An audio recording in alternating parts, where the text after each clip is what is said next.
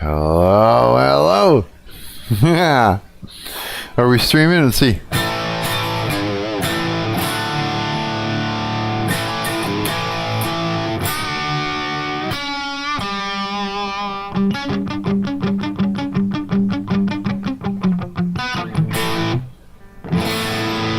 Let's make sure. Oh, I hear guitar. Yeah, let's make sure.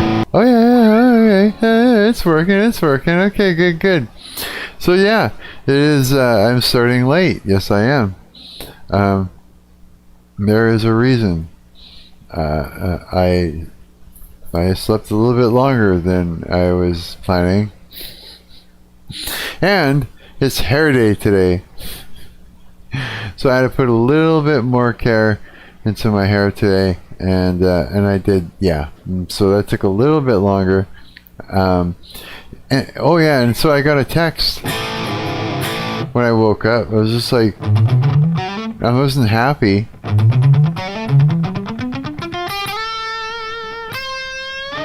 For this text, for the message that came in.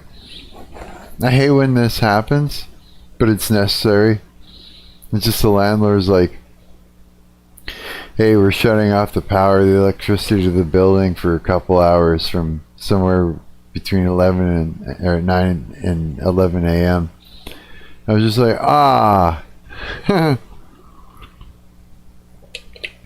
yeah. I texted him back. I said, if food spoils in fridge or freezer, we will have a problem. No, he has to get it done, whatever it is.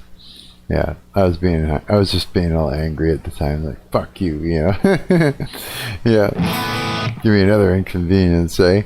It's like, no. Yeah, but it is what it is what it is. So.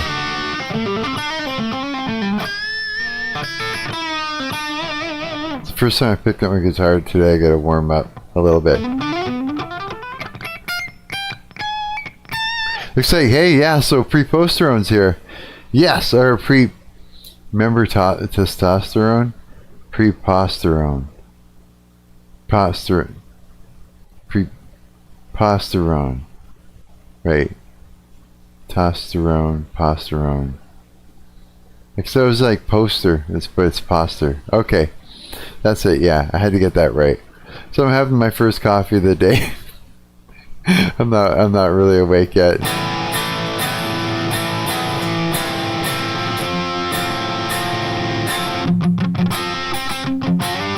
So I'm going to noodle around like usual while I sit and talk to all you guys.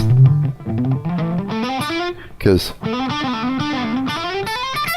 not only do I have to like get better at playing right now, I got to come up with some new riffs and different shit. So I got something cool to bring to the table with my band.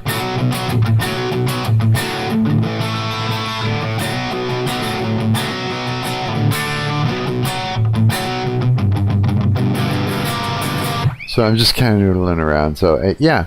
So last night was a really good long stream. Me being like I like to fool around with the game engines, right? I like, learning how they work and trying to get it to do all kinds of different things that I see, in video games, either stuff that I saw when I was younger or stuff that I see when I see people play video games online. I'm always wondering, how the hell do they even this game engine even do stuff like this? Like, where, and so it drives me to play around with it a lot. Yeah, and sometimes I end up making fun little or stupid little games and stuff. And I got three of them up for download. They each got a website, and they're sitting on my Discord, like the links. And then another one, which is a WebGL game you can just play in the browser, eh? I get a kick out of it. I like it. So I was like playing around with Unity for it's been about 6 years now. I've been playing with that Unity game engine. Yeah, and it's really cool. I can do quite a bit of stuff with it. I got pretty good at it, I'd say. But my friend Coward has been getting me into Godot, or Godot, however you want to pronounce it. It's another game engine, yeah. And like, you know, every one of the game dev friends, you know, that do game dev stuff that I know, they all use different engines. Yeah. So anytime we're like, wow, we should get together and, you know, create a game, you know, based on these ideas we're you know, talking about together, you know, in conversation, and we're all like, yeah, and it's like, but whose engine are we going to use? Everybody's like, use mine, I can make it do this, and use mine, I can make it do that. And so, yeah, but I wanted to learn Godot, and so all last stream was basically, well, not all of it, but a lot of last night's stream, or early this morning, I guess. No, last night. Yeah, last morning. God, I don't even know what to call it anymore, because it's nighttime when I start, so I get confused. But it was like hours of a Godot user teaching a Unity user how to use Godot, and things are kind of similar but different at the same time. And we argued for like an hour or something on occlusion culling and frustum culling and stuff like that, because yeah, I had one idea of the way it works or should work because of the way it worked in my engine, and it was different in his, and it shit didn't make sense to me. But you know, I thought it was like he was skipping out on best practices. But no, it's a different engine. They handle things different. There, a method that I would use in my engine would be called, labeled, and gone about in a different way in his engine. Yeah. So yeah, engines, making games. That's fun, you know. It's a lot of fun. My eyelids are just drooping. I think it's just the light or something is just fucking with me. Yeah, something like that. Something's drooping my eyes out right now. So yeah, I'm gonna do is let's see here. I'm gonna go over here to my Discord, and what all is in here? These are trying. Yeah, it was so fun. Me and my friend got. Oh yeah, Stone Loser was eating gummies.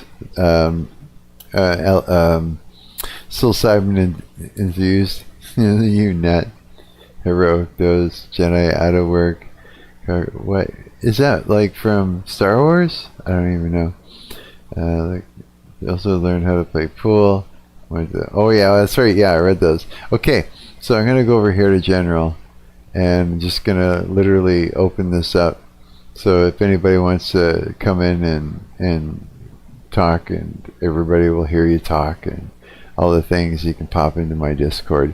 And if you're wondering how the hell to get into my Discord to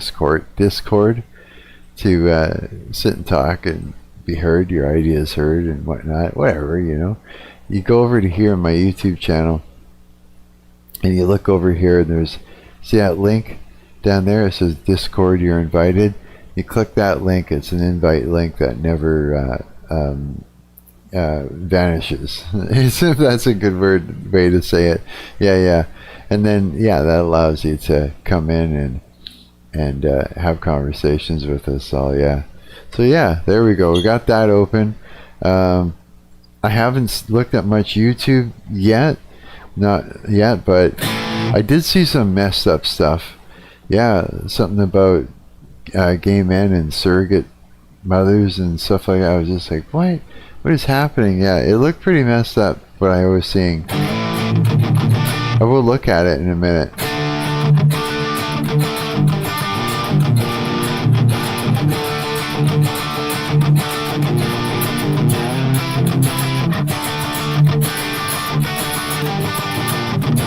I like that.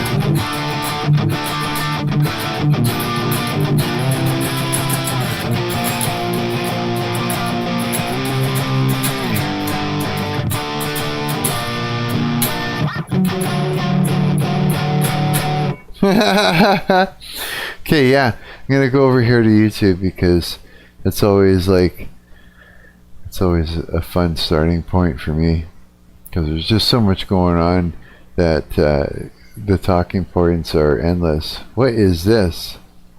You gonna tase me? It's 35 minutes of holy smokes from the looks of it. Yeah, I don't know. I see a lot of videos where people are getting pulled over and almost sort of like sometimes reframing the situation as if they're terrified of the police, and sort of like trying to strip them of their authority and put them in a position where the police in the position where it looks like they're victimizing people, and the idea of authority is holds no water in that situation. Yeah, it's a weird thing. It's just a reframe, screaming and yelling for help, and yeah, sort of even trying to induce a certain behavior from the police officers. Have you noticed that? You guys ever see that? It's like, yeah, it's just like, wait a minute. When you see it, you know what I mean. It's not everything. It's not every time. It's not every situation or every person or anything. But when you do see it, it's just like, it's like the record scratch. It's just like, wait a second. Yeah, I don't know. This could be. What do you think? This could be one of them right here. It might not be though. It just might not be. Here, this is what I want to do. I'm gonna open up my whatever this thing feels is my history, because I want to. Yeah, I was looking at Quagmire for my friend. My friend can say things really, really fast, and I figured this is it. And I figured that I get him to do the giggity giggity goo, because I just can't do it that fast. He was doing it like he's never watched Family Guy before, surprisingly enough. He was doing it, but it was like really high pitched, so I sent him a video. But look at this. Here, check this out. Tell me what you think of this shit. Two gay men in Nashville are sparking nationwide outrage after recording themselves mocking the baby they had via surrogacy as it cries for its mother. What? Who do you want, Dada or Pop? Mama. No, Mama. Do you want Dada or Pop? No. Do you want Dada? This crazy, the baby is homophobic, man. Hopefully they can send it back. Is that possible? It's a homophobic baby. Like, that's fucked up, man. So can you imagine a homophobic baby being raised by two gay dudes? God, that's just funny. I'm sorry. No way, Jose. There is no Mama. I'm so sorry. You have Dada and you have Pop. Two choices. No Mama. Oh no. Jesus. No Mama. Dada. This is sad.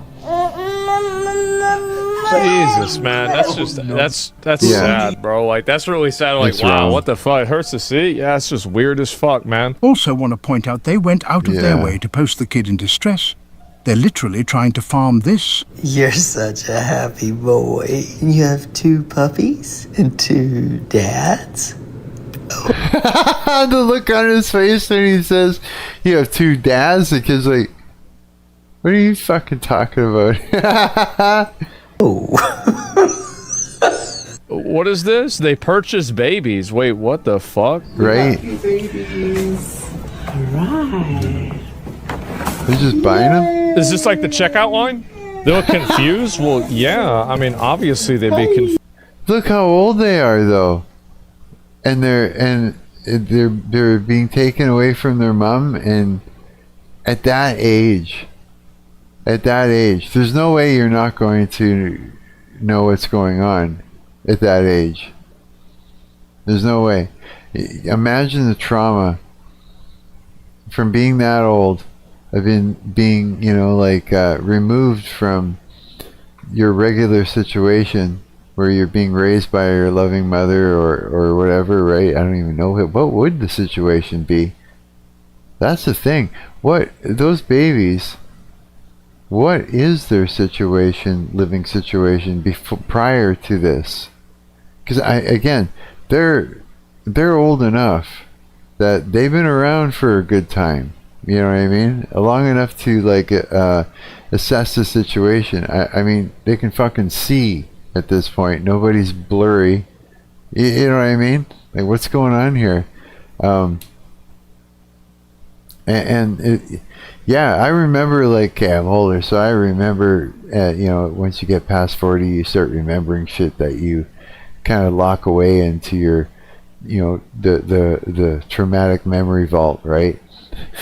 But when shit starts coming back, it comes back. And I remember sitting in a high chair, like one of these fucking things, right? Car seat, high chair, whatever it was, and getting a bottle full of sweet ass fucking apple juice popped in my mouth, right?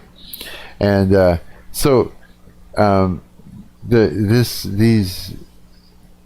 no way that these kids aren't going to know that they're not aware of what's happening to them, their surroundings. They may not understand it, of course, but they can see what's happening. You're not pulling the wool over these kids' eyes. Shit's going down and it ain't good. It's Pre-Posteron says, I met people raised by gay couples, didn't turn out well. A lot of them opted out, if you get what I mean. Really? So that's what happens to the kids when they're raised by gay couples? Oh no. I would wonder myself, what would go down in that situation, like big time. That's horrible, dude. Yeah. But I mean, think about it.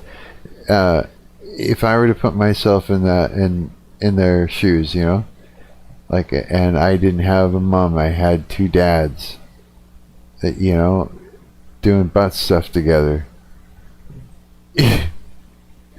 Yeah, there's just be no way. I wouldn't be able to handle it. I mean, also too, think about the mentality, right?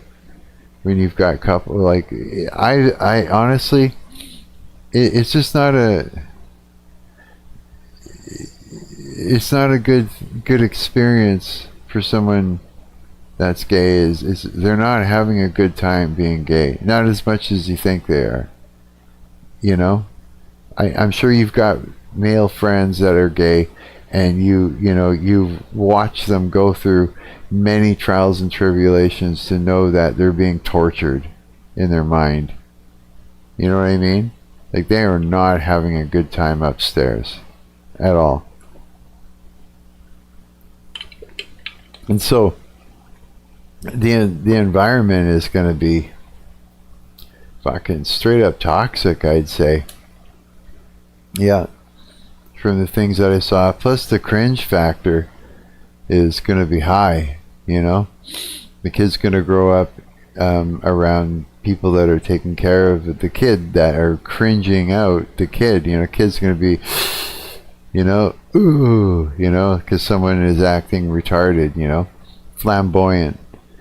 Say they got a caregiver that's acting flamboyant and then having some sort of mental breakdown every 6 days or whatever, right? It's like, that's gonna mess you up, and no escape, and then a bunch of gaslighting on top of it. Well, he's sitting there, no mama, it's like he's sitting there, he's grooming the kid, right there. It's like a session, a grooming session of psychological driving it in. Was that the ones that opted out were mostly abused? Oh no. So you got that on top of it. Holy cow. You know what, that makes so much sense to me, actually. It really does. Hey, if you feel like it, Pre-Posteron, come jump into the Discord. I've got a call set up. It's already running.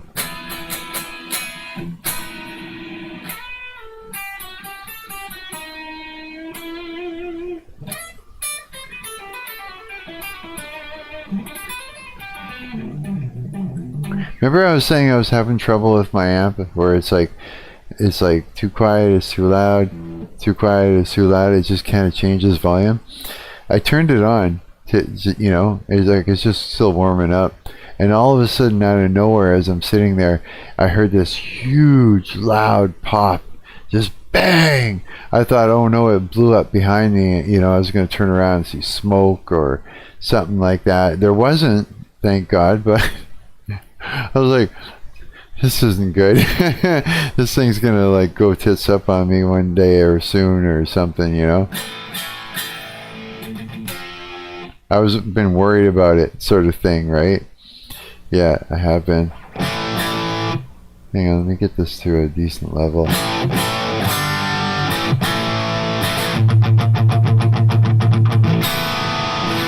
Yeah, I love this amp though.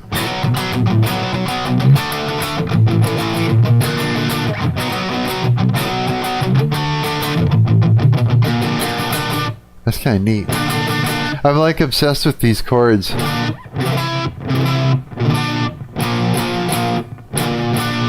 Yeah. It's probably some sort of a seventh or something. I'd have to do the math to figure it out. Here, let's find out a little bit more of this madness. But I mean, like, what are your thoughts on this, you guys? And what Preposterone was talking about, knowing people that actually were raised in this type of environment, and you know how things went after, you know, later on as they grew up. Like you saying, some opted out of life, and some, you know, were really, really messed up by the whole experience. Yeah, I don't know. I'd like to hear what you guys are saying or thinking about it too. Like, because yeah, everybody's got a different situation where they're going to have all kinds of different insight. It's very helpful. Confused. Absolutely. For the surrogacy practice itself, it's some medieval shit about snatching the baby from the moms right after birth. If you remove the prophet, no woman would ever do this. Surrogacy allows anyone to buy babies. What the fuck? On our way to the hospital. It is in my curl side out, ready to go. Nathan has his bandana on. Are you ready? Are you scared? Ready. Oh, we are professionals. This is our second time. Here we go, boo-boo. They got a second baby. Oh man, newborn baby taken from its biological mother, and so that's like that's a little kid. It's not like they're not adopting him at like 5.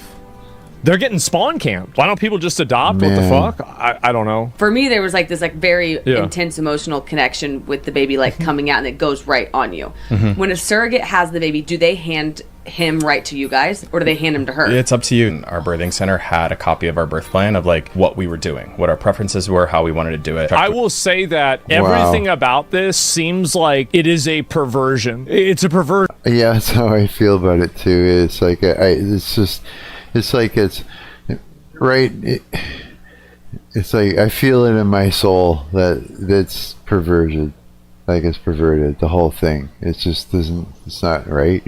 And with outcomes like Preposterone was talking about, you know what I mean? It makes me think that, yeah, it is a perversion. And when you got something that's twisted, it ends up twisting people up. Preposterone says, others turned to substance abuse. The rest just became antisocial weirdos of some kind. Really? It just, yeah. Just trying to cope with everything, eh? Did any of them that you know of were, or all of them, did they end up coming out gay or not gay, or, you know, like I'm wondering what it would do if it's something that would make you never want to be gay, or it's something that actually, you know, would induce it because of your environment. You would think that, oh, that's the right way. I'm wondering about that. version of the natural order of things. Italy makes it illegal to seek surrogacy abroad? Oh my God. The Italian parliament has now made it illegal for couples to go outside the country to have a baby from a surrogate. Wow. Surrogacy is already illegal in Italy. Like, there's a massive priority issue if we're putting the best interests. Like, the moment that you put the best interests of adults over children is the moment that you inevitably condemn your civilization to die. Some were pressured to be and simply weren't, says Preposterone. Some are. Really?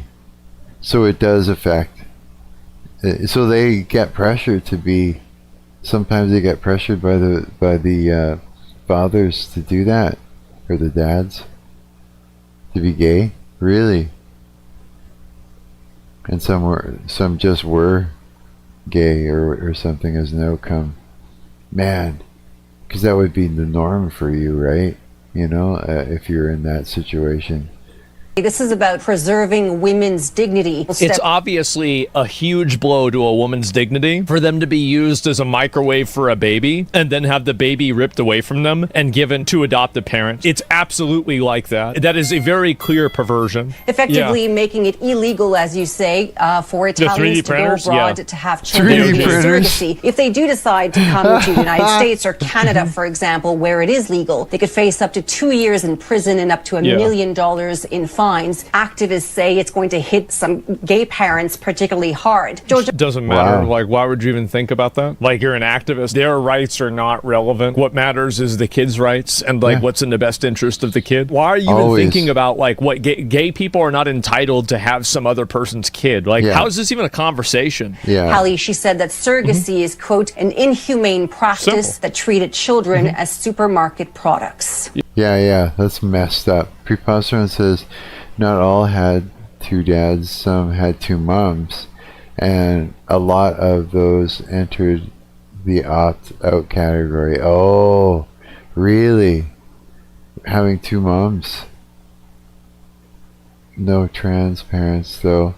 I don't know what mess that would create. Oh, yeah, no kidding.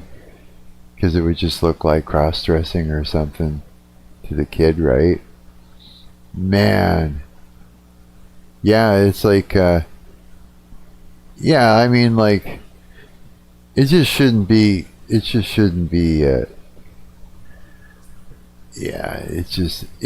like, what's the word, it's a problem. You know, it's a problem. It shouldn't be, giving into, you know, people saying we want rights too when it has to do with something that's twisted up. It goes against everything, right? Shouldn't be offering those kind of rights just to for optic reasons or to shut up a group or give in to it, you know. Coward says, "Hi, Coward." Coward says, my first girlfriend had two moms, two dads, who all lived together. Polyamorous? Wait! Two moms and two dads? Holy cow. What was going on there? So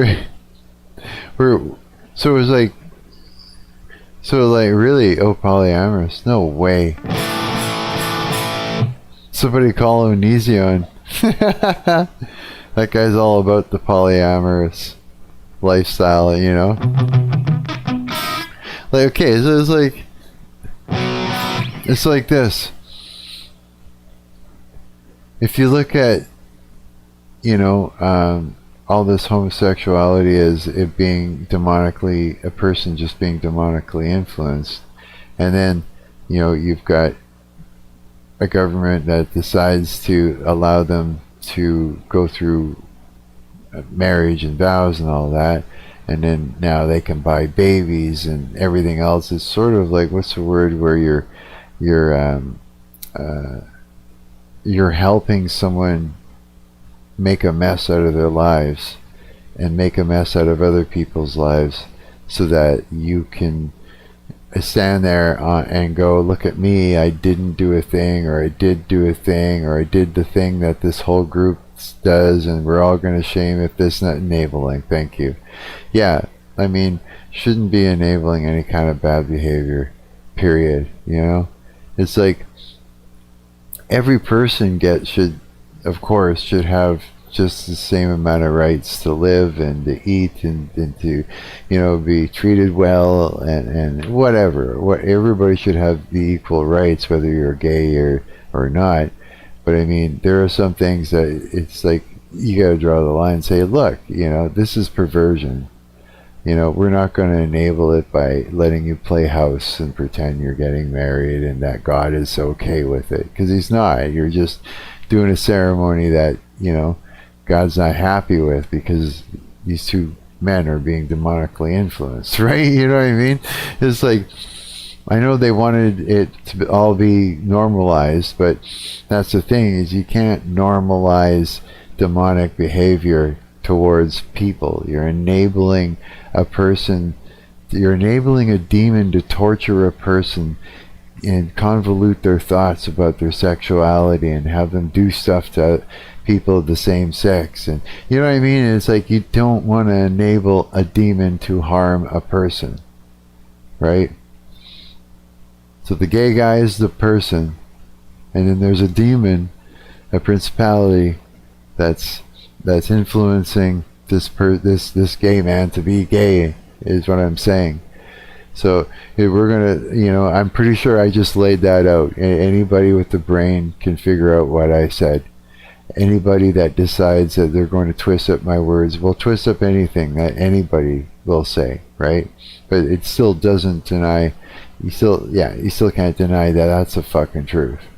You know what I mean? All this stuff here we're looking at is bad behavior. It's gonna fuck the kids up. It's fucking up the two gay men. You know what I mean? Allowing them to do all this crazy shit. It's not gonna go well for them. The more that you allow a demon to harm a person, the more, you know, the more footage and rope you give them, you know, the easier it is to hang the person with it. You know what I'm saying? Yeah, it's not good. It's not good. People who are perverted in that way, they need God. They don't need to be enabled by a government so that the government, you know, looks good, or so that a certain group will stop attacking a government employee or something like that. You know what I mean? If there's a group that's attacking somebody because they want to pervertedly twist up a nation, then you've got to deal with that group rather than giving in to it. You know what I'm saying? Because when you give into it, then you got this, right? And a number of things. We can make a list. I could make a video with examples easily. Anyone could. You know, you could take all your favorite crazy clips and put them all together and say, this is why. You know? And it's like, yeah. But what are you going to, yeah, I don't know. I don't know what to say about it other than that, than pointing it out, right? Kara says, they notice how cruel normal people are to you and decide that they'll enable you just to see what happens. Huh. Before you know it, you're at somebody else's house watching your friends take God knows what and doing God knows what. Yeah.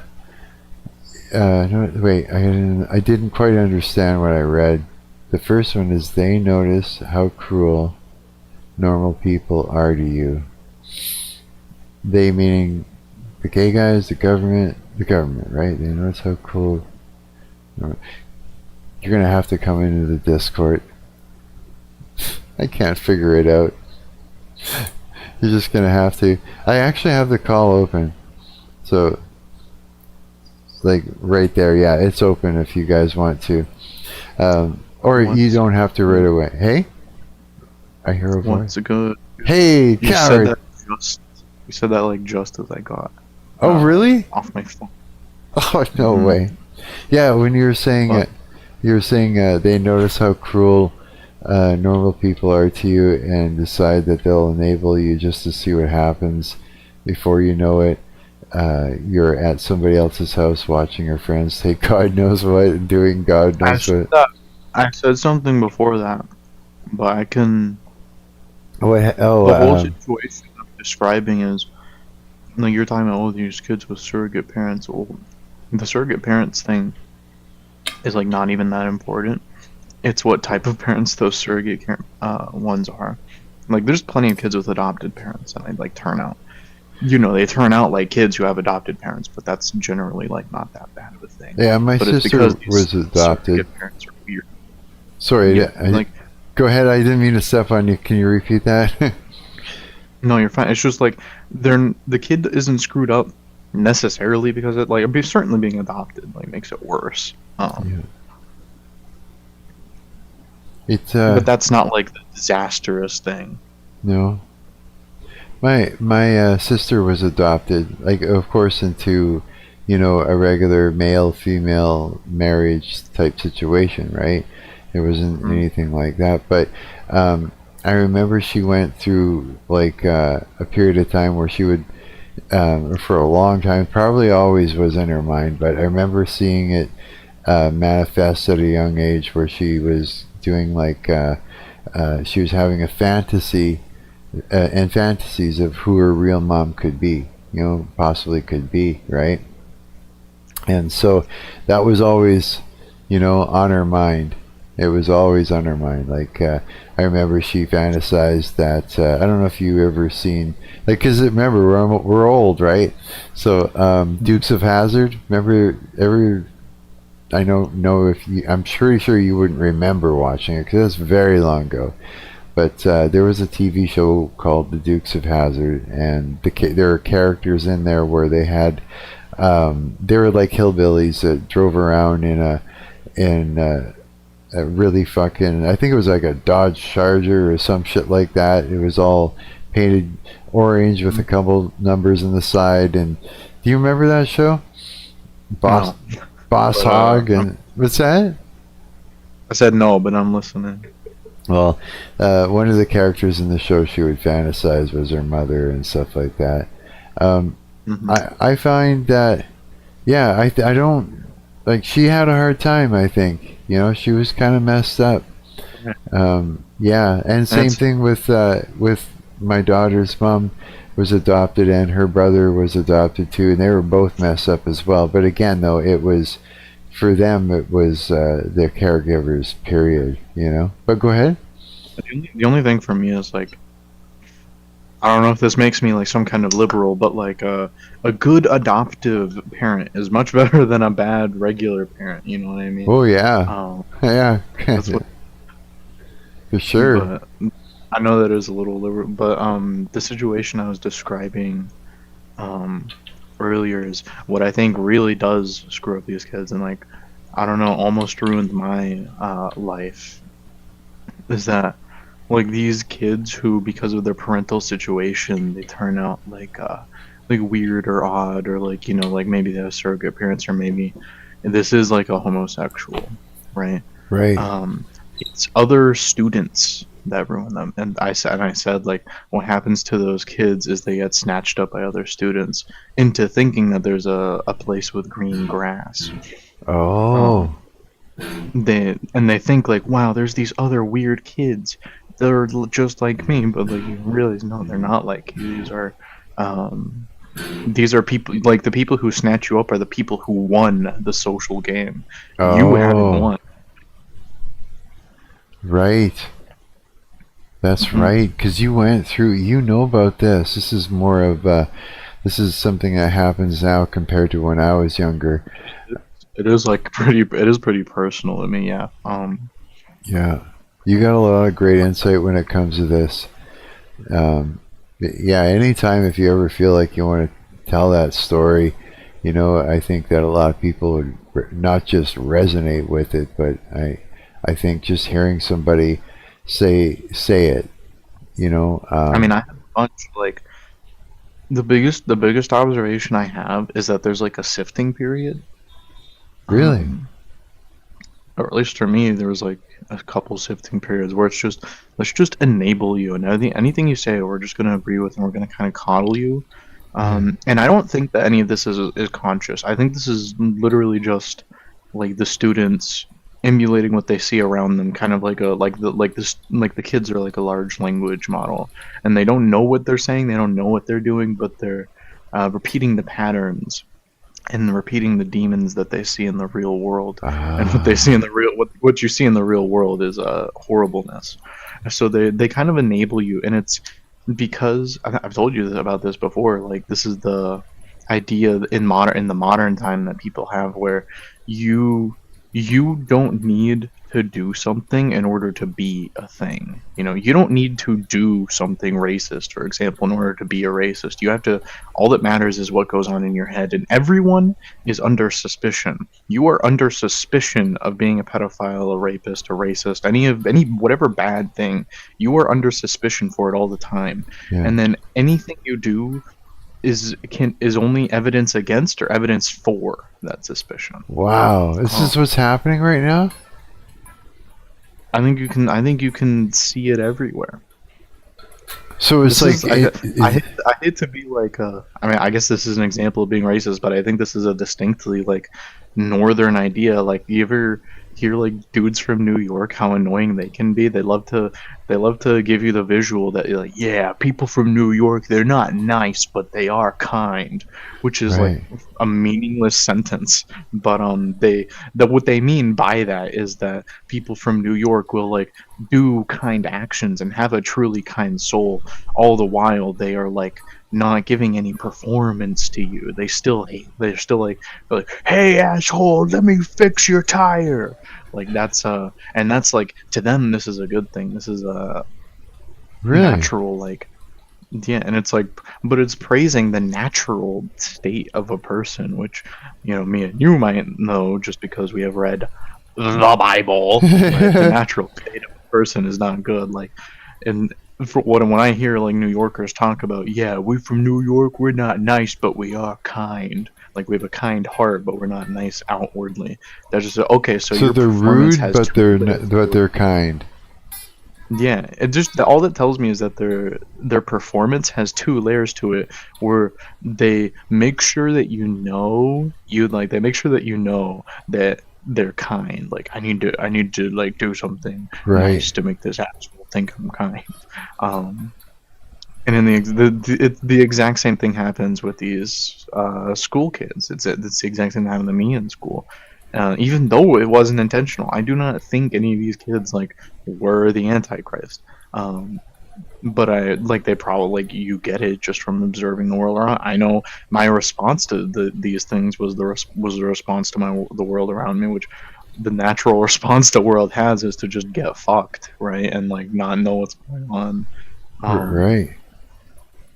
When I say all this, because the purpose of these times is they'll enable you just to see if like there's something about you that they don't like, and then they will ostracize you. That didn't happen to me, but I watched that happen to other people.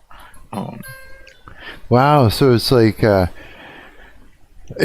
testing the waters to find out who they need to sift out. Yeah, it's testing the waters. Yeah. Like, is this person dangerous? Or it's almost like the whole thing, like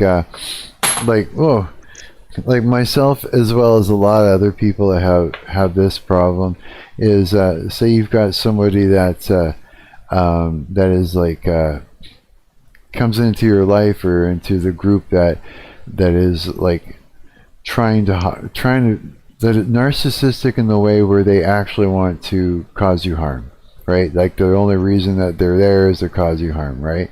And but to me, or to a lot of other people that experience what I experience, I'm like, I'm not sure, right? I'm not sure. Is this person really a problem? Are they really going to do this, right? And so I'll sit in there looking for signs this way or that way. Is it this? Is it that?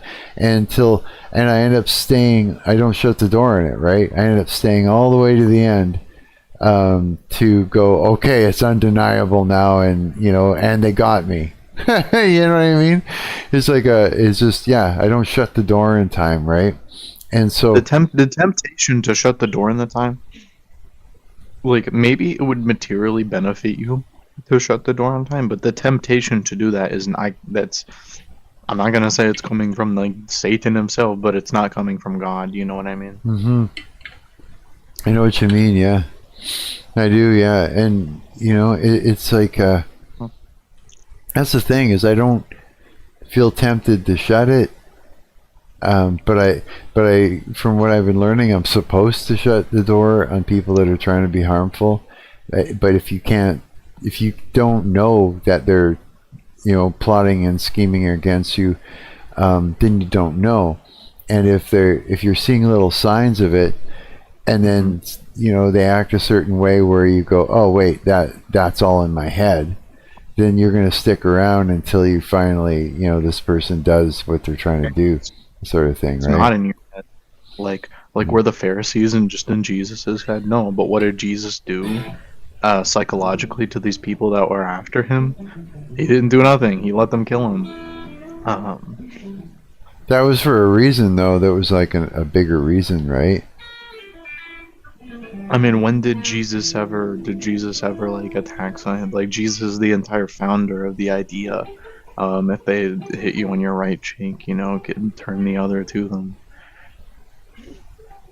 Yeah, it's like we are definitely like it is. I think I've told you the idea before. Like the ideal group of Christians is the group of Christians that gets killed in a couple weeks after existing.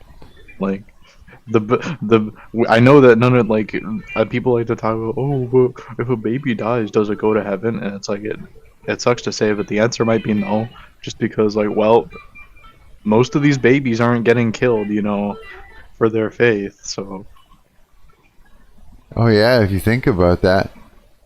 Maybe the ones that get killed are, but there is a direct tie between persecution and character that I've observed. It's like the more willing you are to endure persecution,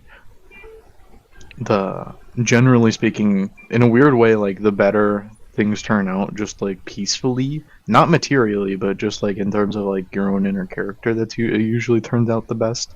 And then obviously there's spiritually, those are usually out of all the Christian groups that I study, they tend to be the best ones, or the ones that are hardcore pacifist. Really, eh? Man. But on the gay thing, my bad, you continue.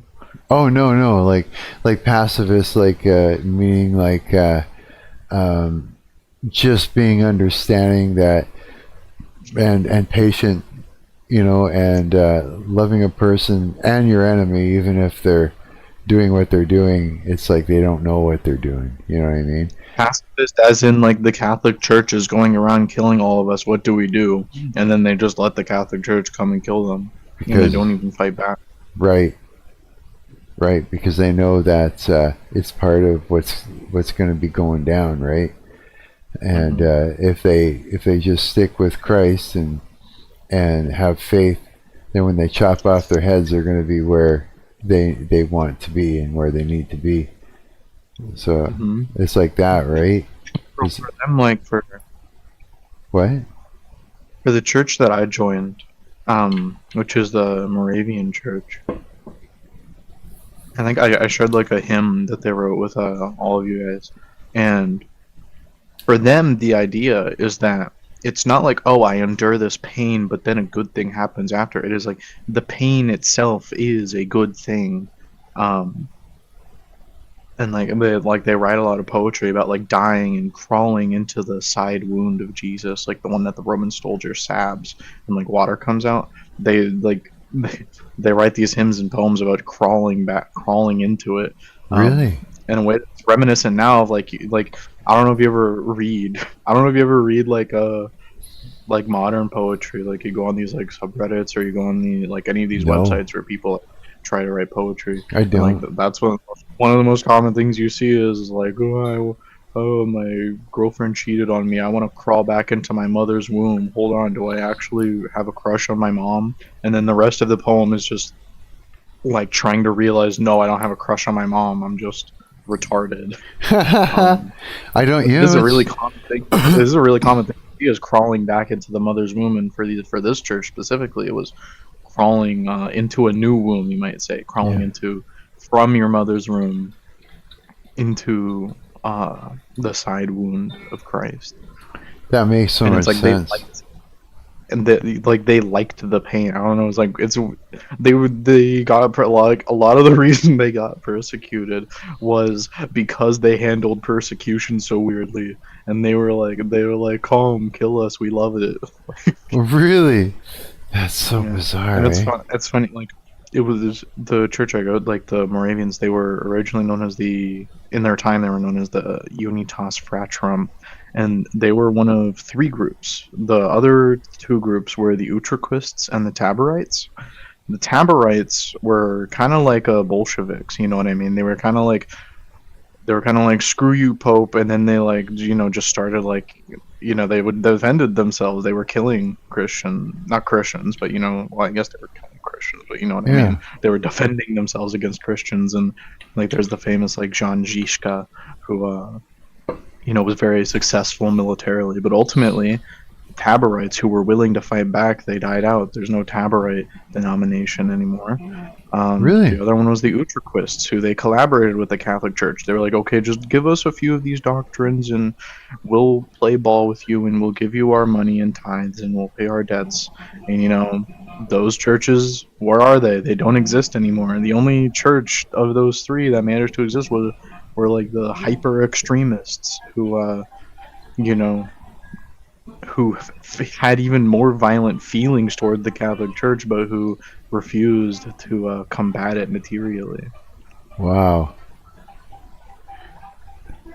Religion is such a messed up thing in a way that the fact that everything is so segregated when it comes to people that follow Christ, it's so segregated that, and each one seems, from what I've been learning from you guys, you and Preposterone, and just seeing other things online here too, it just seems like every one of these religions has some sort of contradicting information between them. You know what I mean? Right. For us, that's good. Like, Christianity is the religion of contradiction. We're the only religion that's not ashamed of contradicting itself. Really?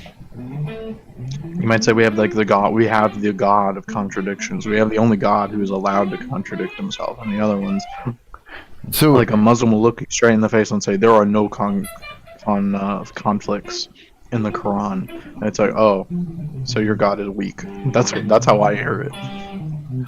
I wonder why it's like that. It's just like, does it seem like they're contradictions just because we're missing a little piece of information that actually ties it together? No, the contradiction is the whole point. The contradiction is what ties it all together.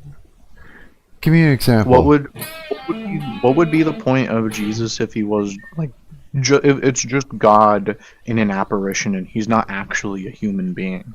Right. What would be the point of Jesus if he didn't feel pain on the cross? What would be the point of Jesus if he did not, cry out, it is done. Father, why have you forsaken me, and all that? Yeah, that's one. Which is interesting because, it's like he's talking to himself in a way, but not really. It's he's talking to his Father in heaven. Yeah, right? It is. And it's like, this is a direct contradiction with his position as God, and yet we know he is God because he could be nothing else. Right? That's true. So it's like being a man, getting baptized, but instead when he gets baptized, something more miraculous happens where God actually enters him, rather than it just being what we would all experience. It was something a little more miraculous. And I'm imagining that this was planned all along, and that Jesus didn't know until he knew. At the same time, I do remember like Christmas songs and stuff like that, away in the manger. You know what I mean? No crib for a bed, little Lord Jesus lay down his sweet head, and on. You got the wise men, and the drummer boy and all that stuff. They're celebrating the fact that that Christ was born. So that would tell me that everybody knew it a long time ago before he was even baptized, right? But if that's the case, then why was there a period that before his baptism where God entered him? What was going on during that period? Did everybody just stop talking about the fact that he was, he was always God, right? It wasn't like. Did he not know it at some point? I mean, you can only know so much when you're a baby, but it's like presume like as much as he can cognize it. Like he was probably. I mean, we don't have scripture on this, but it was like he was probably as a baby, like as a little kid, like giving people really ominous omens. Yeah. And like saying really weird things as a kid. And I mean, into his adulthood, he said really weird things as an adult. Like right? I don't know. It's kind of weird for a guy who, like, even if you don't think he is God, even if you think, oh, he's just a prophet, but a very wise prophet that acts perfectly, like, God, why have you forsaken me? You know what I mean? Why does Jesus, of all people, express doubt? And, like, I know, like, Presbyterians and Catholics would like to tell you that it was just, like, an expression of pain, and he wasn't actually thinking that. Right. But, it's just like, I think Jesus lets his yes be yes and his no be no. You know what I mean? I think he says what he means and means what he says. That's true, right? But it is like it, it does make you wonder what's going on there. Because there's times, I feel like, where I'd be like, God, where are you? I feel like, that you're gone, or you're not here right now, or you know what I mean? And it is like that. It's like, why have you left me just sitting here by myself when I, need you around, right? Why have you forsaken me? It's a feeling, and yeah, I could see that, some them saying that it's an expression of that, even though he is there. Oh, again, then too, this is Jesus's case is such an interesting one when you think about it. When you put lay all those elements out on the table of what his of what went down for the dude, right? It is there's a lot of what happened, there's a lot of this happened before that, but it was already done, and it was already there, so it was this and then it was that, there again, you were saying a contradiction, right? So it's like, and then not the only example, like, it's kind of the way I try to appeal to Muslims, because Muslims, they like Jesus, they just don't think he is God. And I think a lot of Christians make a mistake just trying to, like, okay, if I can just convince Muslims Jesus is God, they'll convert. But the real way is you have to convince them, not that we have a higher view of the Son, because they don't believe in the Son, but that we have a higher view of the Father, right?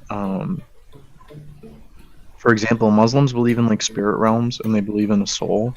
So for them, when we say that Jesus died and come back, they think Jesus died, his, like, soul still existed, and then, like, his material body came back. And, like, that is, like, you can say that that's what death is, like, that's fine. But death as it, like, is I guess you could say, like, biblically, like, within the biblical canon, is death is absolute. If something dies, it does not come back. If something dies, it is, like, entirely it is gone, right?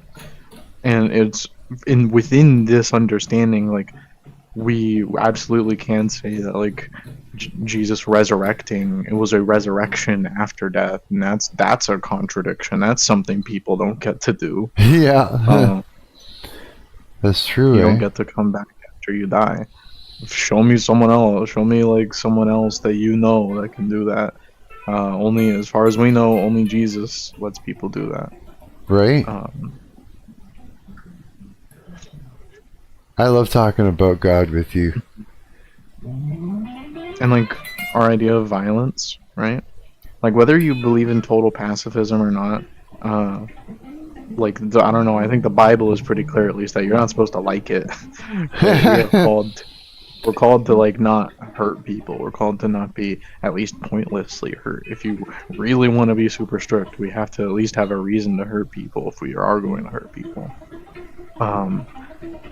And at the same time, like we were talking about the book of Joseph before, like we are given an example, and we are given multiple like calls to just exactly how like scorched earth and how like, you know, how fire and flames, how terrible and like genocidal we are told to be against ourselves, only us. Like there's a lot, and the Bible makes a big contradiction when it comes to like a lot of things about like, yes, you have to do this to other people, but if you do it to yourself, it's bad. Oh, And like yeah? as far as I know, other religions and other like philosophies of the world, they kind of get hung up in this thing where it's like, okay, how do I justify being nice to other people but not justify being nice to myself? Because any nice thing I do for someone else, if I do it for myself, then it's gonna, you can kind of see the spiral and how that'll just necessarily become evil. Like, Right. yeah, it's good to give people gifts. Okay, why don't I give myself gifts? You know, you might 'Cause that's- imagine just that as an example. Yeah, outwardly is compared to something that you're doing inwardly, right? Is going to be different. It's like something you do inwardly is going to be a a selfish act or something, right? Whatever you want to call. And then, but if you do that same act for somebody, then it's not anymore. It's like, but it's the same thing. Yeah, you're right. That's actually really bizarre when you think about it. Yeah, and I wanted to mention, I typed that in your chat earlier, and I wanted to mention that, like, because I observed this, and I understand that with these Christians that there's like a goodwill, and I don't think that they're like bad people, but I do think it is a mistake, like a strategical mistake, and a kind of arrogance, like where you have an anti like LGBT whatever Christian, Yeah. and their idea is, okay, I love these gay niggas. I love them. I need to help them. I need to like fix them and make them normal. Right. Because it's good to be normal. And then it's like, I don't know, I compared it to a savior complex. Right. Right, that's which right. is, I mean, I don't know, Jesus had a savior complex. Is that really that bad? But like a big problem, I think they underestimate how much that their simple like regular Christian ideas will work. Like just for example, like, do you need to go to the gay person and tell them about like, oh, there's a demon and it's, I really sympathize, like, I know you're not bad, but there's this thing taking control of you. It's like, I don't know, I can tell you from experience. I would never say that. Sorry, go ahead. Even if it's true, if you go up to a gay person and you say that, they will just like, okay, you just made them use their imagination.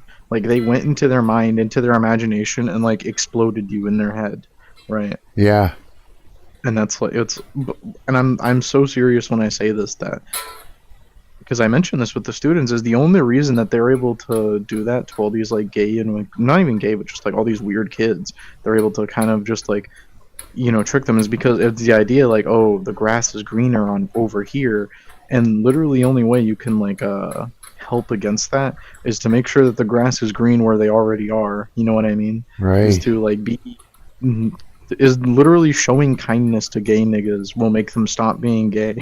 That's kind of what I'm well, yeah, because then you're there for them rather than condemning them and making them feel that they're on their own and knowing to even run these ideas and with, right? It's like you got to have people that love you and support you no matter what, The goal is like, for when the siren comes to them and they say, aren't you so lonely? Like, the idea is 90% of people who are lonely being asked, are you lonely, are going to answer yes, and then they don't even realize answering yes to like a siren is going to be, that's like selling your soul. So the best thing we can do as Christians for these people, for these outcasts and these gays and homosexuals, even if they're already in deep, because if they're in deep in these communities, then they, just like me, they know how bad they are, they know, but they still think it's even worse over there. Right. So literally just making the grass green on Christian soil is the best thing that you can do. And like nothing, no like argument or polemic comes close to it, not even by a hair. So me actually pointing out in this video and that, how, this isn't a good idea, isn't going to help anybody. It's not going to help anything. As far as at least, it's not going to do anything good. Huh? I'm not going to say it's bad. It's not bad, but all it's doing is you're not helping another person. You're kind of just helping yourself, reinforce in your head that that's evil. And it's like you might think it's like, oh, this is just for me. It's like I don't think that's really bad, because it's like I don't know. I had to see a few brown children get bombed before I realized, maybe this Israel thing isn't that good. Right. Maybe this Israel thing is bad. And I don't know. I had to see a lot of brown children get hurt to not just realize in my mind, but like internalize, wow, this is gross. Right. It's just the way that works, eh? Yeah. Yeah, it's a tricky thing, isn't it? Like, it just is. It's like, it just is. Makes me not even want to talk at all. Just like the idea of even saying, like self-deprecating could be, in speech can also be you cursing yourself. You know what I mean? Because what you believe is what you become. It's like, it's a tricky slope. It's just, well, again, and then we go back to, our tongues being like swords, right? Words actually have some weight to it and do things in this realm and others. It must be, if you think about it like that, it's almost like a dangerous thing to be talking. Maybe that's why also we're so heavy on you said this and you said that, and now I'm going to condemn you for speaking. It is true. That's absolutely true. Like, people did this to Jesus. They're like, you said this, you said that, and then, I don't know, he navigated it pretty well, but I don't think I would have come up with all the navigations he came up with to kind of like dismiss the fair. Like that, I've said this like so many times to you, but I don't know. It's very important to me. The Pharisees were right every single time. They never lied. I don't know. Right. Because if they lied, Jesus would have just said, "Oh, you're a liar." Right. Don't listen to these guys. But no, he said, listen to them, but do not do as they do. Right. Yeah. Huh. I make, anytime I think about, even every single live stream that I've done, I've said all kinds of stupid shit. I have. I'm constantly wrong about things. It's like 99% of the time I'm wrong about everything I think or everything I say. It's just the way it goes, and that's just like an honest thing. And this happens for everyone. It's just the way it is until you learn. And then it's like you learn one thing and you think it's right, and then you find out you're wrong, and then you think you're right, and then you find out you're wrong again. And then you think you're right. It's like, you know what I mean? And so all the things that I've said, as I'm, use the word navigate again, navigating through all of this shit and all of life, and, and navigating through religion and that, all those things can be taken out of context, twisted up to do public shaming, like all that stuff. You know what I mean? There's tons of that in there. There you go. There's tons of stuff to fuck me with. Yeah. You know what I mean? It's understandable to view it urgent, because it is urgent. Just for example, in my experience, there is a certain urgency to it, because I think I'm sorry, I'm thinking as I'm speaking. Yeah, I do that. I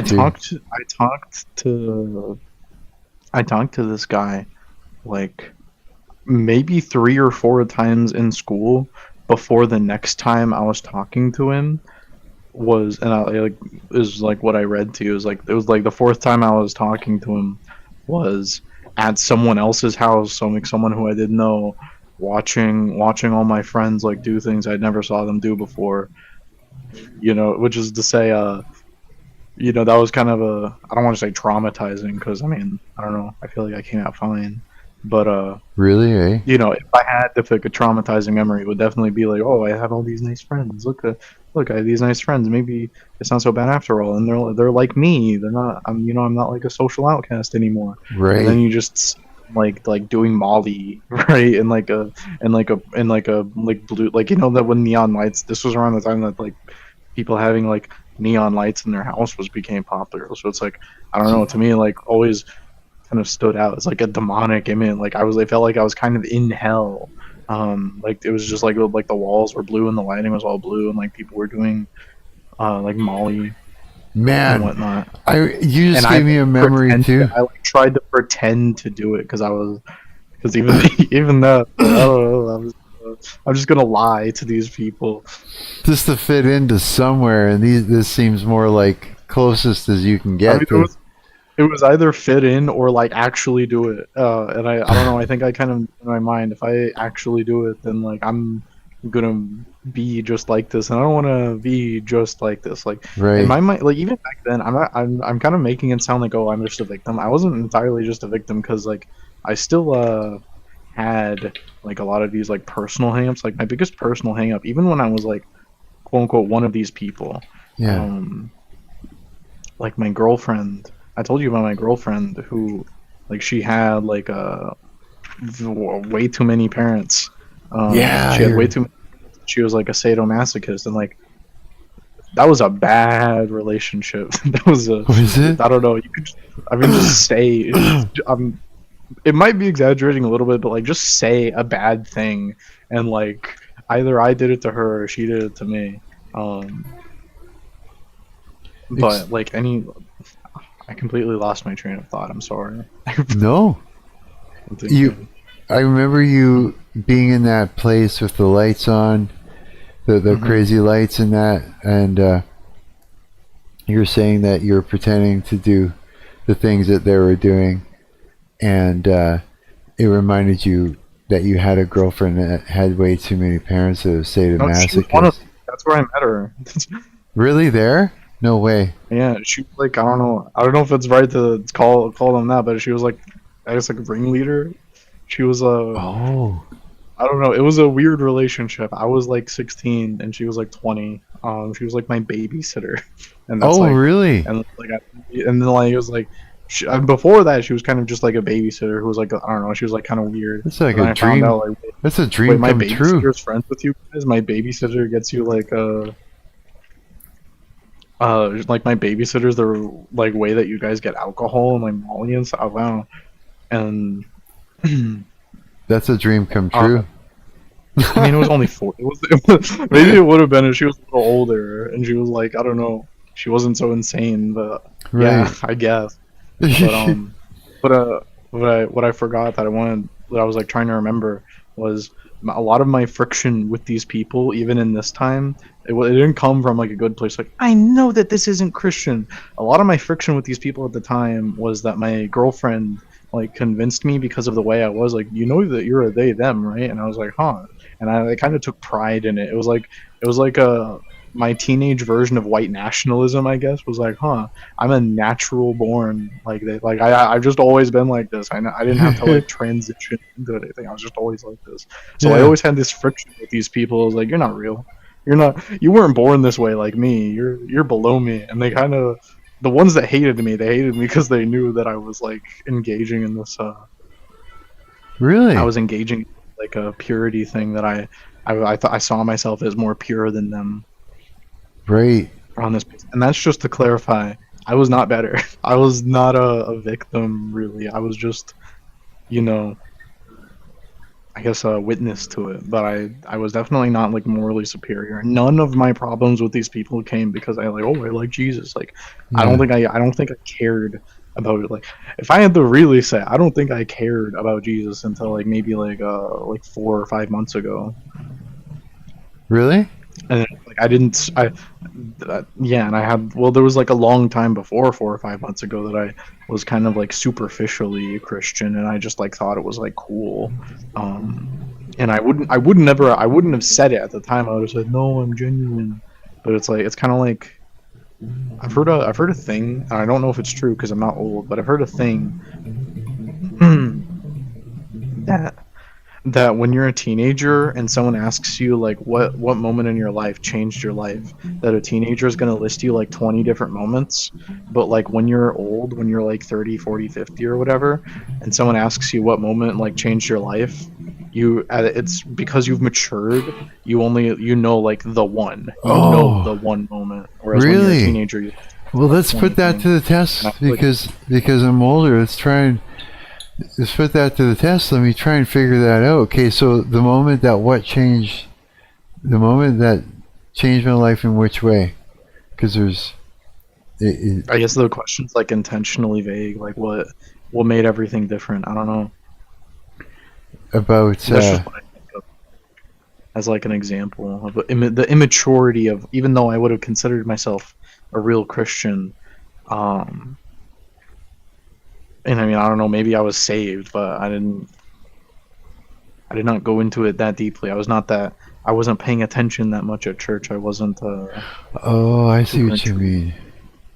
Okay, so about knowing that you want to be a Christian, are a Christian, or should be a Christian, or is that what you mean? Or not really. It's just like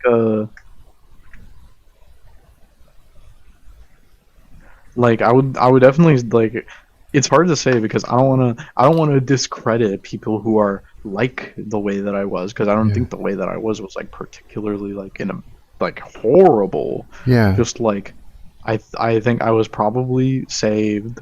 I was probably like, fine. And then like I would say within the fast, maybe I'm in a bad spot right now. Who knows? Maybe, like, because I was about to say, in the past 5 months is when I've like kind of become a little neurotic about it. Really? No way. Like obsessive and compulsive. Yeah. I was thinking, like, here, this is gonna sound strange, but I realized. Just because you asked about, or when you said like, what was that moment and I went and I immediately misunderstood and started thinking about Christianity, right? It's been part of my psyche. Christ has been part of my psyche. So a part of my imaginary, almost like an imaginary friend. Like, when you're younger, almost like that. Like, it's just part of your thought pattern. There's always a part that you go to in your brain that is where you're going, where you're talking to God saying, oh no, help me. You know what I mean? It was always a part of my brain, a part of my thought patterns, almost like, step on a crack, you break your mother's back, that kind of weird sort of, when you kind of believe it a little bit, it's always just been something locked in like that. Mental illness? I have no idea, but I don't know. I don't think that's mental illness. I think like part of the reason it's so hard to quote unquote convert Western people, and this isn't like, this is a big, like, this is like when me and Pre-Post Torn were arguing.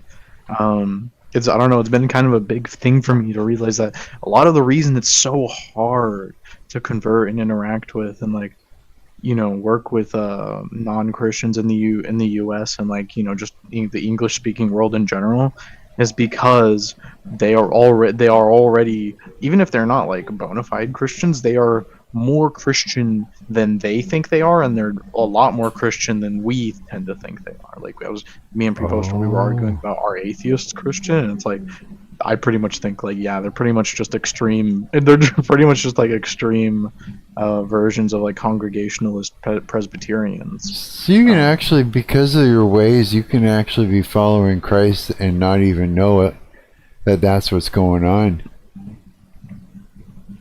Yeah. Yeah, like, you'd be unaware. Maybe I'm not following, but you can, like, they definitely imitate Christ. I don't know.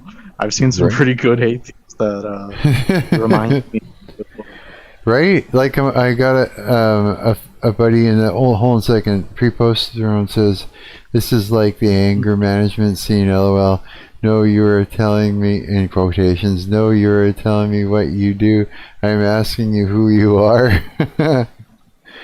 It's like well, I can say nobody really knows. I can use my well, I won't use my buddy's name. I'm trying to figure out what's okay to use and what's not okay to use. Tim Cheese, your buddy Tim Cheese. Tim Cheese, yeah, he's always been, and he's one of the people I met in my friend group when I was right at my early 40s, and I met a whole bunch of people that were younger than me, and they kind of took me in as a friend, and we did music together, and because they were all a bunch of musicians. Like, here's the thing: is gaps close when it's two musicians. Somehow, for some reason, when there's like that just happens with discipline, I think, because I know like a lot of my friends are like coworkers, and I was like, when your friends are coworkers, you have to, you know what I mean? You kind of mingle over whatever. It's like, well, my best friend is a 60-year-old single mother whose daughter is 6 years old and is probably retarded. And it works. If for some reason gaps just close, you're right, dude. That's a great example, and that's what it was like.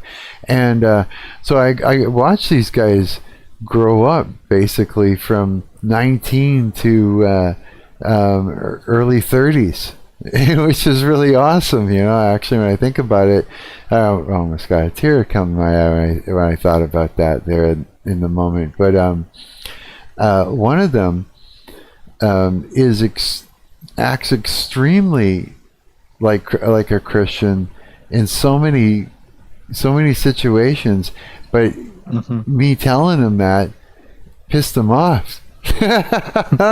Because defensive immediately, because I think what he was exposed to when it comes to Christians was somebody that was it seemed like the guy was out of his mind and was going around kind of rebuking everybody out loud, like, and shaming them, and you're going to hell, like really like terrifying him. And making things look like if you're a Christian, then you're crazy and unhinged and all this stuff, right? So when I tried to say to him, look, you seem like you're even more Christian than I am, because the way you forgive people and the way that you do it, I wanted to praise him for, or at least let him know where he's going right in life, where his heart was so big. I wanted him to see that, and I was trying to explain it to him, like I was even soughting after some of the ways that he's able to let go and say, no, come back into the group. You're fine. We love you. We're forgiving around here. You know what I mean?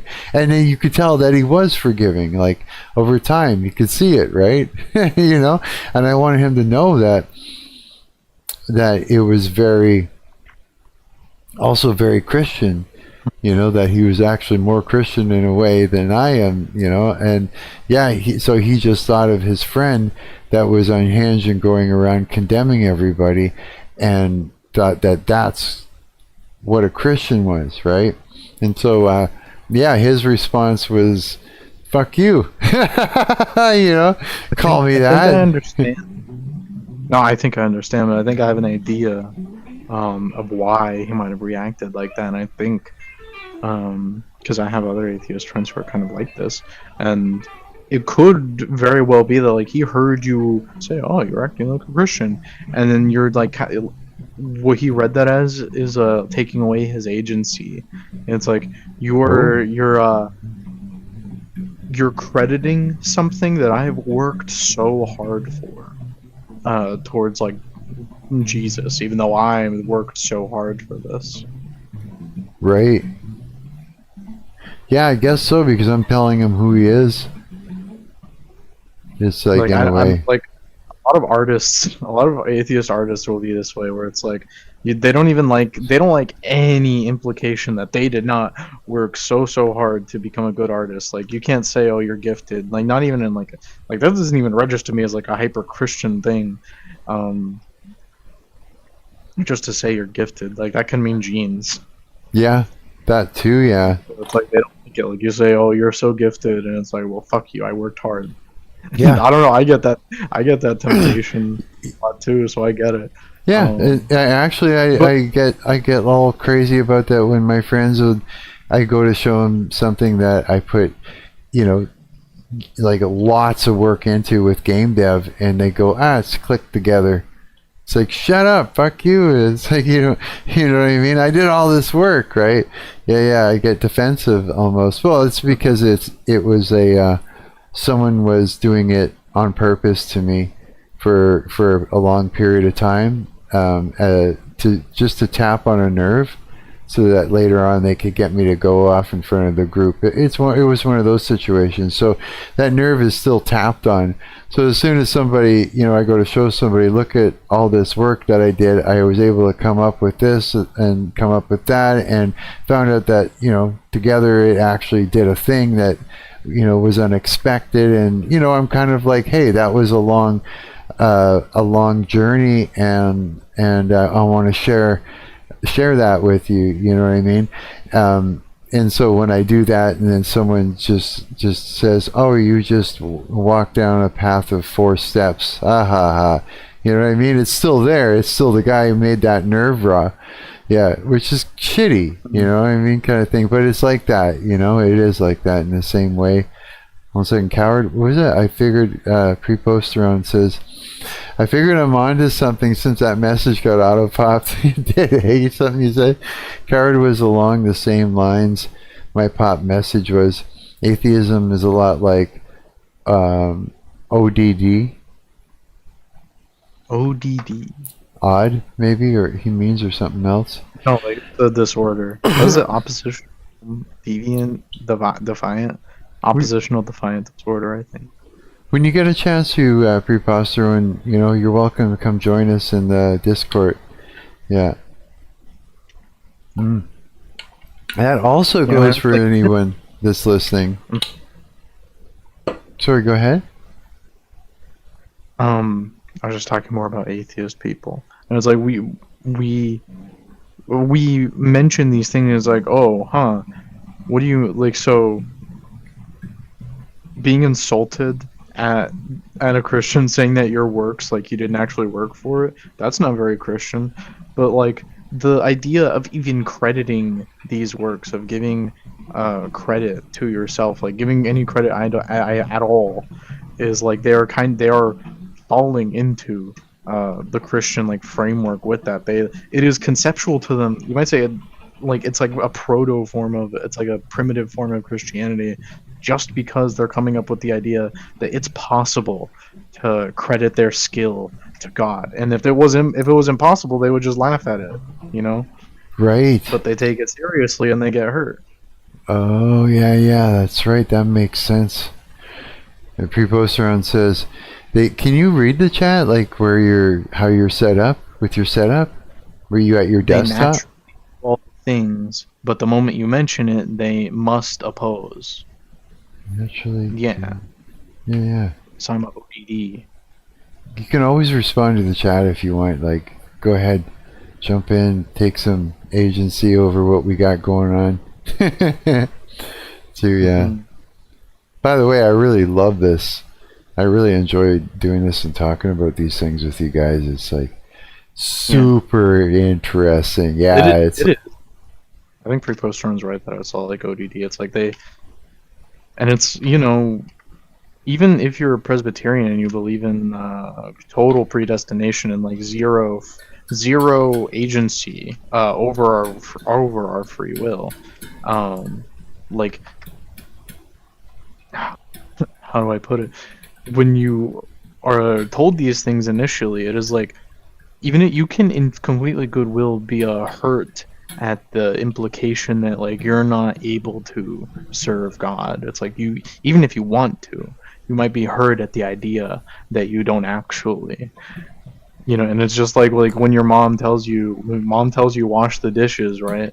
Mom tells you wash the dishes. Now if you wash the dishes, you're just being obedient. You're not like doing a good thing. You're just like in her mind. And that's like the classic ODD thing is, I'm robbed of the opportunity to do something good, and it's been replaced with the opportunity to be obedient.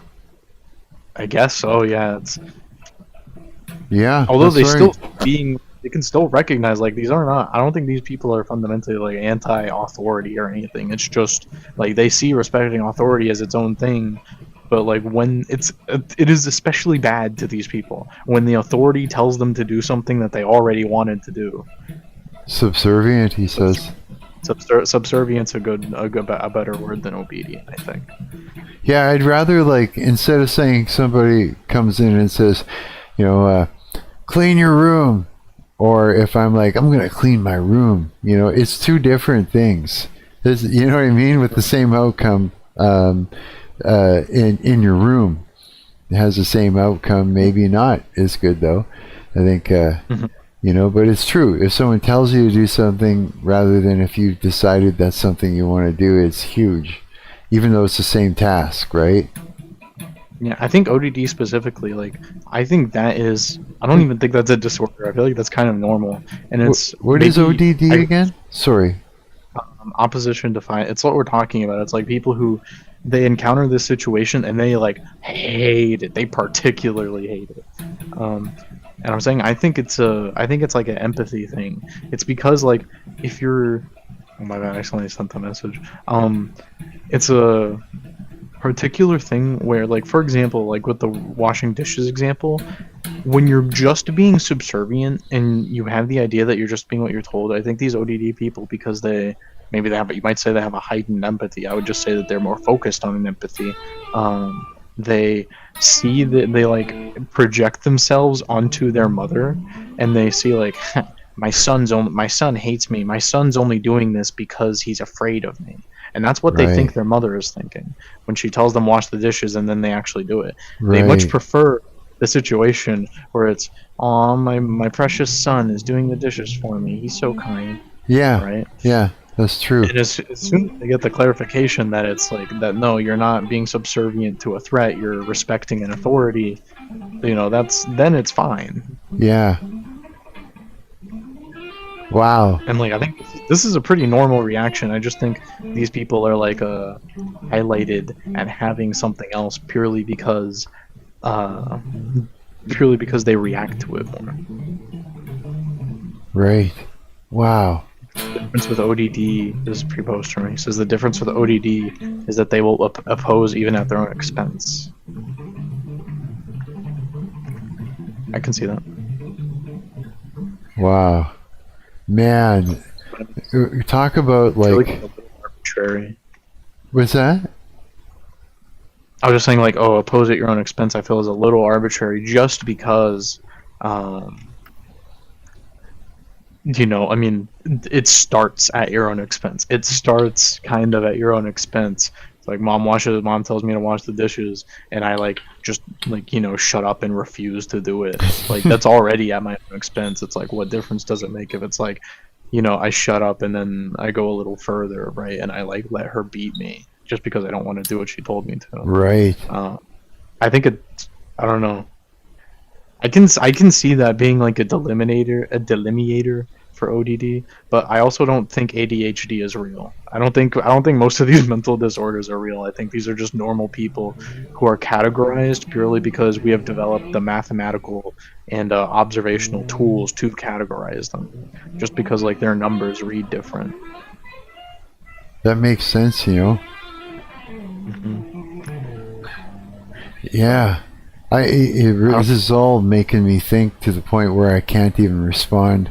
You ever do that? Someone's talking about something, you're just like, I'm sorry, you got me lost in thought about the whole thing. I don't even know what I want to say.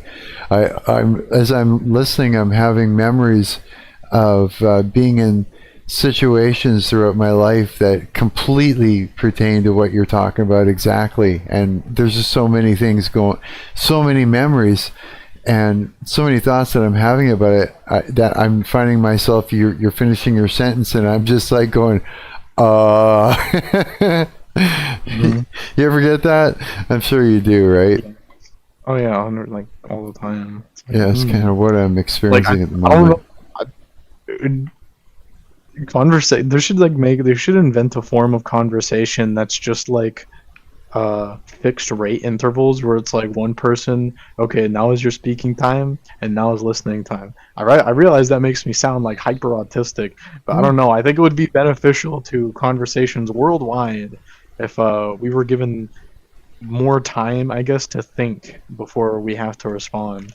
Like organizational setting, an organized setting, something that works for us rather than against us, that not only allows for that, but makes us comfortable and focused while we're doing it. Yeah, I think so. Read what Preposterant's saying there. They tell me to clean up, and tell someone to clean up, and they may do it just to comply. Tell someone with ODD to clean up, they may shove everything out of sight just to comply or make an even bigger mess. I understand. Yeah, I get that. The hell, I've seen that. Probably think ODD is just as real, like, as proportionally to my own internal heuristics, I guess. I probably think it's just as real as you do. Like I said earlier, I don't think most of these mental disorders are real.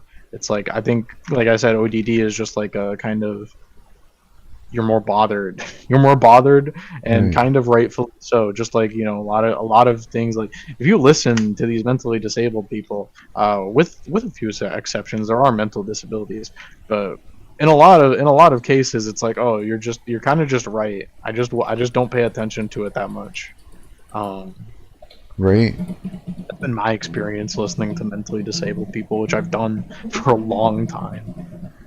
Like I've never actually taken a look at any list or anything like that when it comes to things like autism and other mental illness, besides like things like depression or borderline or anything like that. I haven't really looked at the autism type of lists, but I bet you anything that if I looked at any of these mental disorders, I'd be going, oh my God, I'm this, or oh my God, I'm that. I never even, That's all the time. I even think about that. Like, I don't even believe in shit, and I still think, like, oh, am I autistic? Knowing that I got tested and no, I have, like, I have nothing.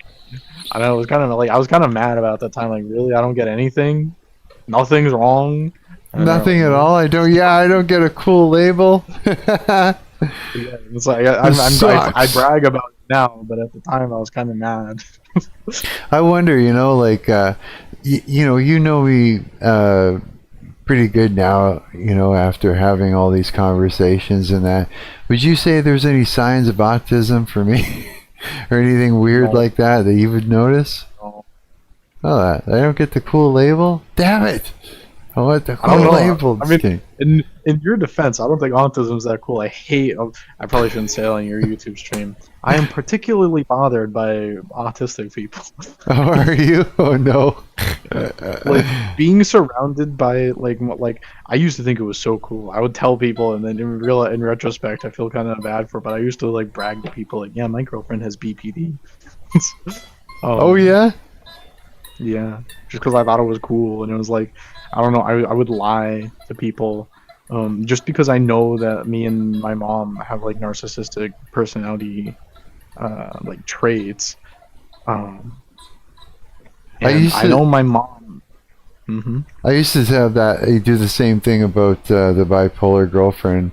They'd be like, yeah, my girlfriend's bipolar, and they say that I'm borderline, and all this crap, and there were like labels that were identifying you as being different than the majority, and that I'm not borderline or anything, like, those tendencies just don't, there are things that about me that, it's like this. I've been in a room, with a, somebody that's doing like a group sort of therapy thing, right? I've been in a room full of people who had borderline personality disorder, and I'm telling you right now, I did not fit in. There was no way. I was like, my mind doesn't do what theirs do. I don't have the problems that they have. You know what I mean? I have problems, or have had problems, due to the results of narcissistic abuse, right? Which looks like a lot like it's like I have what you would call basically just post-traumatic stress disorder, right? But because it's been narcissistic abuse, it's been like me not, walking away from nasty people when I should. There's multiple traumas that have happened through life, so they'll call it complex, right? They'll throw that word in there. That's the closest that any kind of label, if I were to put on my situation, was like that would be it. I'm telling you though, like, since I'm older now though, a lot of those things fall off because it's just the way it is. You start getting your memories back, you start educating yourself, you start taking care of things. It's all how you're seeing your reality and how you're responding to it, and you can catch yourself like you catch yourself in your thoughts. I notice a lot. You'll be like, hey, look at that about me, and you know what I mean. It's like that's part of it, figuring it out and ironing out the bullshit in order for you to be able to think and act in life, right? But I'm telling you, being in a room full of actual borderline personality disorder people was a lot different than being in a room, say, with people with my problem or the problem that I had before. It's a huge thing. There was like, if I were to think about that time, it was, and the other thing too, it was like the actual person that was doing the group therapy was supposedly recovered. I've recovered from a borderline personality disorder person. They put them in there as the group therapist because of their experience, and all they did was abuse the people that were in there. They used that authority and that authoritative position in order to feel it. Just fed into their illness, is what I'm saying. It was just a room full of a massive mistake. I'd go in there into it, and I'd sit down, and within the first 5 minutes, I just got up and left. It's just like, this is ridiculous. Like, there's nothing good is happening here. Everything is getting worse. Everything is worse for each, nothing good is happening for these people in this room, right? I couldn't say certain things. I couldn't make certain jokes.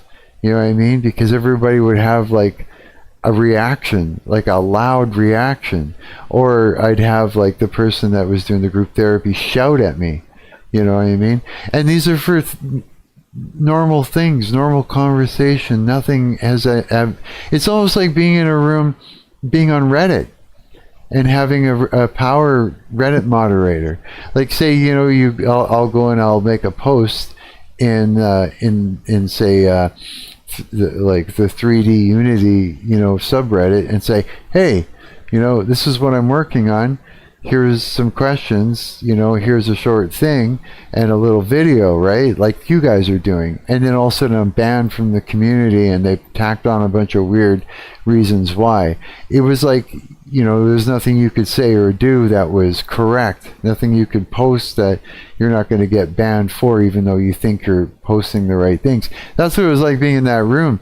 I'd crack like a sort of like an ice-breaking, joke, self-deprecating or whatever it may be, nothing wrong with it, nothing crazy that I'd say, just very lighthearted, nothing. And the therapist, group therapist, which is like a Reddit power moderator, would shout at you angrily, as if you've done something horrible, or almost like you stood up and pulled your dick out and wagged it around and in front of the faces of the people in the group, like responding abnormally like that, right? The first time it happened was the first day. I sat there bewildered for about 5 minutes. I didn't know what the hell just happened. And as I'm listening to these people, and I'm listening to how he's handling the group in that, I was like, this is complete madness, and I should not be sitting in this chair any longer, because this is just an abuse session. It is the therapist that is trying to gaslight and gain control of their group and get on top of a thing and have some authority, and everybody around. It was a mess, dude. It was like they go around the circle, and each person would cry out all the things that they've been experiencing, like all the trauma, all the things that had happened to them, with so much confusion, looking for an answer. And they go, okay, move on to the next person, offering nothing. All they did is they had the person expose everything within them to this group of borderline personality disorder people for them to use against them. There was nothing good happening in there at all, you know. And then hearing, you know, how these people are thinking and the stuff and how they're reacting to me and everything. Like when I first walked into this session, before the session started, I walked into the room and I went to make myself a cup of coffee, you know, and that the first thing that happened is they all come up to me and started putting me on a pedestal, the way they were talking to me and this and that. It was like the whole session was happening. It was very, very obvious, right? Because it's a whole... That's always what happens, isn't it? Yeah. Always... Yeah, they come in, they gaslight you. Oh, you're great, and this and that, and all this stuff. You know, they're right away. But it was so obvious that you could tell these people were sick, you know. And then I went in to take my, you know, and then I had to take my meds, you know, because they stuck me on meds a long time ago, and now I can't stop, or else I'll have a seizure and die, right, on a small amount, just to keep that from happening. So I take my meds, and this woman, one of the bipolar women, is like, what are you taking? You're not supposed to take drugs. You know, we don't take drugs.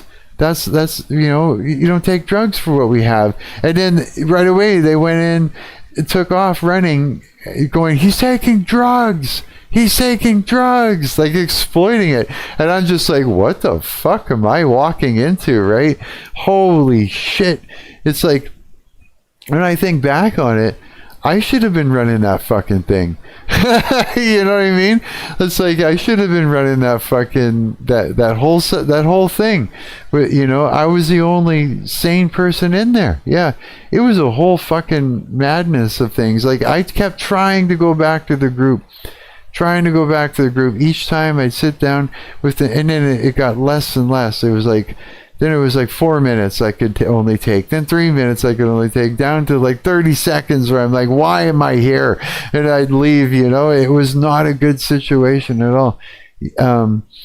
Like I understand the idea of taking somebody who has recovered from borderline personality disorder to be the guy that runs the therapy group, but you shouldn't, because they have a problem. And all that situation does is feed into their problem. It strokes their ego, and it puts them on a pedestal and puts them into a control position, and then now they're not well again because you've literally what's the word I'm looking for, Preposterone said it earlier, enabling. Yeah, the whole situation was enabling the person who's quote unquote recovered from this illness to be ill and to act ill. He was saying about a little earlier. He was saying I don't know what MPD is. He's saying MPD doesn't exist. I believe that ADD/ADHD exists, but it's not a hyperactive kid that is called a kid. Yeah, I agree. Except for the part where it says ADHD exists, I agree. Yeah, I don't even think. In adults, it's likely that adult finds no novelty in things, or they're perma bored. Right. Yeah. You know, one of the here's the thing. What I notice, about being around all those people with borderline personality disorder, and then meeting people later with that, I was like, one of the hugest differences was I was lucid all the time, and they're not. They're completely detached from reality, and you can tell. Like, it's so obvious, you can see it. Like, so you see it in a way where it disturbs you because you know something fucked is happening in front of you, right? I'm not like that. as you can tell. I'm lucid and everything. If I were to like take somebody that I'd met, recently, who actually has borderline personality disorder, and stuck them beside me and gave them a headset, you would tell right away. You'd be like, "Oh, there's something wrong with this person." You know what I mean? I don't think so. I think it was very obvious. It was almost these like are just classified personality traits. Like, is this a person who was born the wrong way? No, I don't believe in genes. No, I mean like when I don't believe in genes. What I mean, I'm talking about somebody with borderline personality disorder in comparison to someone who has got post-traumatic stress disorder. Completely different. One is lucid, the other one is lost. I think they're the exact same thing. No, I'm being real. No, you wouldn't. It's fine to disagree with me. You wouldn't if you saw it. You actually have to see it. Maybe I've misobserved, but I genuinely see it as this. Like, is PTSD lucid? I don't think PTSD is that lucid. And any person I've seen, I don't think it's that lucid. Oh yeah, it is. In comparison to borderline, there's like a disconnection to reality that is very obvious to somebody that's in front of them. It's a dissociation, and you can see it in their eyes. They're dissociated from reality at the same time they're kind of connected.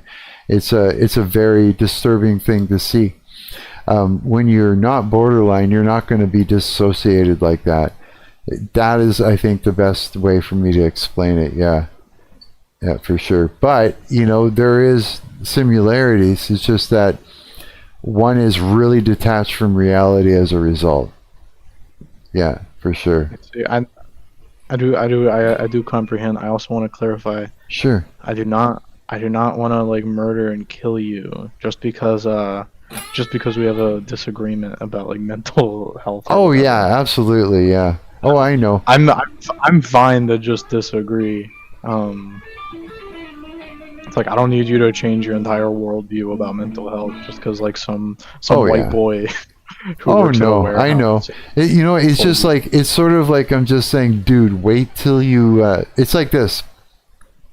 I experienced a thing that was so in my face that it's undeniable. This fact that I'm pointing out, and I'm excited to report it to you guys because it was the experience was so eye-opening, and it was such a dramatic thing to see that actually brought me to this realization that there's this sort of difference in these two things, to the point where I'm excited for you to take this information and have it with you and deny it, because you have to deny it until you experience it. That's just the way it goes, dude.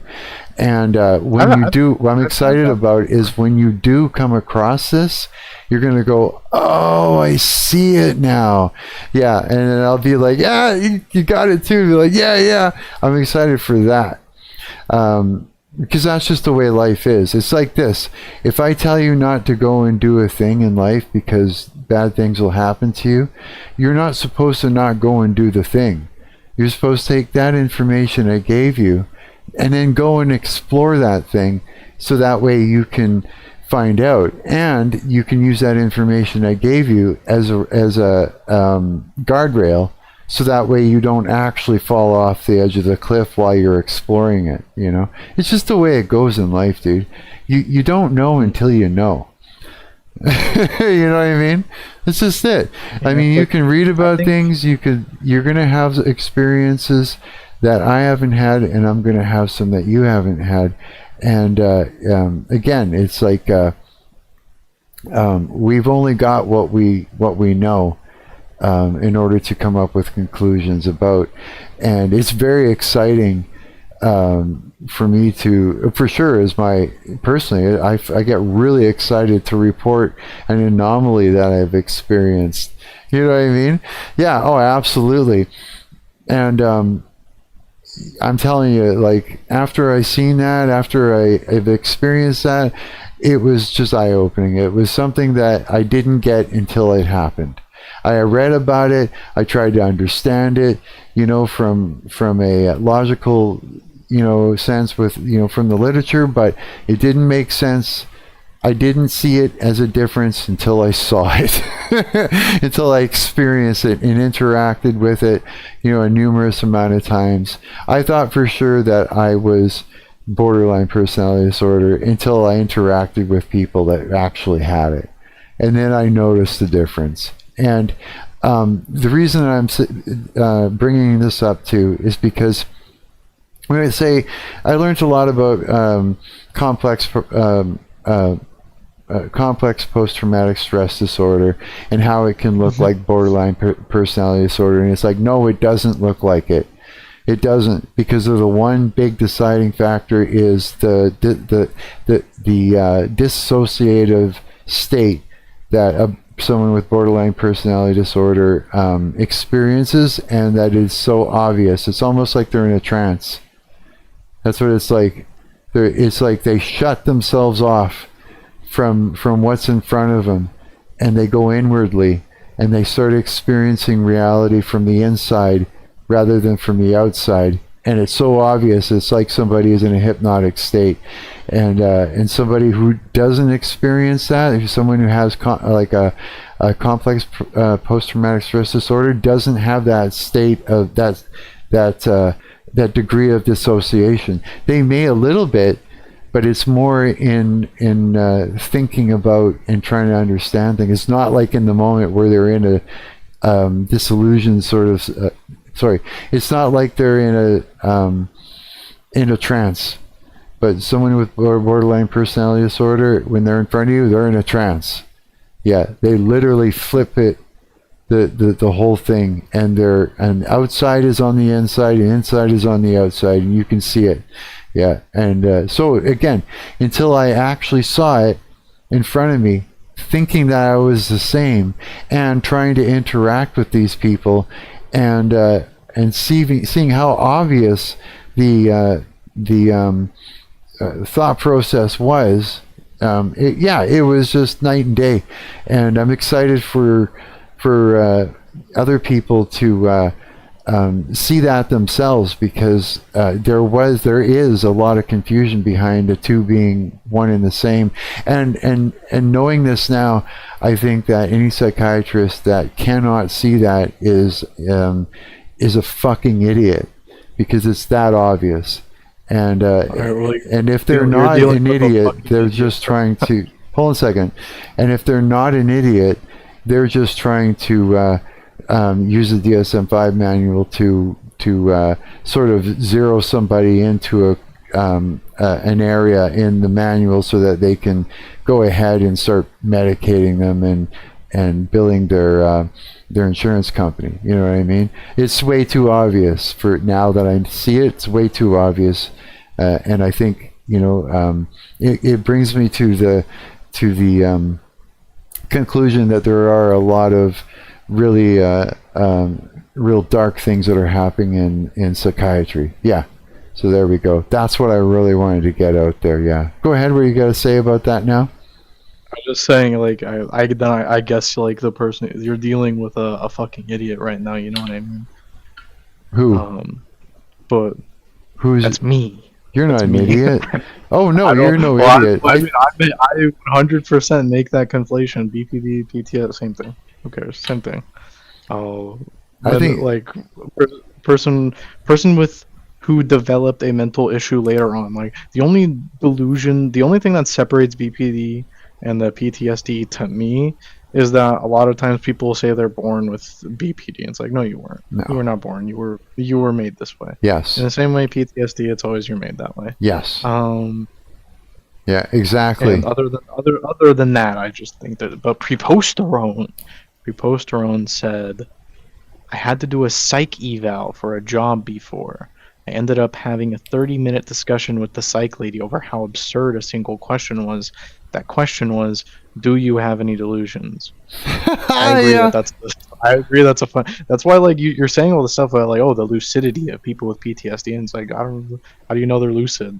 I don't know they're lucid. Because you'll see it. It's like somebody, you know what someone looks like if they're like almost hypnotized, where here it's like this. Someone with borderline personality disorder, their inner world is the outer world, and the outer world is the inner world. So if I had borderline personality disorder, I would think that my internal representation of the world and everybody in it is the outer world, and the outer world is the thought. So I would think that. So it'd be like this. I would interact with you, and think that I am actually just having a thought about you, and then later on, I will experience my internal representation of you in thought, in many put into many scenarios in my thought, in my inner world, as the real you and as the real world, right? And so if I have say I'd have a really bad time interacting with you, and usually that's what would happen in that case. It would be like it would almost be like whoever had abused me in different ways, right, that would put on your face and make you, in my mind, abuse me in those different ways, and then I would have to fight back against it. So I would have to think about it in order to fight that thought. So when I went to deal with you later, I would fight you as if you were that thought. You see what I mean? And I would see you as somebody that was abusing me in my mind, but it's not in my mind, it's in the outer world, is what I would think. The whole thing is reversed. So then, if you were to, in the real world, of course, but me thinking it's my inner world, if you were to act out of sorts, act in a way that I wouldn't expect you to act, I would be shocked, as if someone stepped out of a painting and started talking to me. You would go into shock. Like, it's literally that real of a complete switch, right? Which tells you right there why someone who has BPD would abuse you. Is they're trying to control their thoughts. They're trying to work through what you had actually done to them in their head, but they think it's happening in the real world. It's weird that I'm trying to flip it back and forth like that. But that's what it's like. So this is why the dissociation, because they're living in their head, right? And they're detached from the real world. When they are in the real world, they think it's that they're having thoughts about you. You see what I mean? And so someone like me, I'm not like that. Someone with BPD isn't going to be sitting here and talking to you about this like I am. They just aren't. They're fucked up. They're too lost. You can see it on them from the outside. That's kind of what I mean. It's for me, if you can you can see it in their eyes or something, maybe you can see it in the difference in behavior. Maybe I see if there's a look in their eye, I don't know, I just think they're ugly. That's it. Oh no, yeah, no, it's a. I don't. Can you tell when someone is dissociating? Do you know what that looks like? I don't care what it looks like, really. As far because I don't care about what's going on in someone's head. I only I care about what the person that someone chooses. That's just the southern ethos. I think this is largely because I'm from Texas and you're from Winnipeg thing, is you care a lot about what's going on in someone's head. I don't care about what's going on. What's going on in your head is none of my business, right? I very little care for what's going on in someone's head. I only care about what is the person that they are choosing to show me. What is the person they want me to witness? What is the person that they want God to witness? See, now the reason, this is actually, let's get back into this, because you said that you think you have some sort of a narcissistic personality disorder or borderline. I don't think it's don't think it's a real disorder. I just think I am like my mom's a narcissist. I'm definitely I don't know. I think you can read in my voice. Like no matter how much I say the words that I about how lowly I am or how hard I try to be. You can hear it in my voice. I think I'm better than everyone else. Okay, you're making an accurate observation. Okay, and that's kind of what I was talking about before with how like, oh yes, these people do that. They'll glaze you. They'll they'll tell you about how great you are, and it's like that even happens to me. Even though I do try very hard to like I make a new friend and I'm very very keen to tell them, even an old friend, I'm very very keen to tell them like I am a Judas. I am like Judas. Yeah. If you want a map of how my friendship with you is going to turn out, look at the friendship between Jesus and Judas, and I'm the Judas. Like I can say that a million times. I don't know. You do know that like it's like here there's a thing, someone who is narcissistic also has that same problem. They're just not dissociated like somebody with borderline personality disorder. So there's still a sense, someone who's got a problem like that, like where they're narcissistic, like if you were actually narcissistic in the way that is clinical, let's just say, right, what we would call someone who's a narcissist, it's the same thing. They think that their inner world is their outer world and their outer world is their inner world. So I am the thought to you, and your thought, like I am the internal representation of me when you talk to me in the real world. And it's the opposite when you're by yourself and you think of me in if you're narcissistic, when you think of me, I am instead of being the internal representation of me in your mind, I am the real Marc when I'm in your mind. And so if someone has abused you in the past, I may abuse you in your mind, which would cause you to abuse me in person, thinking that you're trying to control and fight your thoughts. That's something that happens when somebody has got problems narcissistically. It's the same thing. It's a flip of your internal representation of the world is your external world, and vice versa. You see what I mean? So if you actually experience that, then yeah. But if you don't, then there's something else going on, right? I mean, I'm trying to like filter everything through like, because I try to not be, I do not like spiritism. I don't like do like any kind of, I don't like spiritual stuff. I try not to be spiritual, but like just I know it's not spiritual, but it's like there is the omnipresent temptation towards like interpreting things in a spiritual way. Does that make sense? Yeah. Yeah. So. But I could kind of see it. Like I can kind of like see that being kind of true. It's like where you have a narcissistic person, and it's like the natural inclination is, okay, all of these people in the real world are like guinea pigs, and the only way that I can like actually show empathy towards them is in my mind. And you see this a lot. Like Saint Augustine was a narcissist. He was like almost definitely a narcissist. He like, as far as actions and like actual words, he was very nice. But if you read his book like Confessions, like he is very nice to people in his head, but he's not very nice to people in real life, right? And I think that is like a big thing for narcissistic people, is like whatever version exists in their mind is like the real one, and then the fleshy thing on the outside world, it's like, I don't know, they're kind of like Gnostics in that way.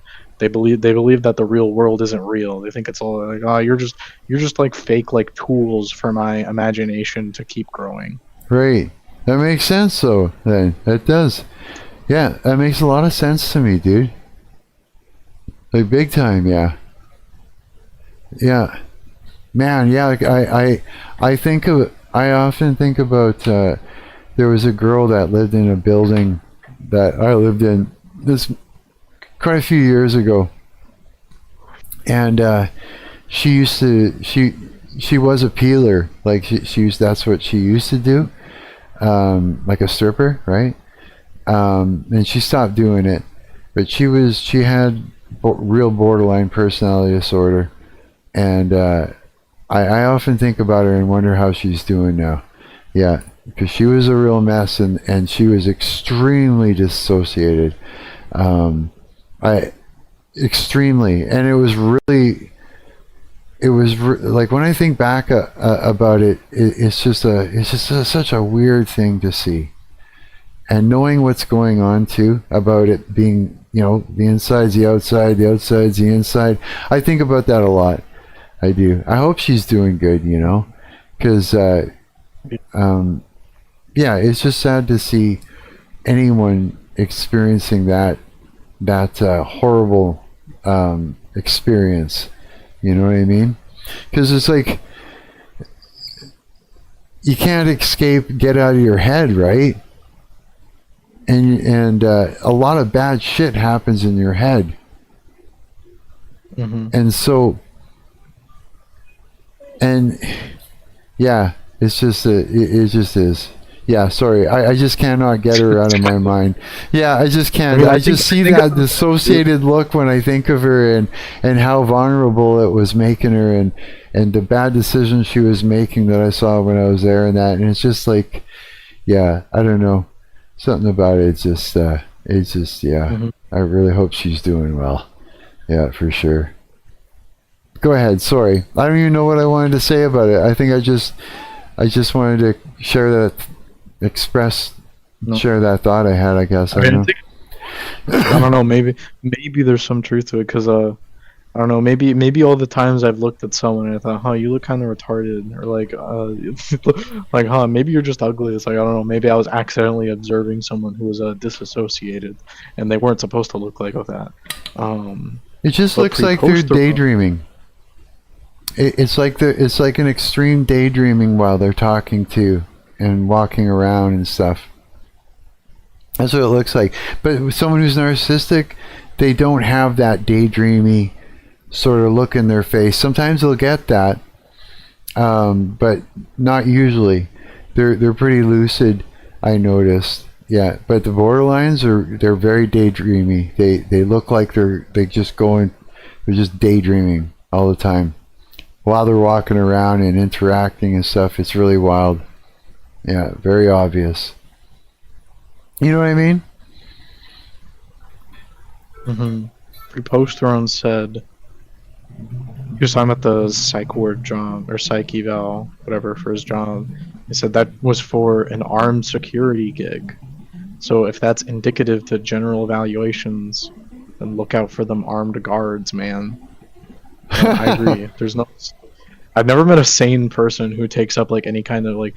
I've never met a sane person who joined the military. I've never met a sane person who became a police officer. I've never met a sane person who like became any kind of like actively armed, like protection job, I guess. Which maybe armed security counts as. I don't know. I feel like if you're armed security, you kind of want to be lazy, like a regular security guard.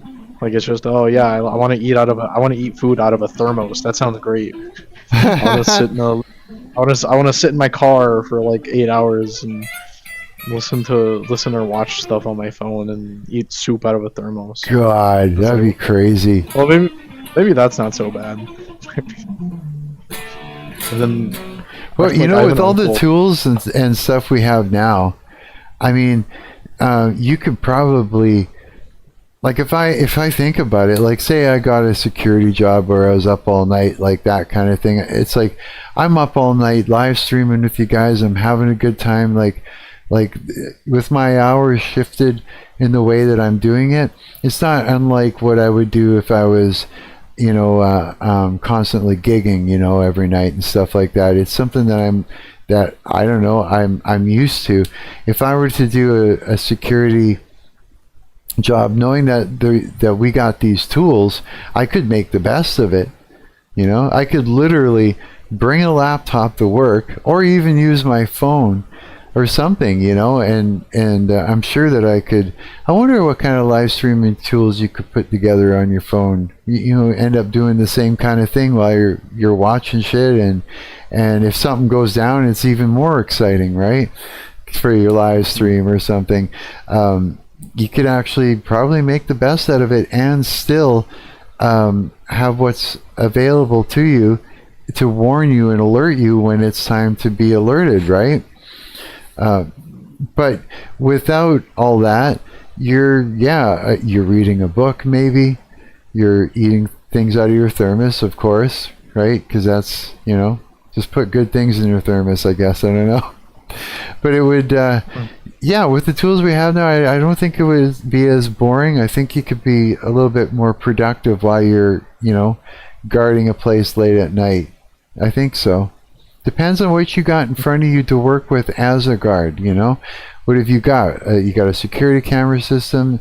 Do you have a bit of AI that's attached to the security camera system? Do you have things that are going to trigger off, little alarms for you, sensors and people moving, or even just like my little security system I got set up in here. I got multiple cameras in my suite. It's always recording.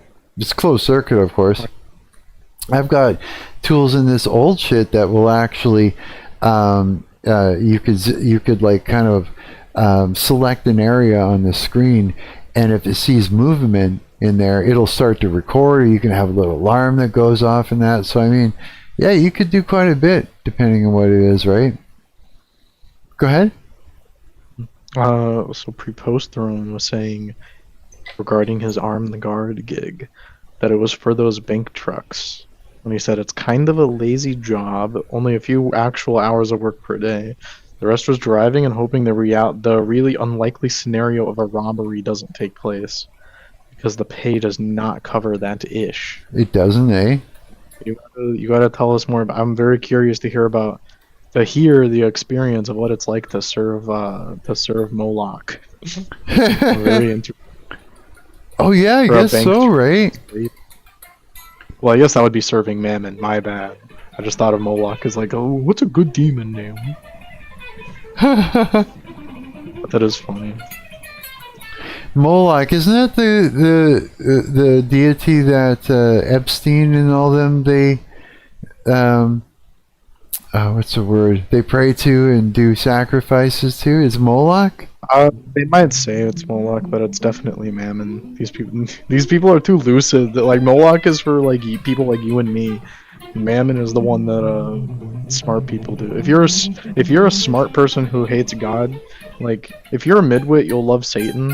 If you're stupid, you'll love Moloch. And if you're like ascended and intelligent and you hate God, then you'll worship Mammon. Mammon provides really good. He has really good benefits. He has dental. Really? Yeah. It's boring and tedious. I believe it. That's how Solomon described it. Solomon described it as boring and tedious in Ecclesiastes. All of vanity of vanities. All is vanity. Vanity is a weird thing, man. Mm-hmm. I believe the word he uses Solomon is like, what is it? Hevel? What is it? Hevel. Pebble? Hevel. I think it is. Let me look it up.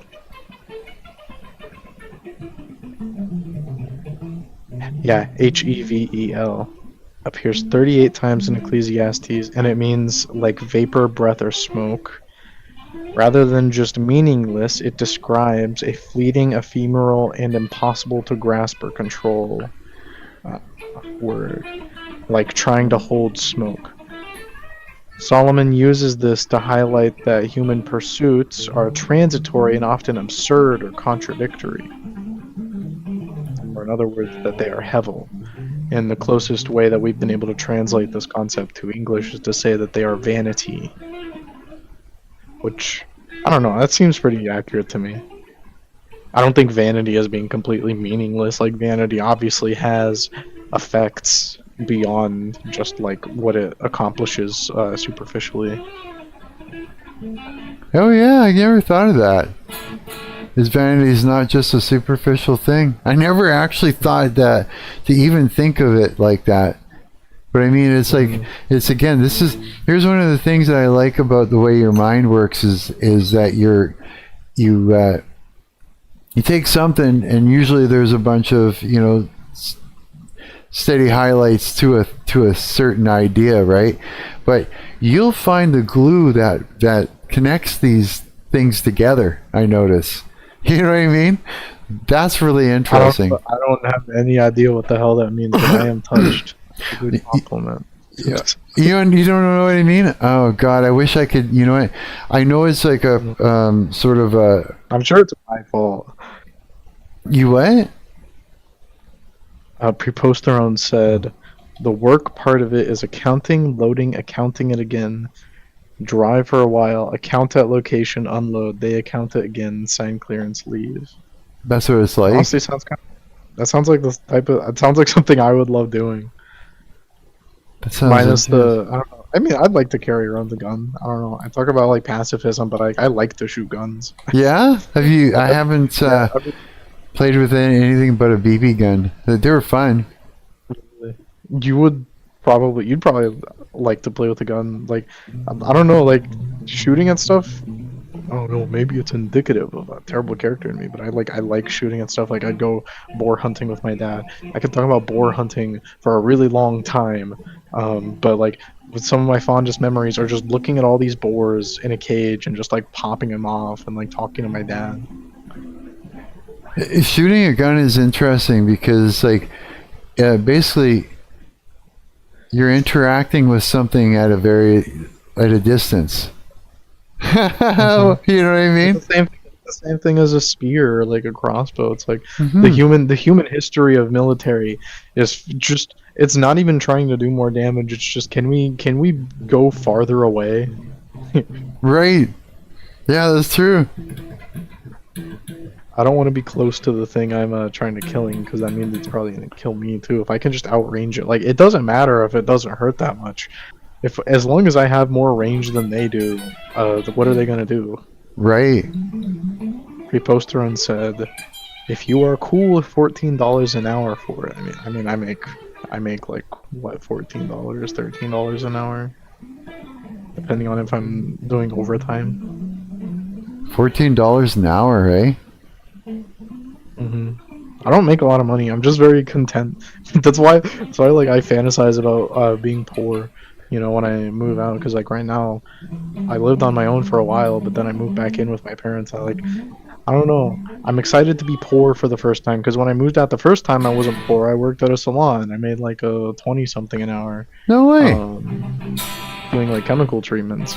Like it wasn't literally like a per hour job, but you know what I mean. That's what you did? That's why you know so much about skincare? I am a barber, yes. Oh, are you really? Oh, dude, that is really cool. That's something different. Yeah, that's something different than I'm used to. I think I told you. That's why I spent all my high school years surrounded by these women, because I was in cosmetology classes. I went to like an extra credit high school that let you graduate with a license. When I was in high school doing that music stuff, there was a point in time where I actually had a spare. Like there was no class, you know, you call them a spare, and I would go sneak into the cosmetology class just because of all the chicks. Yeah, I go in there and because you get all this female attention and it's. You know, it's like I enjoyed it, and then they would be, here, why don't you try this? Here, try that. You know, and I'd learn how to do a few things. It's like the things I did learn helped me with my own hair care. You know, because I don't go to a salon, I don't go to a barber or nothing. I've always done everything myself because I learned how to cut hair and layer it and everything and yeah, that just changed my whole world. Yeah, plus all the chicks too, right? I love that. But you actually took the course. You actually learned everything. I just only taught. I only learned what these chicks were teaching me because they thought it was fun to interact with this long-haired guitar player dude in this manner. You know what I mean? Like some sort of a weird connection, I guess. A way to make a connection. It's like I've identified that experience, and I don't know if if it's something to avoid, where it's like you meet someone and you are superficially teaching them about the thing that you know, In a way, it's like maybe you don't know it at the time, but recently I've become cognizant of it. It's like I'm telling this person about the thing, and they're gonna forget immediately. And it's like I don't know if I'm being like vain doing this. Yeah, it's like I've had girlfriends where I try to teach them something on guitar or whatever, right? And they'd sit there and they'd try, and everything, but really all she's doing is thinking of sucking my dick, and she can't wait for me to get to that part. You know what I mean? Like this way, you can tell, right? They're all warmed up and sitting in front of you, and you're here. There, now put your finger on there and just play this. But all they want to do is put the guitar down and do a thing, right? Which is exactly what happens. It's not even superficial, like you said. Except, you know what? In that situation when I was in Cosmo, I was learning because I wanted to. I was sick of going to the barber or the hair, and then I tell them exactly what I want, and then all they do is like start me over from the beginning and growing my hair back again. You know what I mean? Because I was just thinking, I got to do it right. I mean, that is a good thing to do for your hair. It's good for it. It's definitely good to to like just cut it. Not cut it all clean. I mean, I think if you're gonna cut your hair, you only need to cut it like little, maybe at most. The most that you have to cut your hair is gonna be like down to like chin length. But usually whenever I like cut my hair just to get all the split ends out and like kind of get clean for a little bit, maybe like usually around the winter time, because in winter time it's very dry, and that's usually when like split ends will form. So I like to. I'll like puff it out for the winter, and then spring comes, and I'll like get a haircut, and that'll be nice for. Usually, I'm nice for like. So maybe I'll be nice for the rest of the year. Maybe I'll get another cut like just before winter happmes. Yeah, just to get it. Yeah, because otherwise, it will split and stuff like that. You know what I found? Is I would do that. I would sit and I would cut off all my split ends, all over kind of thing. But I would be like very like sparingly with how much I cut off too, because I wanted to not notice that I cut, I'm not going to hack off inches and stuff like that, right? I'm trying to let it grow. But one of the things, big changes that I've done that really have changed my whole world about my hair, which is actually allowing me to grow it finally, like to, and everything is, number one, the biggest change is I use a comb. I don't use a brush. I don't go, because I know every time you hear, you're breaking hair off. You're breaking hair off. Anytime you hear you've broken hair off. I know that now. And so I mean, obviously it varies by hair type, but it's like you are naturally supposed to lose like 100 hairs per day, just really? 100. But 100 hairs a day does not look like as much as you'd think. Like let's say 100 hairs a day, you imagine like a brush that's like full, and there's just a found brown fuzz at its base. Like 100 hairs a day looks like a lot less, and like people would just like brush out and like rip apart their hair, and their hair, like their brush is full of hair, and that is not. Yeah, I don't do that anymore. Rarely do I even see any hair in my comb. Any hair I've lost would just be a little tough, and so and it means like taking your time, not getting frustrated, not going, I gotta run and do this. It means like actually doing it, and when I do that, I only put shampoo on the roots. I make sure that my head's over, and I put lots of conditioner up to, not to the roots. I leave at least this much between my roots and where I'm putting conditioner, right? And I'll stand there for a while with it in there. Once I've lathered it up and got it in there, let it get in there, right? And when I rinse it out, I make sure that I don't keep going until there's nothing left. I rinse it out till it feels like there's no goop in there, and it's soft, and I'll let some sit there. Every 3 days I do that, and then I do that every day, but every 3 days I've got this stuff that's called a mask. And so once I've done that whole process, I dry it as much as I can. I make sure I go through it with a comb and get it all, over like this, and then I go and I put this hair mask in there, and I'll sit there for 20 minutes, and then I'll go back in and I'll rinse it out, making sure that I don't dry it out, rinsing it out. You know what I mean by that? You get all the crap out, but you leave enough that you know that it's like how it's coated. At the same time, it's not full of the stuff. Doing that that changed my entire hair world. Yeah, just those two, those things. Like I'm looking at your hair, and you're like, I'm pretty sure you have a type like a 1A hair, and type 1A hair is very like it's low. Like, have you ever used like a curling iron or a straightener? Like, just do anything with like heat. I have before. Styling? Doesn't take much. Yeah, it's like there's not.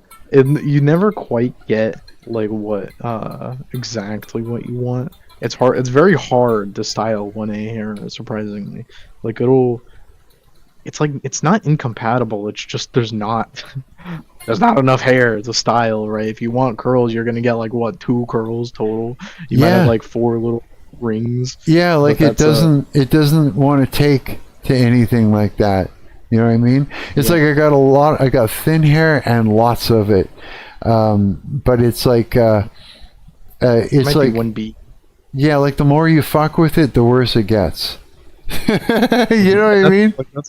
I don't know. It's like it is kind of a blessing in disguise. It's like when you have type 1A to 1A or 1B hair, it's just like, okay, all I have to do, just don't fuck it up. Like, you don't even have to do anything particularly special. Like my hair is like a 2B 2C hair, so I have to like for example, because my hair is so thick, I cannot air dry my hair. I have to use like a blow dryer, right? And that means, okay, I have to protect my hair against like heat and that, yeah, friction, because that'll destroy your hair.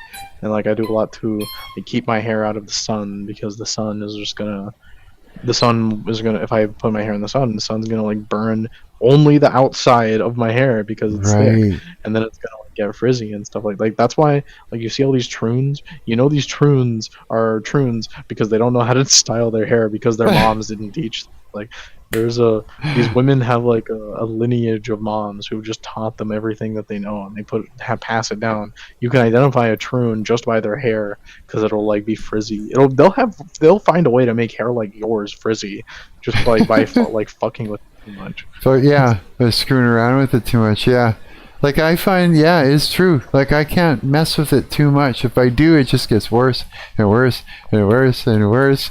And in the 80s there, it was like we did a lot of back combing and hairspray to get it to stand up and look like the idea is you make it look like a lion's mane. I think that's the whole. What's that? That sucks so much. I always hated it. Like there's teasing. Like I hate teasing so much. Oh, teasing the hair. It's I know, right? It's like it's just like, yeah, give me tangles, please. Like, yeah, ass. Yeah, exactly. Yeah, I always found it very hard to get it to stay up and out, and if anything, I'm just adding more and more and more and more and more, to make it do the thing. It was very difficult. And then you see other people, and that shit just poof, no problem. You know what I mean? Super easy to get their hair to stand up in that, but I had a hard time doing that. I find that like here's the thing is like I don't use a hair dryer anymore. What I do is I always have my head over when I'm gotten out of the shower. I don't scrub towel dry. I just sort of, take it and get the water off, and then I carefully comb until it's all combed straight, and then I'll stand in front of a fan, and I'll do things like, say if my head's over, I'm combing this way and putting my hand like this to get it wet, and then this way. This way I'm kind of like combing it off of my head, hoping that the root will, instead of combing it down, you're combing the root up. And drying it like that, and at the very end, I guess kind of do this, and then I let it sort of fall, and then don't fuck with it, right? Kind of thing. So I got a fan in my window. That's what I end up just doing, just moving the air. In the summer, I've walked outside and sat on the front. It's not a bad idea. What's that? I think about sometimes like, I don't want to blow dry my hair. Can I just like stand in front of the air conditioner? Right? Yeah. Just the moving air do it. Yeah. The sun. It's like, I know for me I can't do that because it's not fast enough, and it's like because I have thick hair, it's only gonna dry the outside layer. It's not gonna dry the inside layer. Right. So this girlfriend I had, her hair was really thick, right? And I'd be like, wow, you know, if I had hair like that, that'd be amazing, you know, because then I wouldn't have to fight to get any kind of body or something like that, right? But then if, like, say if she's, let's say we're sitting on the couch and she's sitting on my lap facing me, and you know, say you're hugging or something like that, and my face is in here, you know, like my nose is kind of pushed into here, I'm suffocating. I can't breathe. It's like too thick. Literally, I can't breathe. I'm like, yeah. So the really thick hair will do that. I had no clue until I had a girlfriend with really thick hair like that. I'm creating like a PG moment, but that type of position could be a lot of things going on. I don't know what you mean. It's like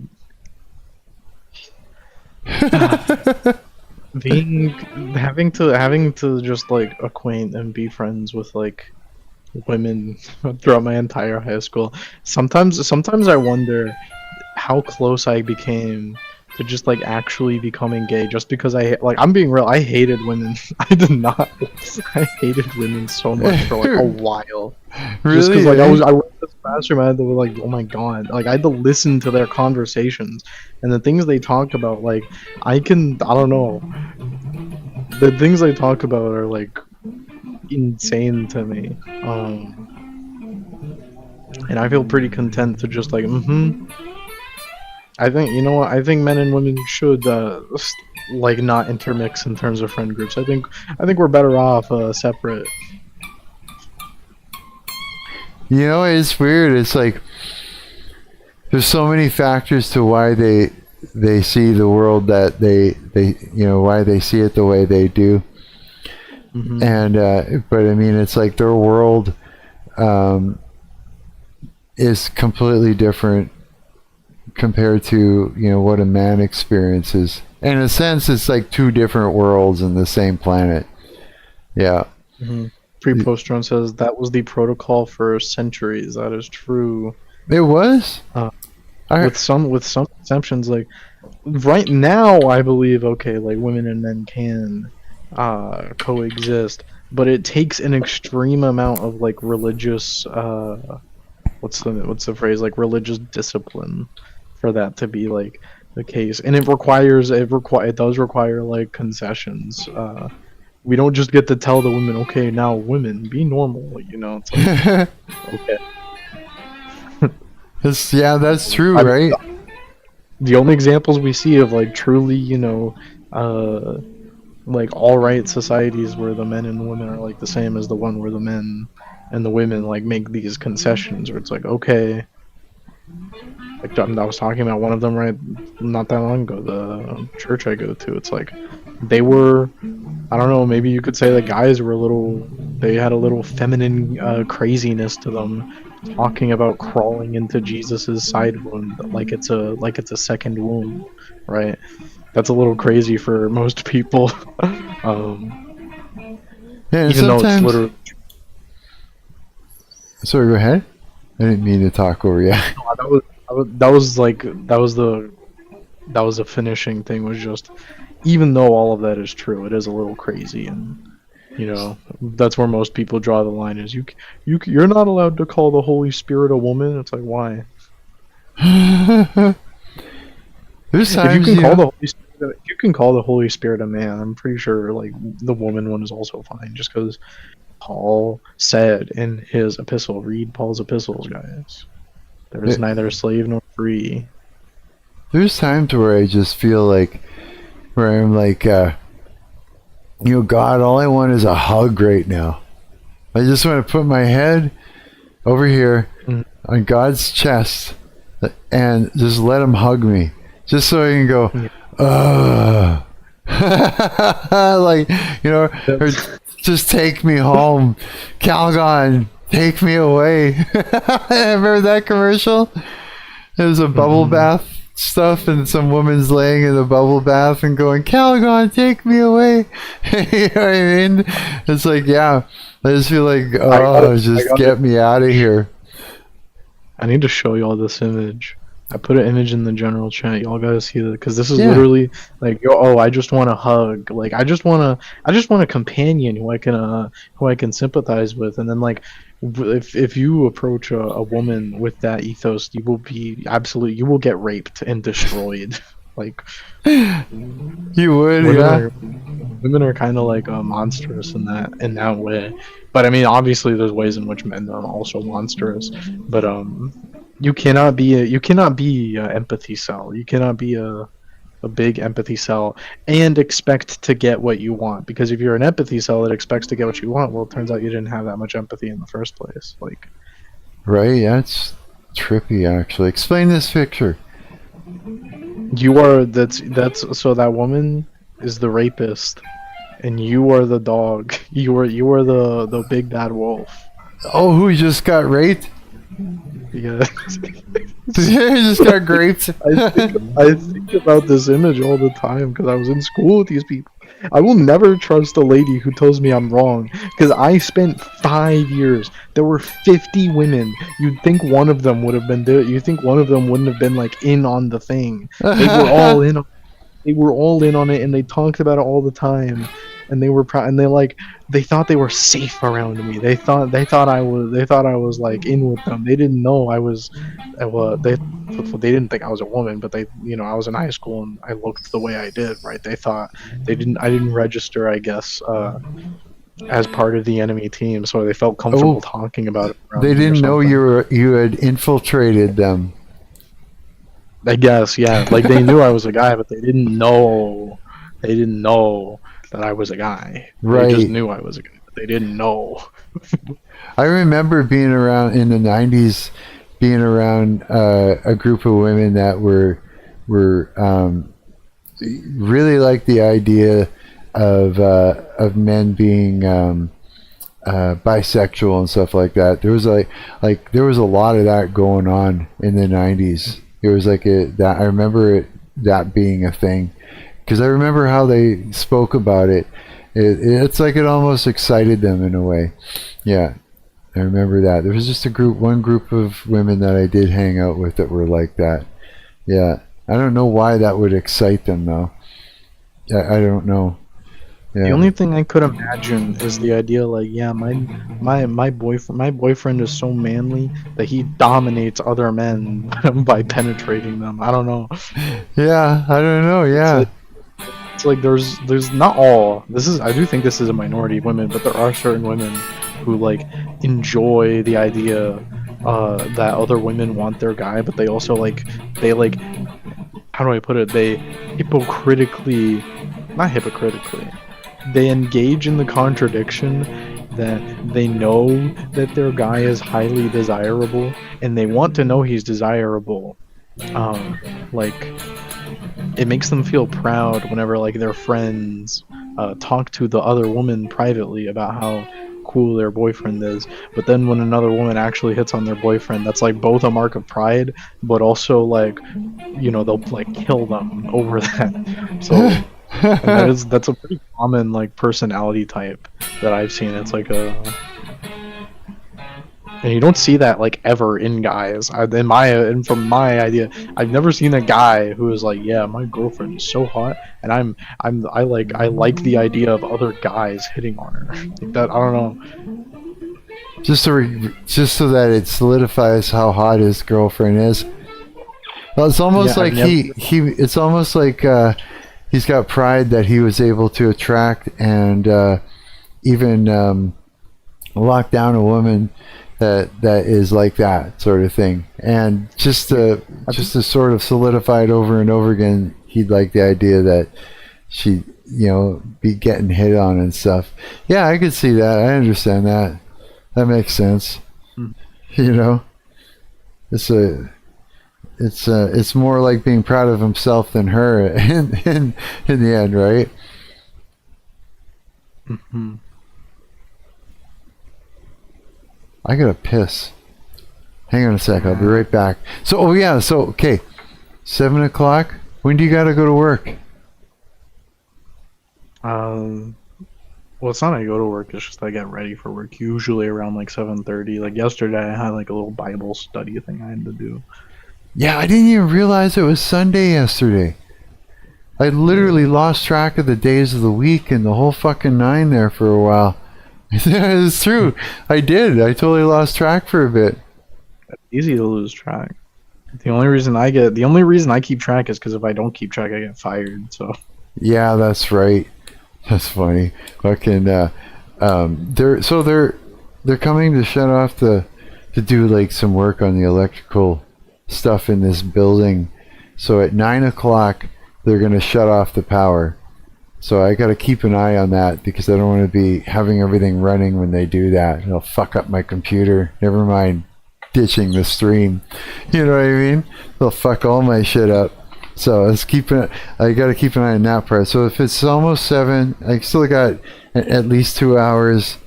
At the most 2 hours. Okay, hang on, let me pass. I'll be right back, buddy. Maybe pre-poster and you can pop into the conversation. You guys can continue it if you can pre-post your own. I'm always like, come here, get in here. Okay, right back.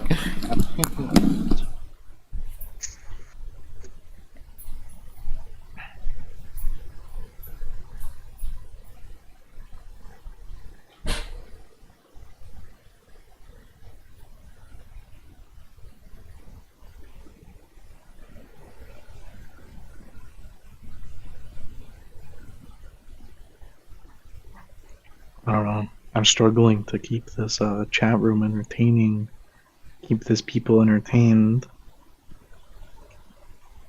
I've thought about nothing but game devin. For today. I'm trying to think, have I thought about something other than game devin?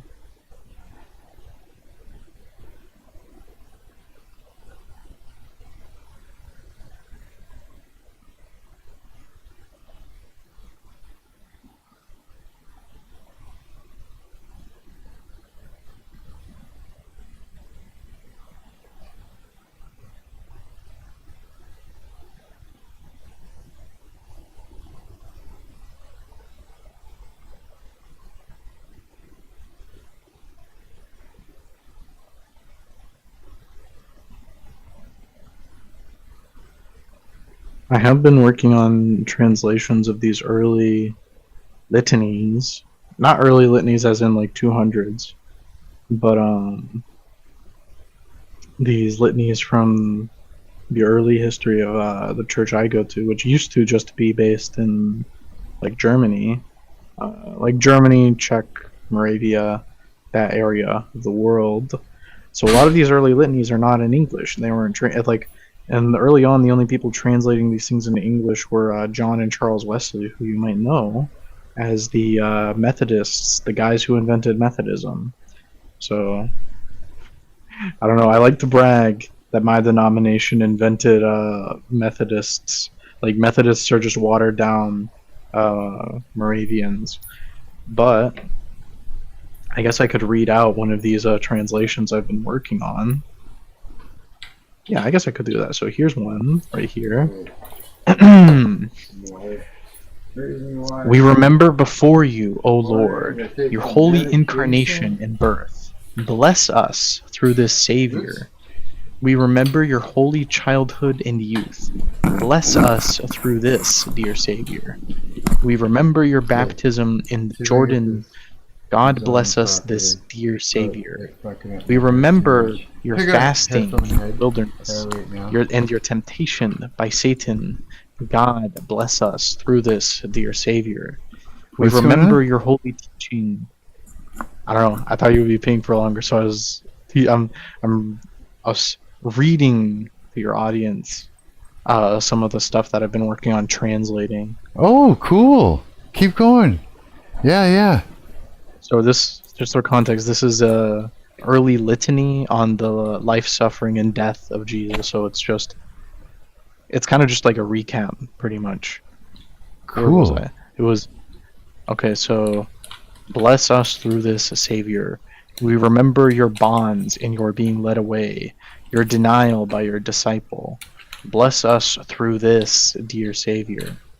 We remember your trial before Pilate and Herod, your humiliation and mockery. Bless us through this, dear Savior. We remember your scourging, your crown of thorns, and your ecce homo. Bless us through this, dear Savior. We remember your carrying of the cross, your fall upon the way. Bless us through this, dear Savior. We remember your crucifixion, your 7 wounds from your 7 words from the cross, your death. Bless us through this, dear Savior.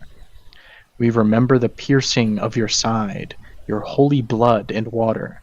Bless us through this, dear Savior. We remember your burial in the garden. Bless us through this, dear Savior. We remember your glorious resurrection and your appearances to the disciples. Bless us through this, dear Savior. We remember your ascension and your sitting at the right hand of the Father. Bless us through this, dear Savior. We remember your sending of the Holy Spirit upon your congregation. Bless us through this, dear Savior. In Jesus' name, amen. Amen. So that is... Whereabouts is that in the Bible? Hmm? Whereabouts is that in the Bible? This isn't in the Bible. This is a litany. It's written by the church. Oh, really? Specifically, I was telling Preposterone, this is the church that I went to. What's a litany? The church I go to. What's a litany? Yeah. How do I describe what's a litany? I'm ready to wake up my Bible. What page is that? It's pretty much just a prayer. I don't know. It's more formalized, I guess. You could say it's a primary form of prayer. Oh, no way. That is... It's usually responsive. Like the parts where I was saying, "Bless us through this, dear Savior." That was like like what I was reading was a back and forth. Oh, I know what you're talking about. I've seen that before. Yeah. Right. When I went Get it. when I went to that Catholic church a while back, like I just want, like what you were saying to do, how you kind of walk in. Remember I was telling you my experience.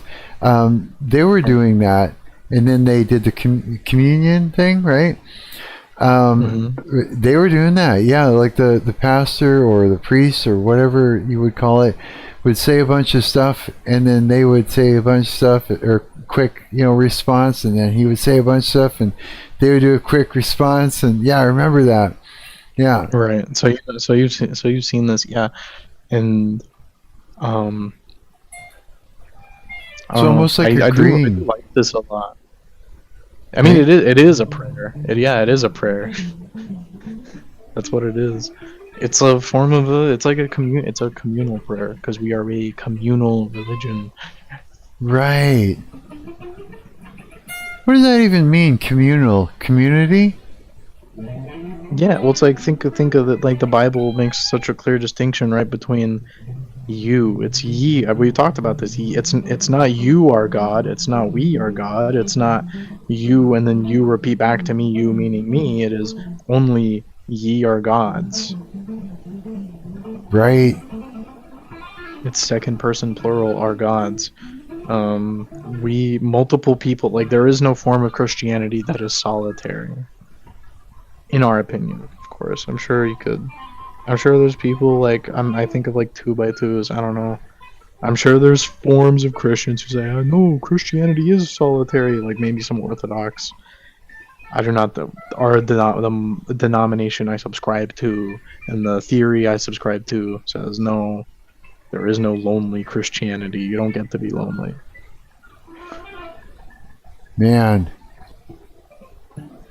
There's so much I got to learn. This is so exciting. Yeah, it is. Yeah, you guys know a lot about this. I need to find a church, man.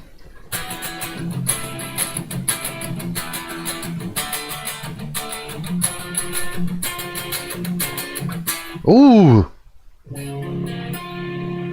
Oh, an accident happened. You probably can't hear it. Oh, I don't know why I did that. I like it though.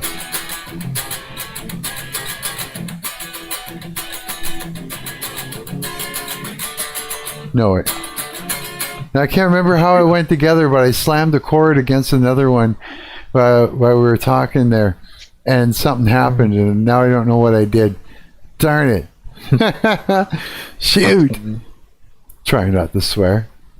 That does happen to me sometimes. Like, oh no, I accidentally did something nice. Too bad, I can't do it again. Right? Because I'm like, as I'm kind of noodling around, it's more of like a...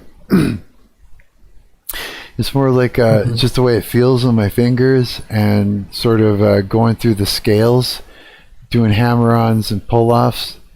It's just it increases my dexterity and all that. The whole thing is so that way I'd be able to play and improvise freely without any kind of problems with my muscles being able to play the notes in time with where I'm feeling it or thinking it, right? Like, I don't know, like improvisation's a weird thing. Sometimes I'll hear it before I play it, usually. That's usually how it goes, which is strange that can even take place while you're already playing something. It'll happen when I'm singing too. If I'm like just sort of singing praise, like sometimes a lot of times I'll take Amazing Grace and I've got my own. I'll apply the words to a different melody that that's in my head that pops up, something more, like I like resonating tones. I don't, when I'm sitting here singing by myself, I don't sing like I do with all this music and that. I'll take tones and let them resonate and like operatically, just like gently, and just sort of finding that resonant place, and then gentle, sort of rich sort of sound with vibrato and stuff, and I don't know, it's just so satisfying to me. I'd be at the sink washing dishes or water running, and I'll start doing it just mindlessly, and sometimes I throw in like words of praise with it and that, and it just feels really good. It's just something but I mean, like as I'm doing it, a melody will come into my mind as I'm singing another melody, and then I'll do that next melody, right? So because it's all improvisational what I'm doing there, but it's strange how that can come in and play fully through while I'm doing something else. While I'm doing, you know what I mean? Strange how it can exist like that, but it does. I think you know what I'm talking about because you play music. Do you know what I mean? Am I? I think so. I do think so. It's like, yeah. I have the experience a lot where I'll like, and I know that's like purely a novice thing, where I'll be on a looper pedal and I'll have something I've done like a million times. I don't know if you do this. I do not understand how people would just like take a song, like, I don't know, you're the guy with the guitar at the meeting of people, and people are just like, can you play this? And then like, how does the guy say yes? Ever? Like, there's no way every song. It's right. I know that I don't know most songs that like people like listen to. Like, can you play a Nirvana song? It's like, I know a couple Nirvana songs. Yeah, it's like if I'm trying to like quickly imitate a little bit of a version of a song, someone's like, hey, can you play this song? then it's like for me, sometimes I've learned it just because I wanted to be able to sing it and play it just for my own enjoyment. Like I learned a whole bunch of Nirvana songs just so I could try and learn how to sing like and imitate Kurt Cobain's voice and all the little mannerisms and things in there, right? So I mean, I forgot most of them though already, but anything else, I'd have to hear it, and then I'd have to, as I'm listening, I'm going. I'm trying to find the root notes quietly. I got by doing that, and then I'm like, okay, I got the root notes, and then I'll like play the power chords along with it and change with it and stuff. And then the person that's asking me is like, holy shit, he's playing the song. I'm like, no, I'm just trying to figure it out and make a noise. But that is a good point. Like I have noticed that like whenever I would. Like I remember not the second time, but the first time I was performing Hysteria at my school. Like no one even noticed how much I was fucking up. Like I was fucking up, but no, it didn't seem like anyone noticed. And like I listened to it on the recording, and I was like, it certainly doesn't sound like I'm fucking up. Yeah, so what is that, right? It's so true. Idea. Dude, okay, here's an example. Recently, I'm sitting here and I'm like trying to play this lick, right, which is kind of difficult to play, and it was like I started the stream, and usually I start the stream now, and I kind of make a little noise on my guitar so I can, turn on the volume on the playback and see if I can hear everything, right, and it's usually I had just picked up my guitar, so I struggled to play the lick. My fingers not even pressing down on the string in the right place. Like I'm fumbling and everything, right? And I'm like, oh God, and I'll say, hey, I gotta warm up, and then I played the stream back later, a little bit of it, like just to make sure that everything did happen. And that's not what I'm hearing. I'm not hearing my fingers sort of sitting on the strings wrong, trying to do pull-offs, and it's all fucked. It doesn't sound like I messed up the lick, and I'm left confused about it. So I'm thinking the experience that I'm having when I'm playing it is different from what it actually sounds like, because when you're listening to it, you're not feeling what my fingers were experiencing. You're not feeling my hand cramp in the wrong place, and you're not experiencing my frustration that I couldn't move through the scale correctly. You know what I mean? Yeah, you know what I mean. I think it's something like that, right? That when you were listening back to what you heard and you didn't hear yourself fuck up as much as you experienced, right? Mm-hmm. Something like that. Yeah, it's like, oh yeah, it does sound fine. I guess they were right. Yeah. At least it makes things confusing, yeah. I think I'm just like, I don't know. I guess I think I'm getting like successfully tricked by other musicians when it's like they go and they play these songs, and it's like they're at the gathering. I don't know. It might be a party, it might be a church or whatever, and someone's like, play the song, and it's like I'm getting tricked into thinking that they know the song just because they're able to like officially emulate some of its sounds. I think, that must be what the official like acoustic guitar version of that song sounds like.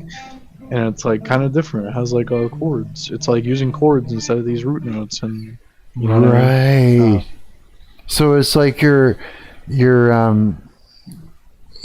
sort of like in that type of situation, a person would be like in your position there is that you're assuming that they have the.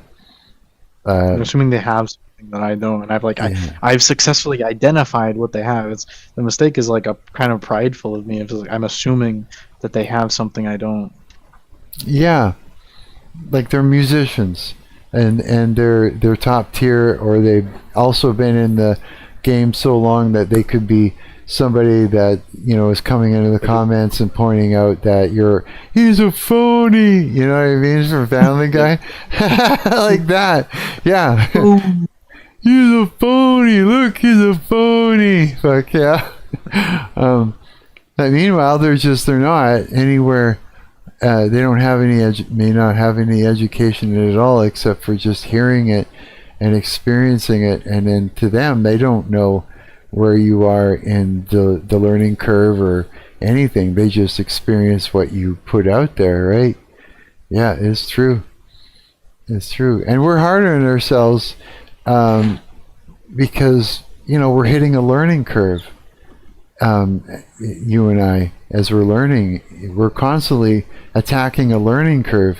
And in order to do that, it's like if you're going to learn something and you want a starting point to learn something, it's like, okay, learn enough so that you can start doing it and make mistakes so that you can correct those mistakes and keep going like that, right? So we're hyper focused on those mistakes as a tool to see progress, to gain progress forward. And because we're hyper focused on those mistakes, we think everybody else is too, right? Because our reality is that in our period, right? It's almost, sometimes we go through a period like there was this one woman who painted, and what she would do is when she's doing a painting, she would reach a point where all she sees is horribleness, and it's because your brain goes, oh, I get it, you want to hyper focus in on this detail so that the painting disappears, but you're seeing a brush stroke. And so you're hyper focused in on that brush stroke because your brain is like, oh, I get it, you need to do this, no problem. And so while you're doing that, you're not seeing the painting as a whole, and to you it's just garbage, right? And then the next day you come back to your painting, and that you've come out of that state, and you go and you're in awe. You're like, holy fuck, this sucked yesterday, this looks great, and then you're all excited again, right? It's like, yeah, we go through those periods as well. Yeah. And performing, like when I go up and perform, I'm hyper focused on a few things. One of them is the hypnotic state, which I need to fall into, and I can do it with a 3-2-1, and I'm there, right? And I'm attached to my emotional core. If I want to, I can only explain it the best way I can. So I'm going to use these terms, and I'm going to be wrong, but I know what you mean. I want to lock in to the rest of the musicians where I feel that I'm one with them in a strange way, and it's like I can look at one of the musicians and I can feel, not feel, but I can sense what they're trying to say to me while we're playing, if they need to get a point across without saying anything. Same drummers, it's like that for sure. Say a drummer is a good example. When you lock in with a drummer so that you fall into the pocket and you're grooving in a pocket, right? And you can watch your drummer and you can feel that they're going to do a change if you're improvising, or if it's the next part of the song, and say you've gone up and you with a band that is your friends, are like, come on, do this song with me, you're with us, kind of thing. And so they'll say to you, oh, the progression is is D, C, G, A, D, and then the next one is G, G, A, B. And so you lock that in your head, and then you watch them for the changes, and you're watching them, and there's a communication that goes on, right? That's why you would keep your head up in that type of situation, right? But you're locking in with your musicians. You're falling into for me, I'm falling into a hypnotic state. I'm locking in with them emotionally, and I don't want to make a mistake, which is why I practice with a metronome at home before I go to rehearsal. I do that at rehearsal. I do that when we play gigs, and yeah, it's a state of mind. It's a state of dissociation at the same time, to fall into this sort of weird thing, this hypnotic thing. Yeah, and so mistakes are also I'm hyper focused on as well. And if I make a mistake, or I fall out of the pocket, or I play a solo without the emotion, or I'm missing notes, or my fingers aren't landing on the strings correctly, I feel like I've failed. and it can even take me out of my hypnotic state that I need to be in, right? And then after the set, I feel like I completely failed. Literally, I feel like I failed, like I blew it. Everything went wrong. I did not succeed to do the thing that I wanted to do. Looking back in hindsight, after the fact, you know, back at the recording, the video of it, and that's not what happened as far as what I'm looking at when I'm being an audience member, watching it back. It's like me coming back the next day from, you know, the day that I was hyper focused on every brush stroke in my painting, and looking back and going, wow, you know, the whole outcome was great. And it's like, and I'm watching it, and I'm going, oh, I understand why that, you know, why that person, George, that I met that night, who I'll never forget, came up to me and was saying, God, the solo that you did there, it was just so, you know, I'm so excited about the experience, and, you know, what did you do there? You know, I want to go home and actually physically do it so I could experience that feeling myself. I'm really inspired to learn that, right? I understand what George was talking about now, but in the moment, it was terrible for me, right? I felt like I was at war with myself, with the elements, and all the things. Yeah, that is the experience that I get. I don't know if you can pinpoint what I'm talking about by your own experience in the performative state as well. Yeah. If you see yourself in some of those positions or not, but I'll let you talk. I get it. I don't even have that much to say. Just like, oh yeah, I performed. Like I do notice, like the first time I performed, then I was like, at least at the time I felt like it was a very like low stakes. It was like literally just like in the cafeteria. And then the second time was at prom, you know, and it was really high stakes, and like, oh, I had a girlfriend now that was like watching me and all that. And I was like, it was when it was a very stressful, that like everything seemed to kind of go just like very perfectly. So, right. I don't know what that means. If that means anything. Oh yeah, I've noticed that too. It's like, yeah, when it is stress. Stressful is a weird thing with performing, in that there is an element that just, yeah, stakes. Yeah, I never really thought about that, actually. I don't even know what I want to say, but I'm trying to think of where that actually fits in, because like I missed stress, that. Maybe like adrenaline. I don't know. Yeah, nephrine and all that. Yeah, because if I say we were playing a really intense riff, I'm gonna feel the emotional effects of it. And if the whole band is going up there tense, and we break out into something that's angsty, I feel it. And sometimes so much so that I start playing more aggressive, and you know, I could break strings, I could fuck shit up, I may turn around and just, yeah, it's that same thing, that feeling that you want to destroy your amplifier, kick shit over, and you know what I mean? Almost like, yeah, it's this huge rush of adrenaline, like that, what's that riff again? That's,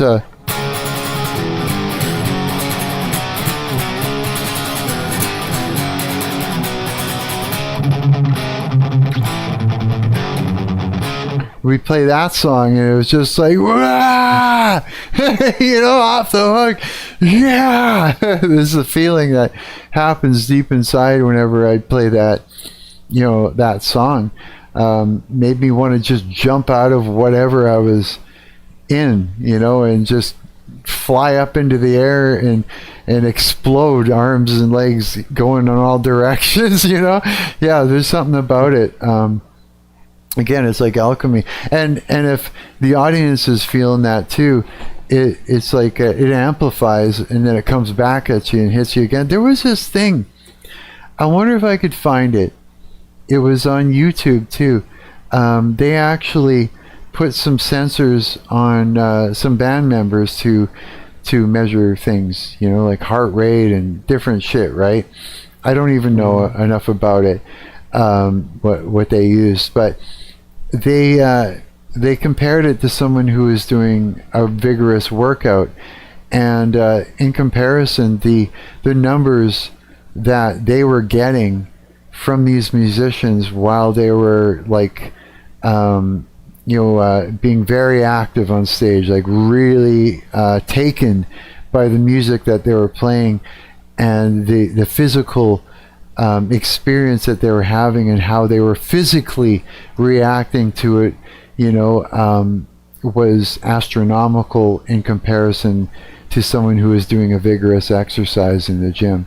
It was like the numbers were ridiculous, whatever it was, to the point where they had to sit back and take note of it and go, something happened here. Yeah, something crazy just happened here. Yeah. Do you remember seeing something like that? God, I hope you did, because I would really like to find it, to be quite honest. Because I would really like to see what you guys have to say. Let me try some sort of a search term here. Maybe I can get us to it. Let's see here. We put heart rate monitor on a band while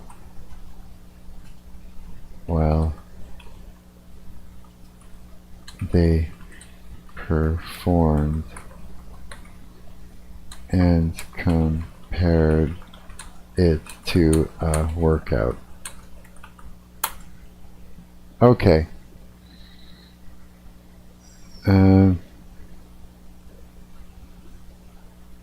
I know it's a weird, this might not be this type of prompt I should be putting into YouTube. I don't think it's going to give me what I want. I think if I just take that, let's just go over to Google here. And because they use more in a heart rate monitor, so this is a little tough, but okay, we put heart rate monitors on a band while they performed and compared the results to a person that was doing an intense workout. I hope it comes up with it. Based on comparative studies, okay, bands worn on the wrist, forearm, use optical sensors. Come on, let me just go here and YouTube. Oops. Shit, hang on, workout.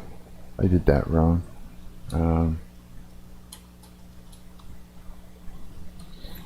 YouTube video documentary.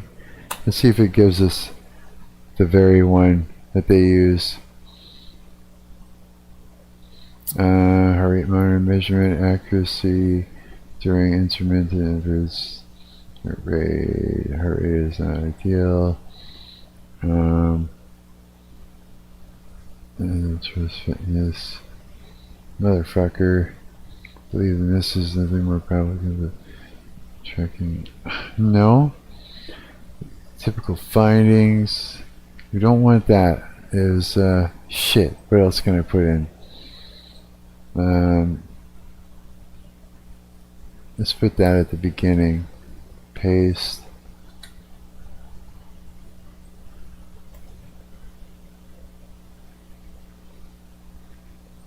It's just giving me the AI stuff. Let's see, court marching. No. On a rock band. I think that's the problem. There we go. Description.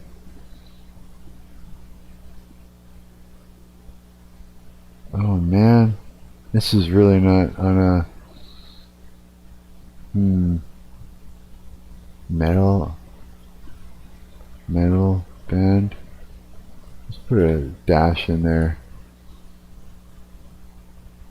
Fuck you, AI. Okay, what if I just go over to literally to here and see if it just starts.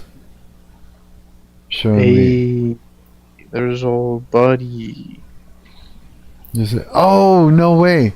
My wish. Sorry. That's Kina, right? You're Kina, right? Yeah. The piano player? Or is that... Which person is this again? My wish. Sorry. This is Kina, the piano player that writes love songs. Yep, I was right. Kia. Not N. There's no N. Kia. How's it going, Kia? You can jump in. Old buddy. Welcome. We're talking about using government monitoring on all musicians. The heart rates of all musicians for a government program. Yeah, it's like it was such a good. It made me proud to be a musician. Cause they were saying it was ridiculous. They were saying something like, I don't even know. Damn, how do I find this? How do I find this? What does it say? I'm good. You? I'm good. I'm good too. Yeah. Is you writing any new love songs? I may not find what I'm looking for in this. Good to know. Heck yeah.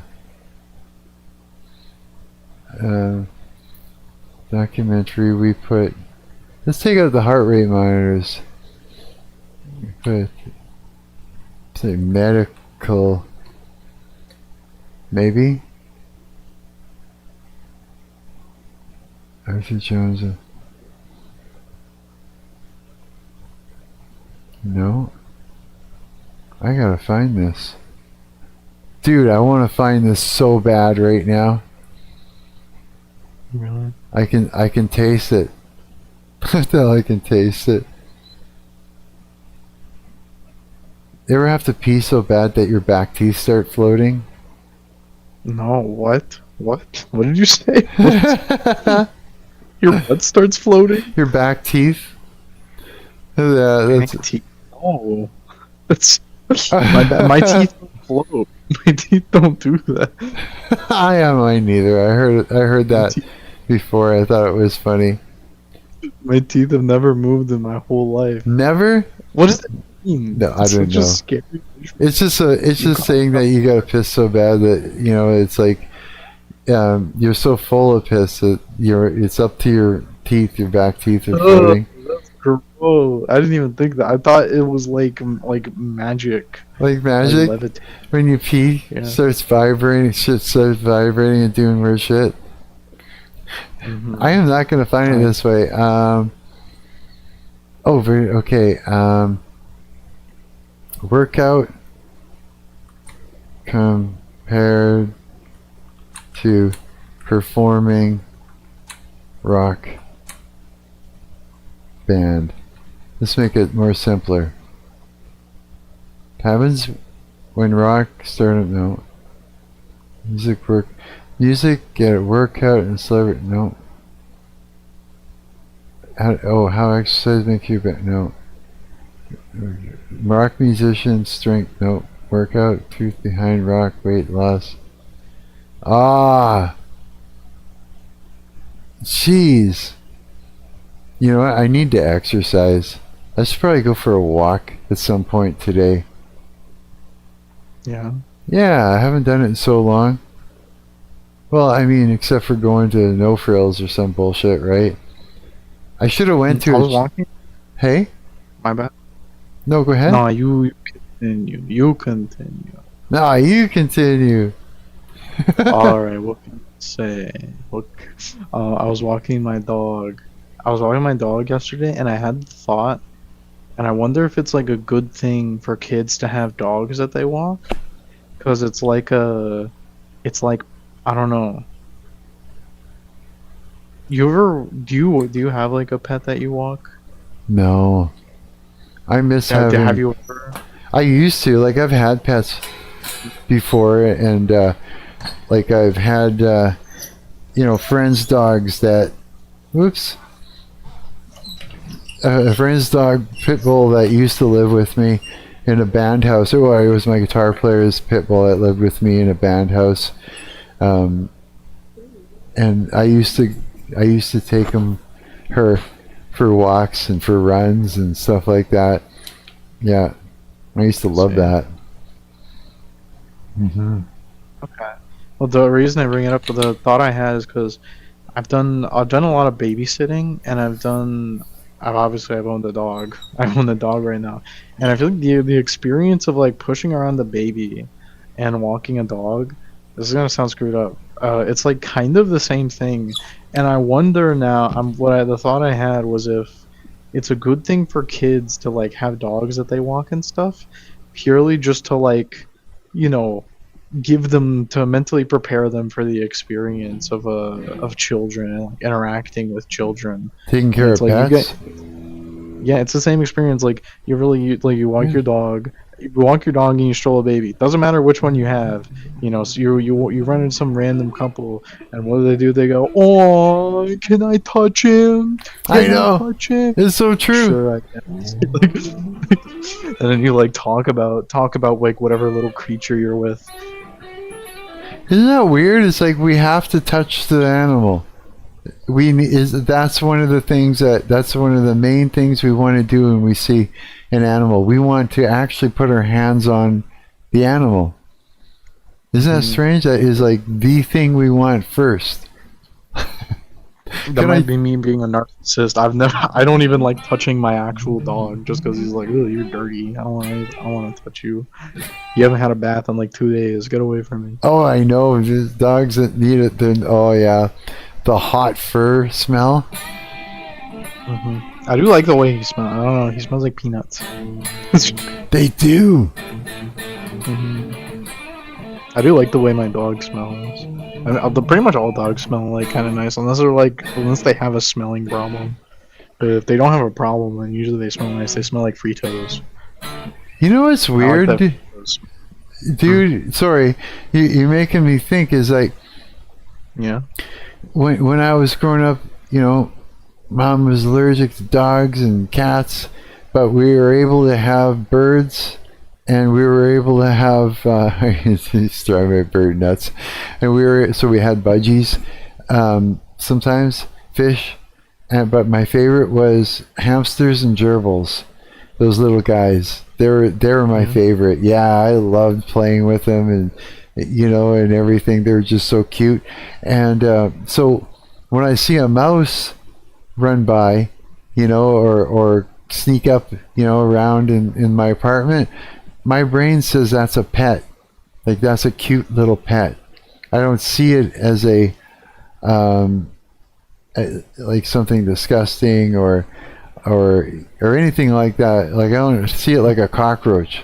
I see it as, oh look, it's a something like a gerbil or something like that, and immediately I want to like make it my friend, but I don't, because I know you don't want it to be coming and you give it food and all that, and you don't want to exacerbate the situation, so I don't bother. But it's like if there was only one in the house and it was one of them, I would take it and I would clean it the fuck up first, get it some shots, and make it my friend. Yeah, I think so. I think, have you ever had a pet rat? No, that's disgusting. That's illegal. That should be illegal. A pet rat. Oh no, like an actual, like go to the pet store and get one that's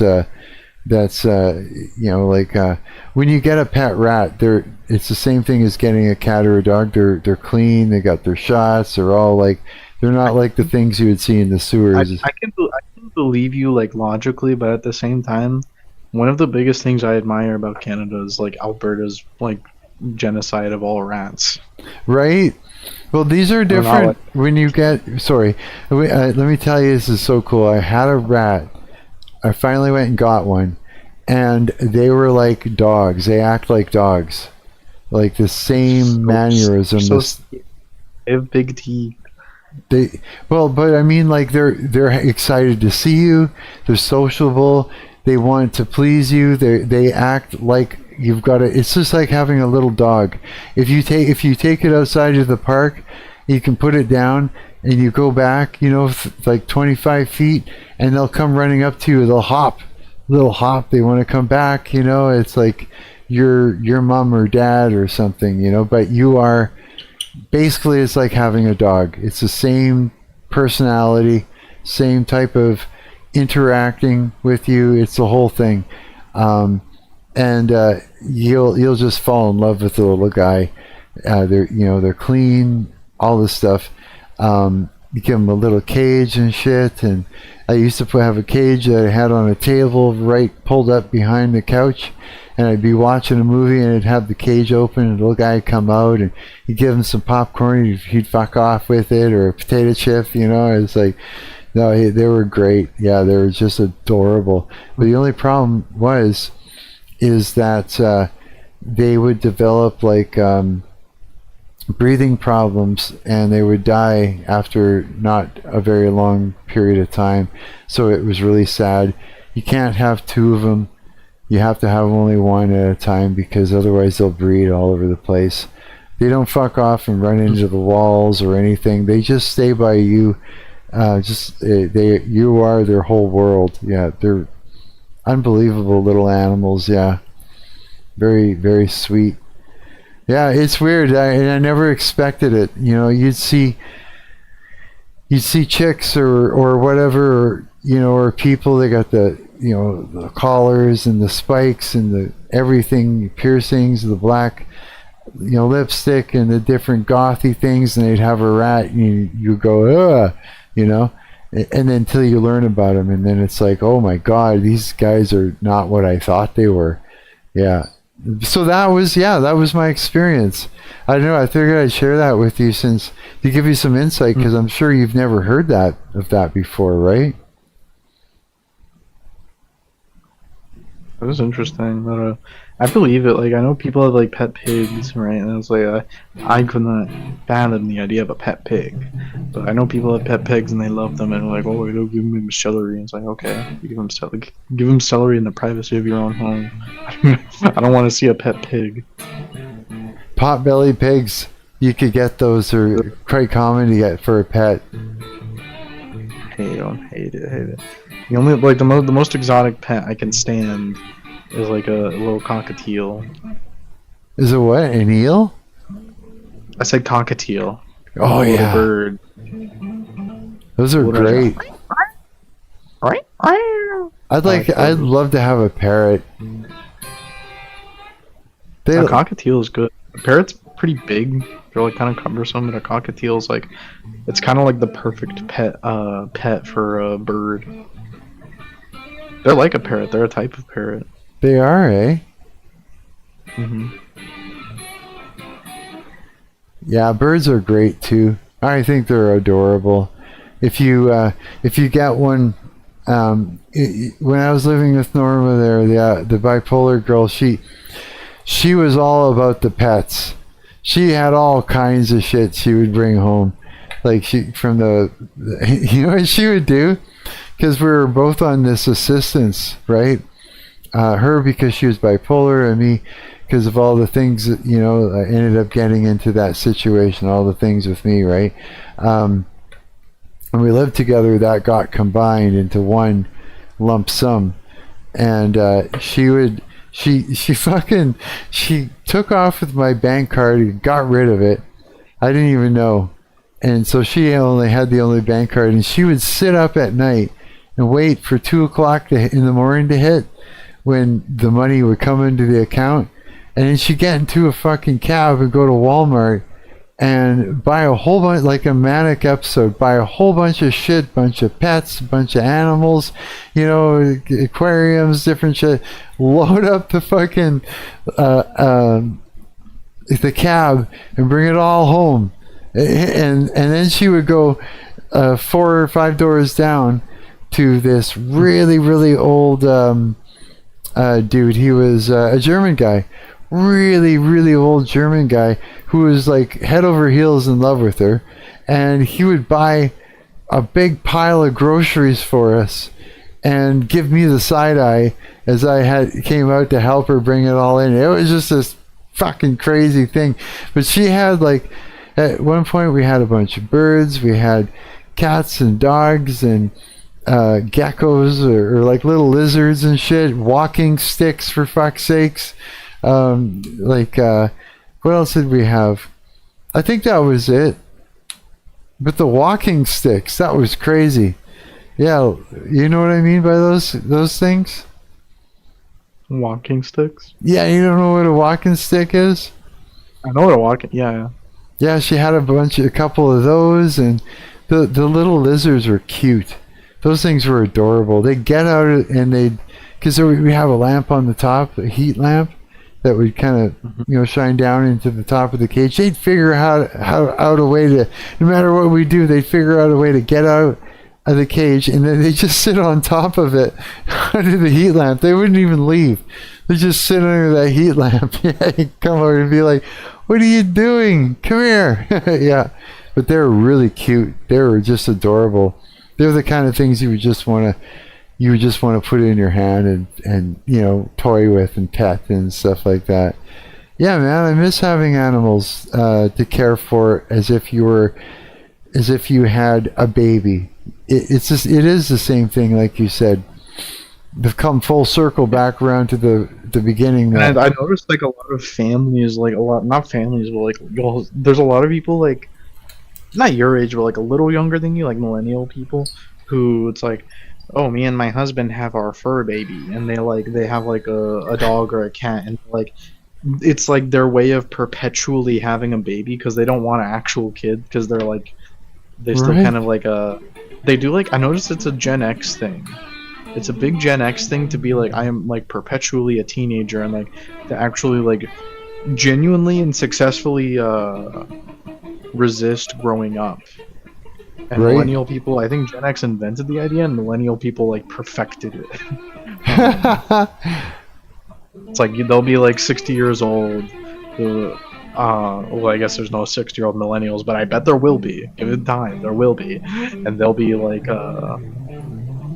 they'll still be doing all the stuff that they're doing today. They'll be going to like Disneyland, and they'll be like playing D&D at each other's house, and like, come 2096, there will be no grandmas teaching their kids how to knit because millennials.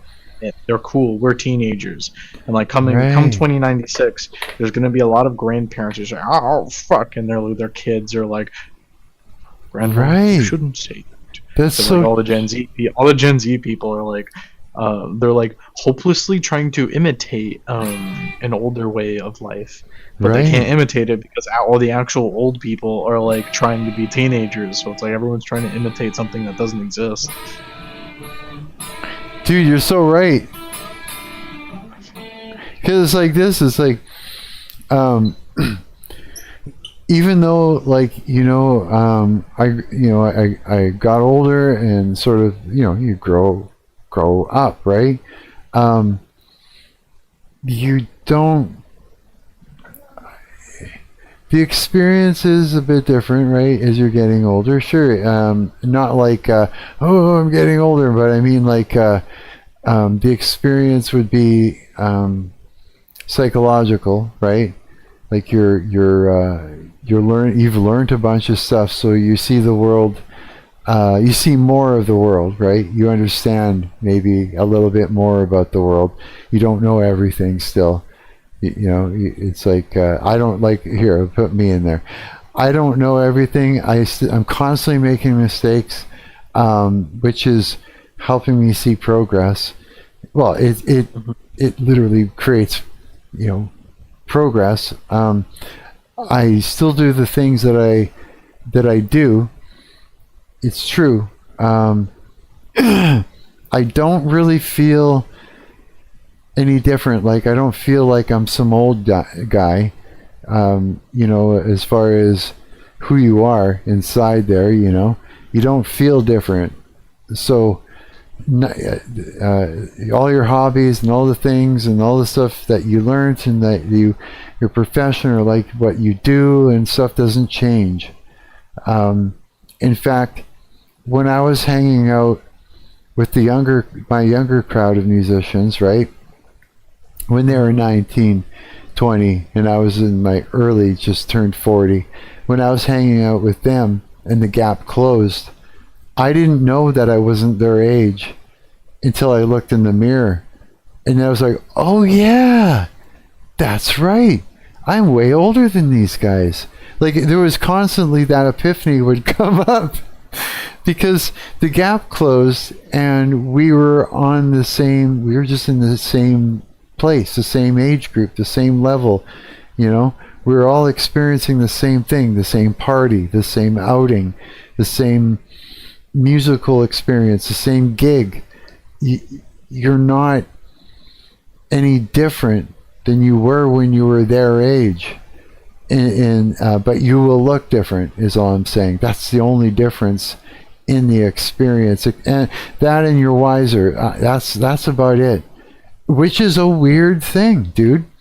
It's just a weird thing, because when you look at people that are much older than you, you imagine that they are on the inside exactly what they are on the outside, and so that they have to internally conform to what they look like to you. Mm-hmm. Yeah, so that's a I don't know if that I've explained that okay or not. I know what you mean. It's like I don't think it's entirely unnatural that you have this like entire like these two generations of people who are like very resistant to like change. Mm-hmm. And it's in a weird way, because in the eyes of these people, I would say like people who are like, what, it would be like age like 30. I would say between the ages of 30 and maybe your age, who are the idea is, oh, I'm rebelling by not becoming like an old person. That's not how I look at it. But yeah. Wait, no, though. Maybe really a little bit. Like, I am staying the same. Keep going. Maybe a little bit. Yeah. I never thought of that. There's going to be a little bit of that, like I am rebelling about. It's kind of like a conservative thing. It's a conservative thing where it's like, no, I'm not gonna change with time. I want things to stay the same forever. Yeah. And there are positive aspects to it. Like it is positive for, like these old people to have a relationship with young people and to like understand them better. But like there is also the negative aspect of like, there's these millennial couples who are like, they're both like in their 30s, maybe they're in their 40s, and they just like, they do not even want kids. Like they don't want kids, but they chase after the experience of having kids through getting a pet. And in my opinion, that's like a negative consequence of this, is that these people are like trying, it's like escapism, right? And that's and it is one aspect in which these people are not allowing themselves to fully mature. Right. That's right, And also too, it's like you got to think about what does it mean to be 50, 80, 100, all those things. And so as we're growing up, we're looking at our grandparents or our parents and seeing what they do, right? And so whatever it is that they do, we think that that's what conforming is, and that as soon as you get to that age, you do those things. But it's actually a personal thing. It's like they're doing that because it's something they're liking to do. You know what I mean? Like it's just the way it is. So whatever it is that you like to do, you're going to do. And it may be a thing that that younger people do too. I don't know how to explain it any other way. Is that young people do what you the think? Opposite thing what you think you have to conform to is sort of it's a delusion, is what I'm saying. So when you see a grandmother that's knitting and drinking her tea and having little, what you would see a grandmother doing, right? That's actually just something that they did in their day when they were younger. It's like habits that they've developed even when they were younger. And so and since society and everything else has changed, it's like, so have we as people. So there's other things that people do nowadays that they didn't do back then, and you sort of continue the same thing. So if we see a grandmother that's doing all the little things and knitting and all this stuff, that we think that we're having to conform to doing that old school stuff, but it's a delusion. You see what I'm saying? I think it's going to be interesting to see, just because I don't know, I can't think of any like immediate examples, but it's going to be like one of the first generational divides where like the old people are like kind of like liberal, and like even like you wouldn't consider yourself a liberal, but it's like you don't like the stuff you say about racism. Like my feelings about racism are not like the ones where I'm just like, yeah, I'm racist. Like that is not even particularly unheard of or unpopular. Yeah. In these days, and you're gonna have like a divide of like these where the old people are like the libtards, I guess, and like the young people are like, oh no, grandma, like racism is chill. Oh Grandma, yeah. Please stop calling him an African American. That's a nigga. Yeah, like I remember my grandmother. She's like from England, and back in her day there was segregation. I imagine because she was scared of black people, and she called them the N-word. At one time, she goes, "Oh no, there's a," because she's seen a black guy walk by, and she's like said to us, like I think we were even pushing her around in a wheelchair at some point. There was a bunch of us around, and she was warning us that there was a black guy walking by, and even said it with the N-word. And she was like, "Oh no, look, there's that," like with that same kind of a like shaking tone, as if like something horrible happened to her, and that they should have been scared. That everybody should be scared because of what you experienced. And she used the N-word, and we all turned to her and said, "What are you doing? You can't say that." And she was like, "What? What do you mean?" Yeah, it was like a pretty confusing moment when Grandma decided she was going to use the N-word, yeah. Yeah, and now it's the young people are like, and I think it's interesting that the young people are like kind of deprived, like the young people now would love to be baby boomers in that like the generation of when baby boomers were a thing, because it's like, okay, fine, yes, my grandpa's racist, you know what I mean? But they don't have that, so they're kind of like, they don't have an actual reference. The only like reference they have for like the kind of like traditional thing that they're chasing is like what they read and what they see.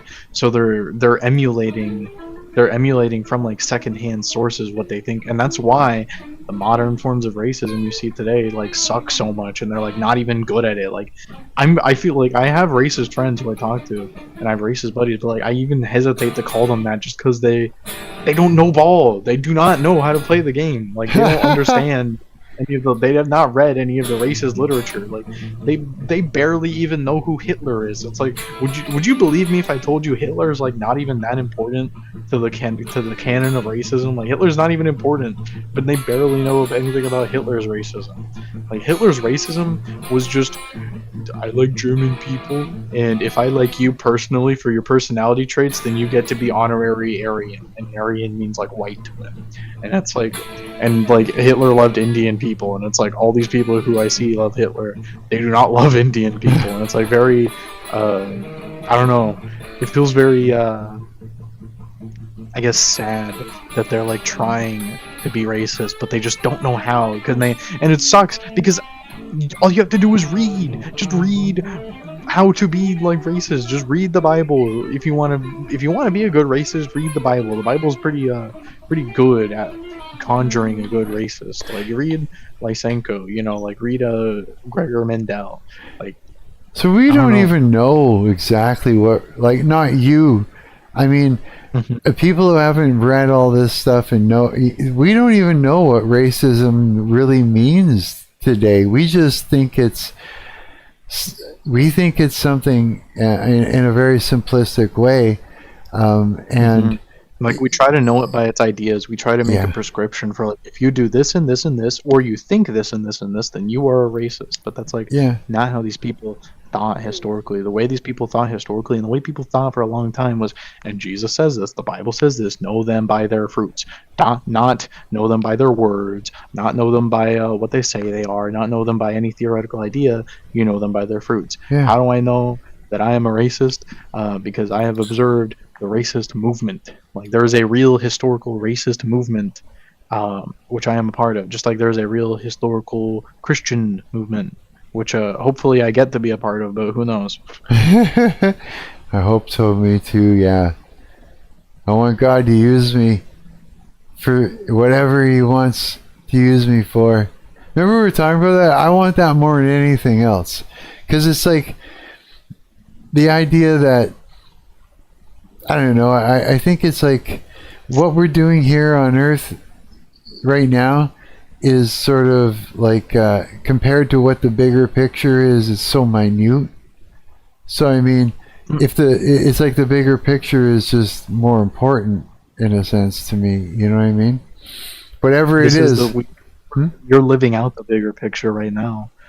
Maybe, yeah. Maybe this the new heaven and the new earth are in this realm, right? It's not like you die and you get teleported to a cloud realm. No, we're doing new heavens and new earth right now as we speak. New heavens and new earth is being constructed. Serious? Well, right on. This was the radical reformation. This is why Amish people like cut themselves off from society, is because they took this idea very, very extremely. They took the idea like the Amish literally are trying to make heaven on earth. And because they kind of fell for like the Jesuit thing of I believe it's amillennialism. I don't remember, but they think that there's going to be a 1,000-year reign that's good, and then Christ is going to come. So they think, okay, we need to make a 1,000-year reign that's good first. That's what like Mennonites and Amish people think. But also, like, even if you're not that, which I'm not, I believe the book of Revelation is continuous. I believe the book of Revelation is happening everywhere around us at all times. That makes sense. Dude, that's wild.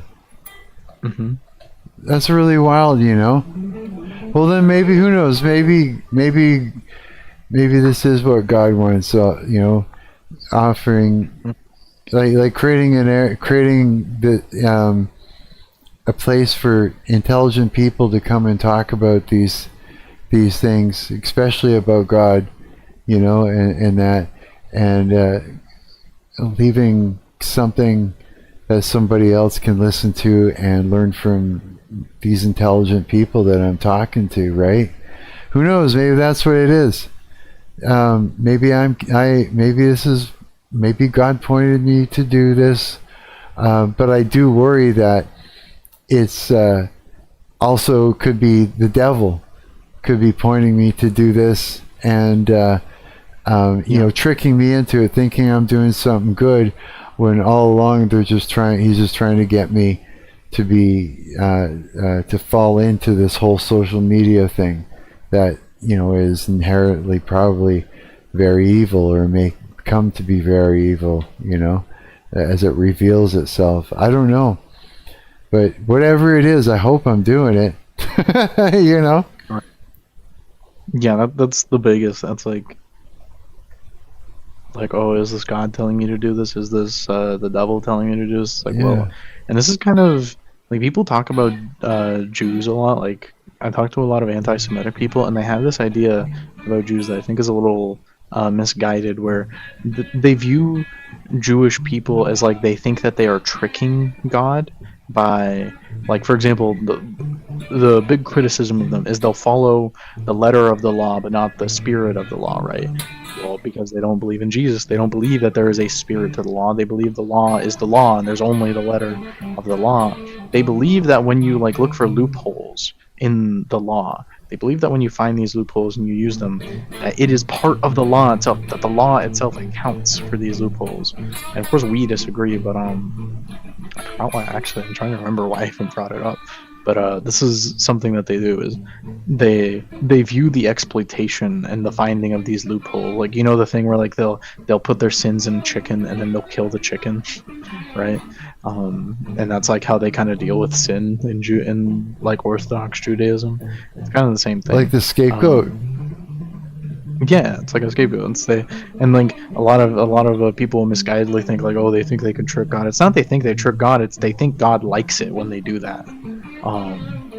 Right. But of course, me and you, we have special revelation, and it is our duty to tell these people that God does not like that. Yeah, yeah. There is a spirit to the law. The law is alive. The law is not dead. The law. I wonder. The only thing that's dead is our God, who died and then he came back. What happened if they ate the chicken after they did that? I don't know. No, I bet they do sometimes. I feel like it would be kind of a waste. Yeah, no kidding. I wonder, yeah. Or if, like, because they put all their sins into the chicken, they would have to, like, I don't know, kill it, send it off into the world to die, or I don't know what they would do. Make it go away or something.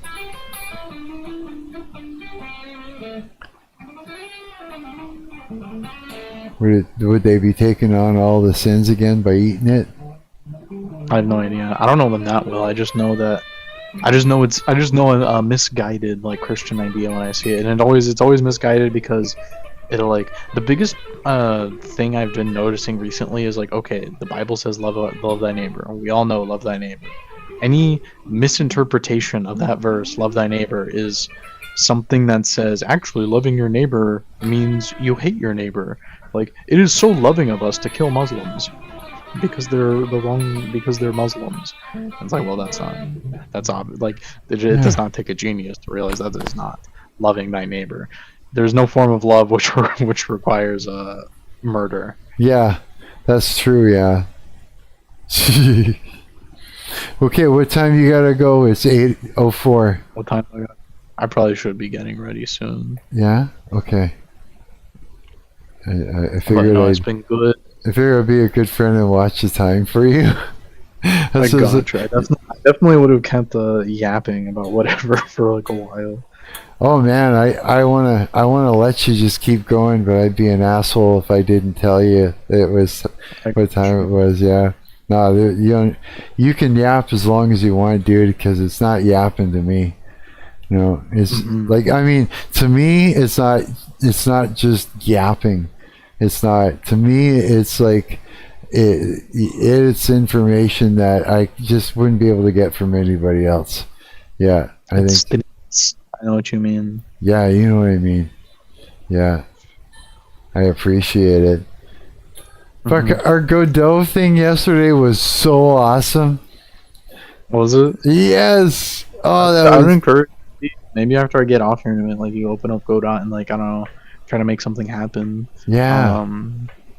Just like I don't know, see if you understand the code. Like maybe you can edit a number or something, make it behave a little differently. See what control you're able to exert over it. Yeah. That sounds like a fun idea to me. Yeah. Something you could do. But I don't know. It has been nice, but I probably should like get ready now. Okay. All of y'all, Post the Roan, Kia, and my buddy Marcus. It's been wonderful. Yeah, we love you, man. We do. You know, you go and you have yourself an awesome day, and I'll probably see you later on after midnight or before midnight. I'll be back on here again. Yeah, so I'll see you again. Hell yeah, bro. Bye. Bye. Oh, that was awesome. I love that. Yeah, this chord rules. This is way cooler than I ever thought it would be. Being able to pull people up on here and have these conversations. Yeah, absolutely. Man, I love playing my guitar too. They've been playing a lot of weird, cool shit while we've been talking and that.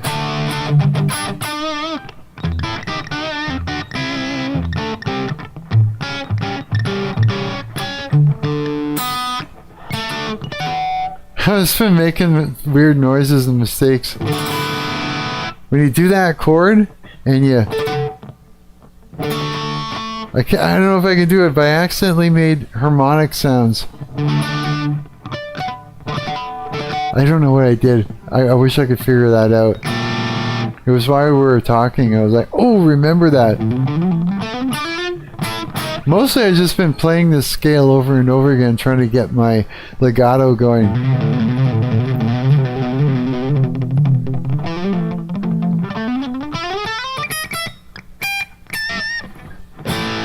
Makes me want to open up the LMS again and make a tune or something.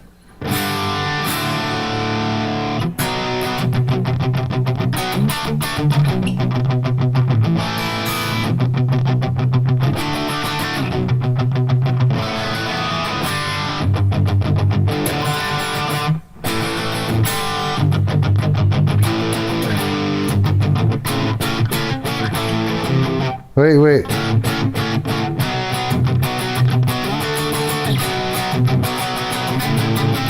Wait, would that work? That chord. Wait.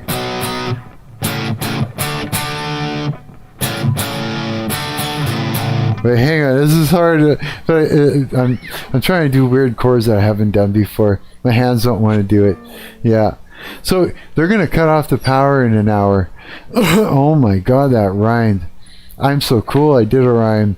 No, they're gonna cut the power off in an hour for a couple hours, and that, which kind of sucks. I got a plan though. What I'm gonna do is I'm gonna go to the store. I'm gonna get some food, right? And then when they cut the power, I think it's from between 9 and 11, so in an hour, I still have on my phone. I'm getting spit over stretching spit. It's just to hold on to my pick. I can't hold on to it otherwise, unless I make like my finger a little bit moist. It goes flying out all over the place. I figure what I do is just like watch stuff on my phone, because I got the whole mobile thing. I thought I was gonna be fucked up and stuck with my thoughts. You know, no power, you can't even turn on your amplifier.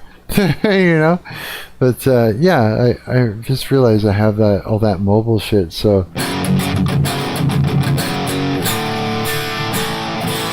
I guess I should charge my phone, make sure it's really charged up good.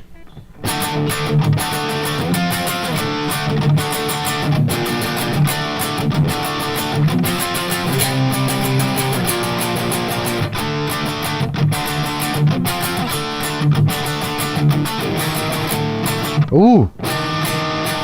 Ooh! I did that by accident.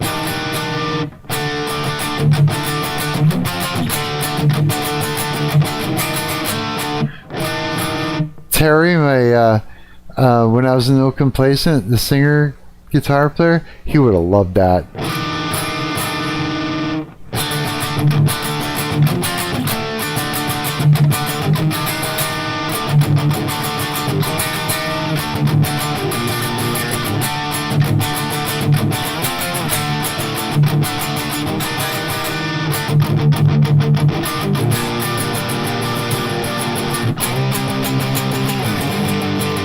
Wait.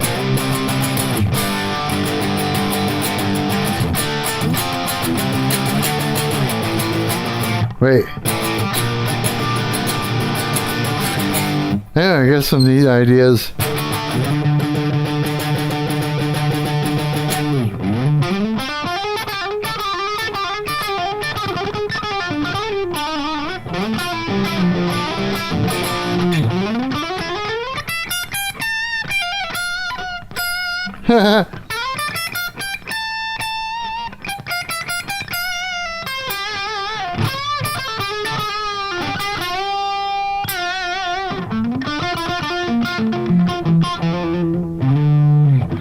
Yeah, this is how I come up with all my ideas. I just sit and noodle around and shit. Yeah. Yeah, I really like this guitar and this amplifier here. It's like, isn't that beautiful? My Marshall. Just, that's my Marshall, man.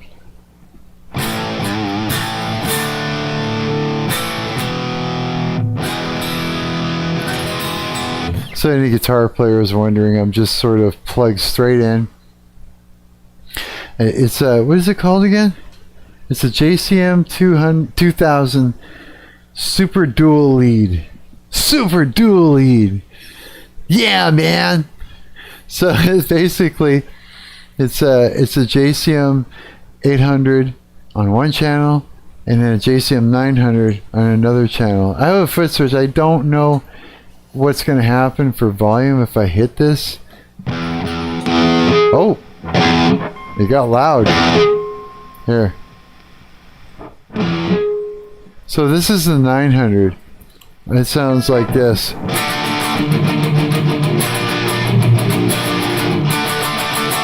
Yeah, and then if you wanted to solo on this, there's so much more distortion. It's like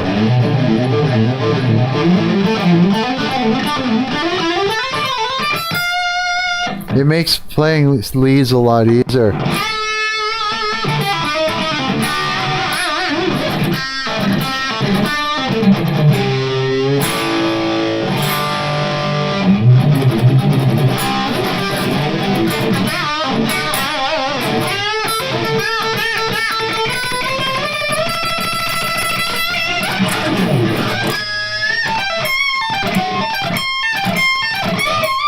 I don't know. You got the idea, though.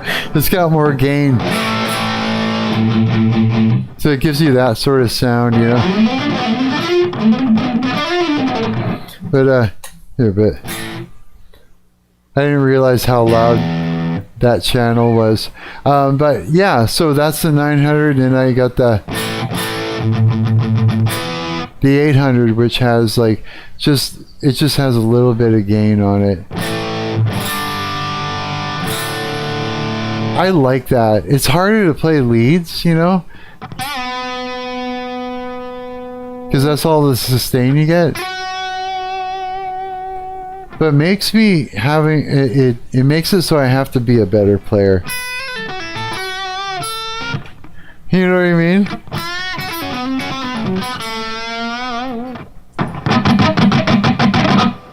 Here, let's bring this back down again. Actually, let me adjust the volume of that.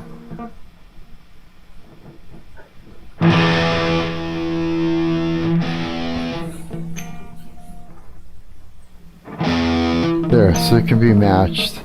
So, there we go. So 800, 900, 800. I just love that. 900. Yeah, so one gives you like a different distortion. More distortion and then less. The cool thing I like about the 800 is it's all the dynamics happen in your fingers, you know?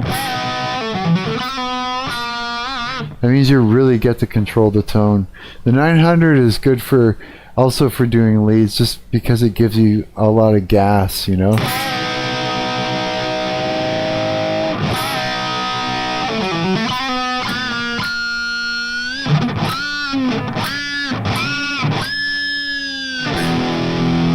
Yeah, I don't know.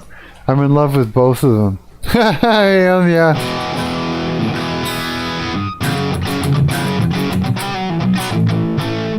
Yeah. It's just too awesome as far as I'm concerned. So yeah, pre-poster, are you still around? I still got a little bit of time before they shut the power off for a while. How about you, Kina? What you doing? Should I be over on Discord? Knowing you guys are probably in the general area. If you are. Doing stuff. Nope, nobody's there. No, that's okay though. Let's see what we got. Kicking around. This is cool, you guys are making your own sections and stuff. I love this. I absolutely do. What is this? Spiders on drugs? What? I'm afraid to look. I'm afraid because of the. I can get rid of the music afterwards if they copyright strike me. Let's find out what this is. Life moves fast. Oh, commercial. Is there a way? Yeah, there is. Let's do this instead. And then. Alright, let's find out spiders on drugs. Who left it there? Let's find out first who left it here. It was Kaz. Kaz put that video up. Okay, let's find out.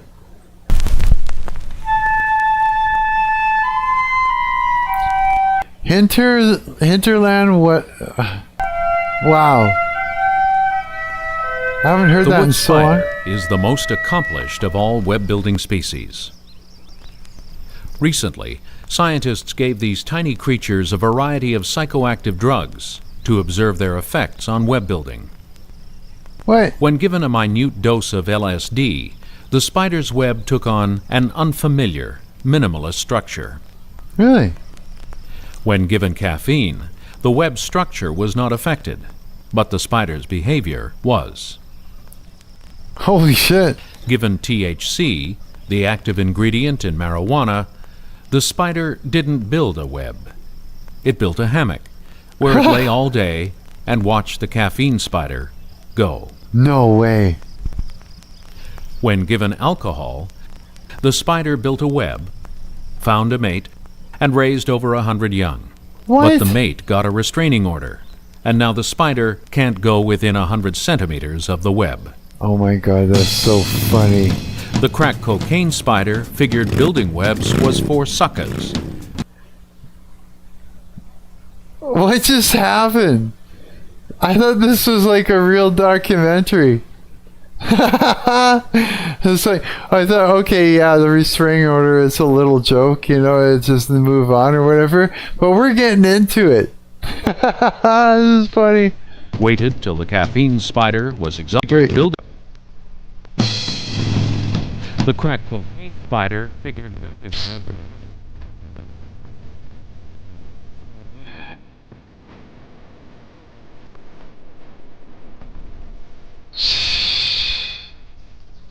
spider. Oh my god. When winter came, the marijuana spider had no place to live. It ended up in the crack web as the crack spider's bitch. For more information on the crack spider's bitch, contact the Canadian Wildlife Service in Ottawa. Oh my god, that's funny. That is hilarious. Kaz, yo, that was a good one, dude. That was a really good one. You nut. It's like they even started with that song or whatever. Yeah, that's fucking great. Look at this crazy ass thumbnail I ended up using. Yeah, this video here, I'll play a little bit of it. It looks like I look like hell because I didn't shower yet. It was before I showered and started live streaming. But when I did, holy cow, you see all that? When I made a Splatterpunk song, I recorded myself doing the whole thing from beginning to end, just simply because Coward was Coward and Preposterone turned me on to this software because I needed a studio, and they use it a lot, and because I've been a professional musician like forever, and I've done lots of recording engineering and that. Coward wanted to see how what I would do in the software that these guys use in order to go ahead and make a song. Like, how would I go about it, and what does that look like, right? So I was like, yeah, okay, this is perfect timing because I got to make Splatterpunk a song for their Twitch live stream, which I should get a link to. I'd like to go and check out that live stream actually. Splatterpunk, hook me up with links. You should be we should be advertising you. Like, I will. Yeah, for sure. Put it into the Discord. Maybe we'll make a section just for it. And you hear that, Kaz? Make a section for, if you don't mind, make a section for Splatterpunk so that we can, if you fridge, so that way we can advertise. But I was like, okay, you know, I'll, Coward wanted me to, sorry, I'm stumbling. Coward wanted me to make a video, so I did. Yeah, it's like over 2 hours long. And it's just basically, it's like, I think that this is too low of an octave, some of this. So if I were to do this differently, I would sort of, look at them all unshowered, everything's let's see here. Let's see if I can do this. I want to grab all of what's it want to do? Yeah, all of this note here. It'll let me do it. I'll just extend it across this. So what I'm doing is I'm creating bass and drums, but it would be like create a bed track.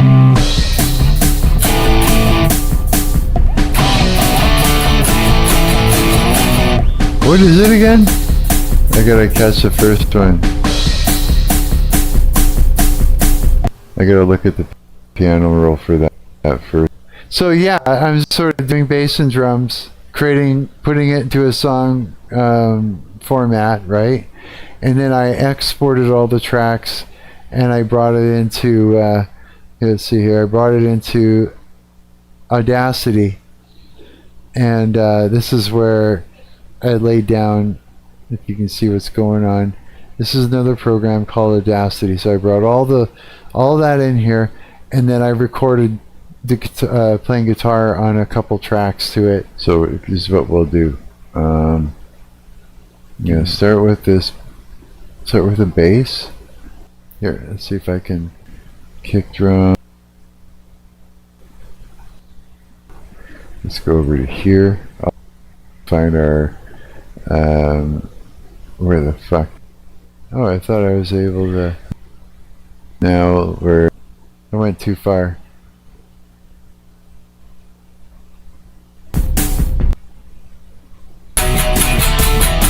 Yeah. So now I'm recording some guitar tracks. Just on those separate tracks. And that makes it so that way you can put together a song. And yeah, it's like a terrible mix, of course, but give you an idea, before I mixed it, you know, everything was, the levels were super high and distorted. It ended up sounding like, okay, so that's basically it. There you ended up sounding like everything's distorted.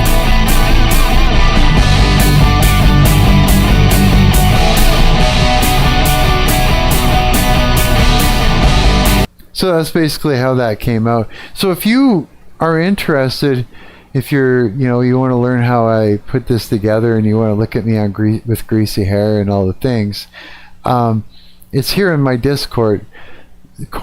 Not court. It's under videos. This is where, yeah, it's under videos where you can post your shit and that too. It's this one right here. It says, "Hey Coward, recording tutorial. I created the rough outline." And I guess for Splatterpunk's thing. Yeah, it's unlisted, eh? I didn't make it a listed video. It's just like there. So yeah, Discord's good for that. Okay, I gotta go off line right away because I just got a text from the landlord. Says, if your fridge remains closed, the temperature won't even change. Your fridge often goes for long periods without running. It would need to be off. Oh, no way. No way.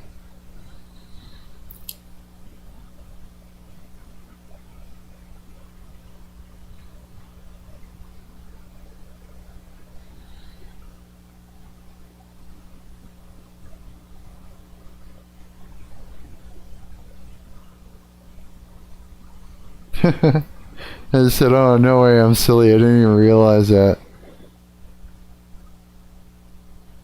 Okay. Thanks. Yeah. Thanks, bro. I literally have nothing to worry about.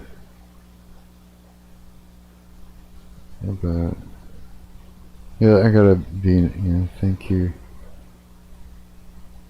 for getting things fixed. I appreciate it. There. Just show a little bit of love to the landlord, because everybody needs some love, whether or not whether or not I got bugs in my house and my kitchen sucks or whatever the hell. I still got to show my landlord a little bit of love, because he's a person. Yeah, he ain't all that bad. He's a musician too, actually. Yeah, he plays around the city and stuff like that. Yeah, which is kind of cool. Yeah, I actually, when I was 19 in my first road band, we rented the school bus off of this guy. Yeah, talk about like fucking knowing somebody for a long time.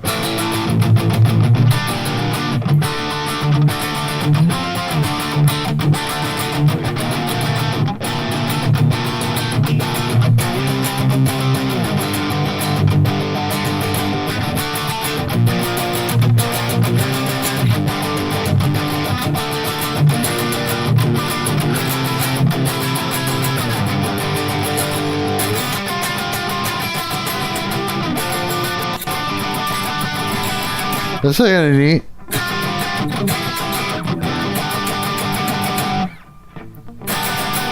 No. You guys are just gonna be here for the birth of some sort of song at some point. Yeah. That's the only way I do it. Just sit around, noodle until something cool happens and try and remember it.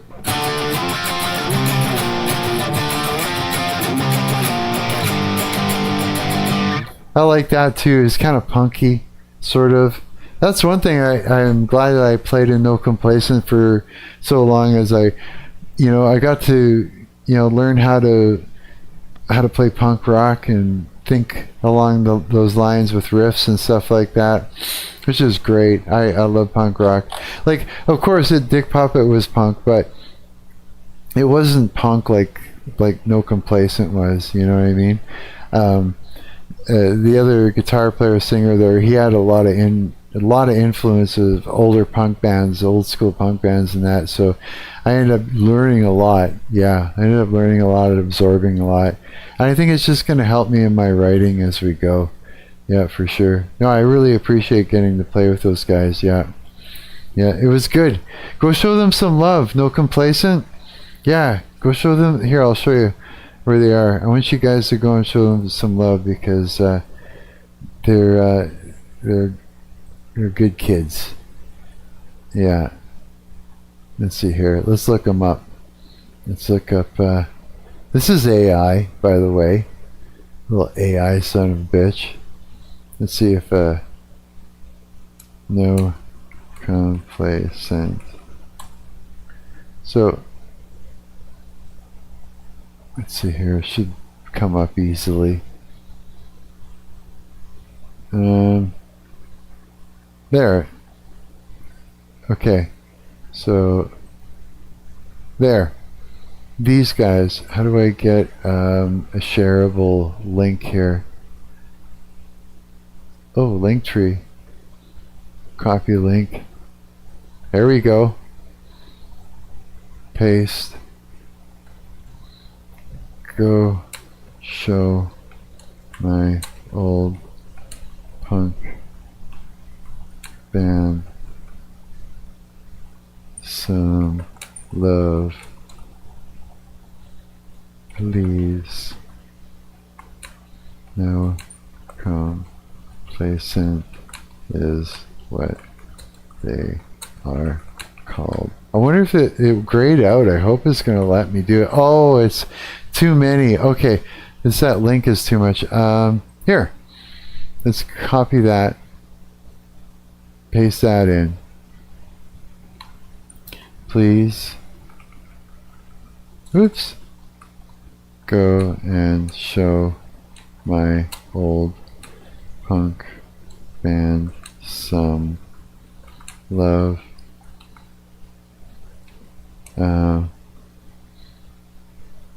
You'll love these guys. No complacent is what they are called. Oops, what they are called. There we go. Does that work? I think that works. If I click it. Oh yeah, it does. Okay, good. There. Yeah, because I want you guys to go and support them. I really do. They need it. Like I said, the singer is too bashful to actually push, advertise like crazy. So yeah, he's just like kind of hoping that it's gonna take off, on its own, and that's about it. So yeah, go show these guys some love. And I'm going to take off because it's 8:33 a.m. and in half an hour they're going to shut off the power. Yeah. But if maybe, depending on, how things go, I should sleep and then stream again. But I kind of want to just come back, eat, and then when the power comes back on, just start streaming again. I don't know. I kind of feel like it. If I do and I'm not all tired and all this shit like that, then I'll do that. Absolutely. For sure. I'll come back and stream some more. Yeah, why not? So you got anybody kicking around that I can say goodbye to? Or are you guys all taking off? Out, up and about and running around and all the things. Either way, that was awesome. That was like super lots of fun and everything. And I can't wait to come back on here again and talk to everybody. Yeah, it's been great. So yeah, I'll see you later, Kina, Preposterone, and Coward, and I'm hoping to see 88 Bands and Kaz. And so on and so on. I'm trying to remember everybody right now. I'm just like, I'm getting mixed up because some of their names are different in the chat than they are in Discord and that. So there's new Discord users and stuff too. I'm just really excited to have all these friends and that. This is a really nice sort of club we got going on. Yeah, I love it. Yeah. So, and anybody that's come in and watching the VOD or just doesn't know what's up, hi, I'm Mark. I'm your parasocial friend on the internet, and I want you to come and be our friend and hang out with us. We're like super welcoming, and and all the things. So it'll be good. Yeah, I'm pretty sure you'll like it. Yeah, you'll love my friends. They're great. Yeah, absolutely. I love them. They're awesome. Yeah, man. Okay, so I'm gonna take off. All right, peace and love ya, and I'll see you later. Bye.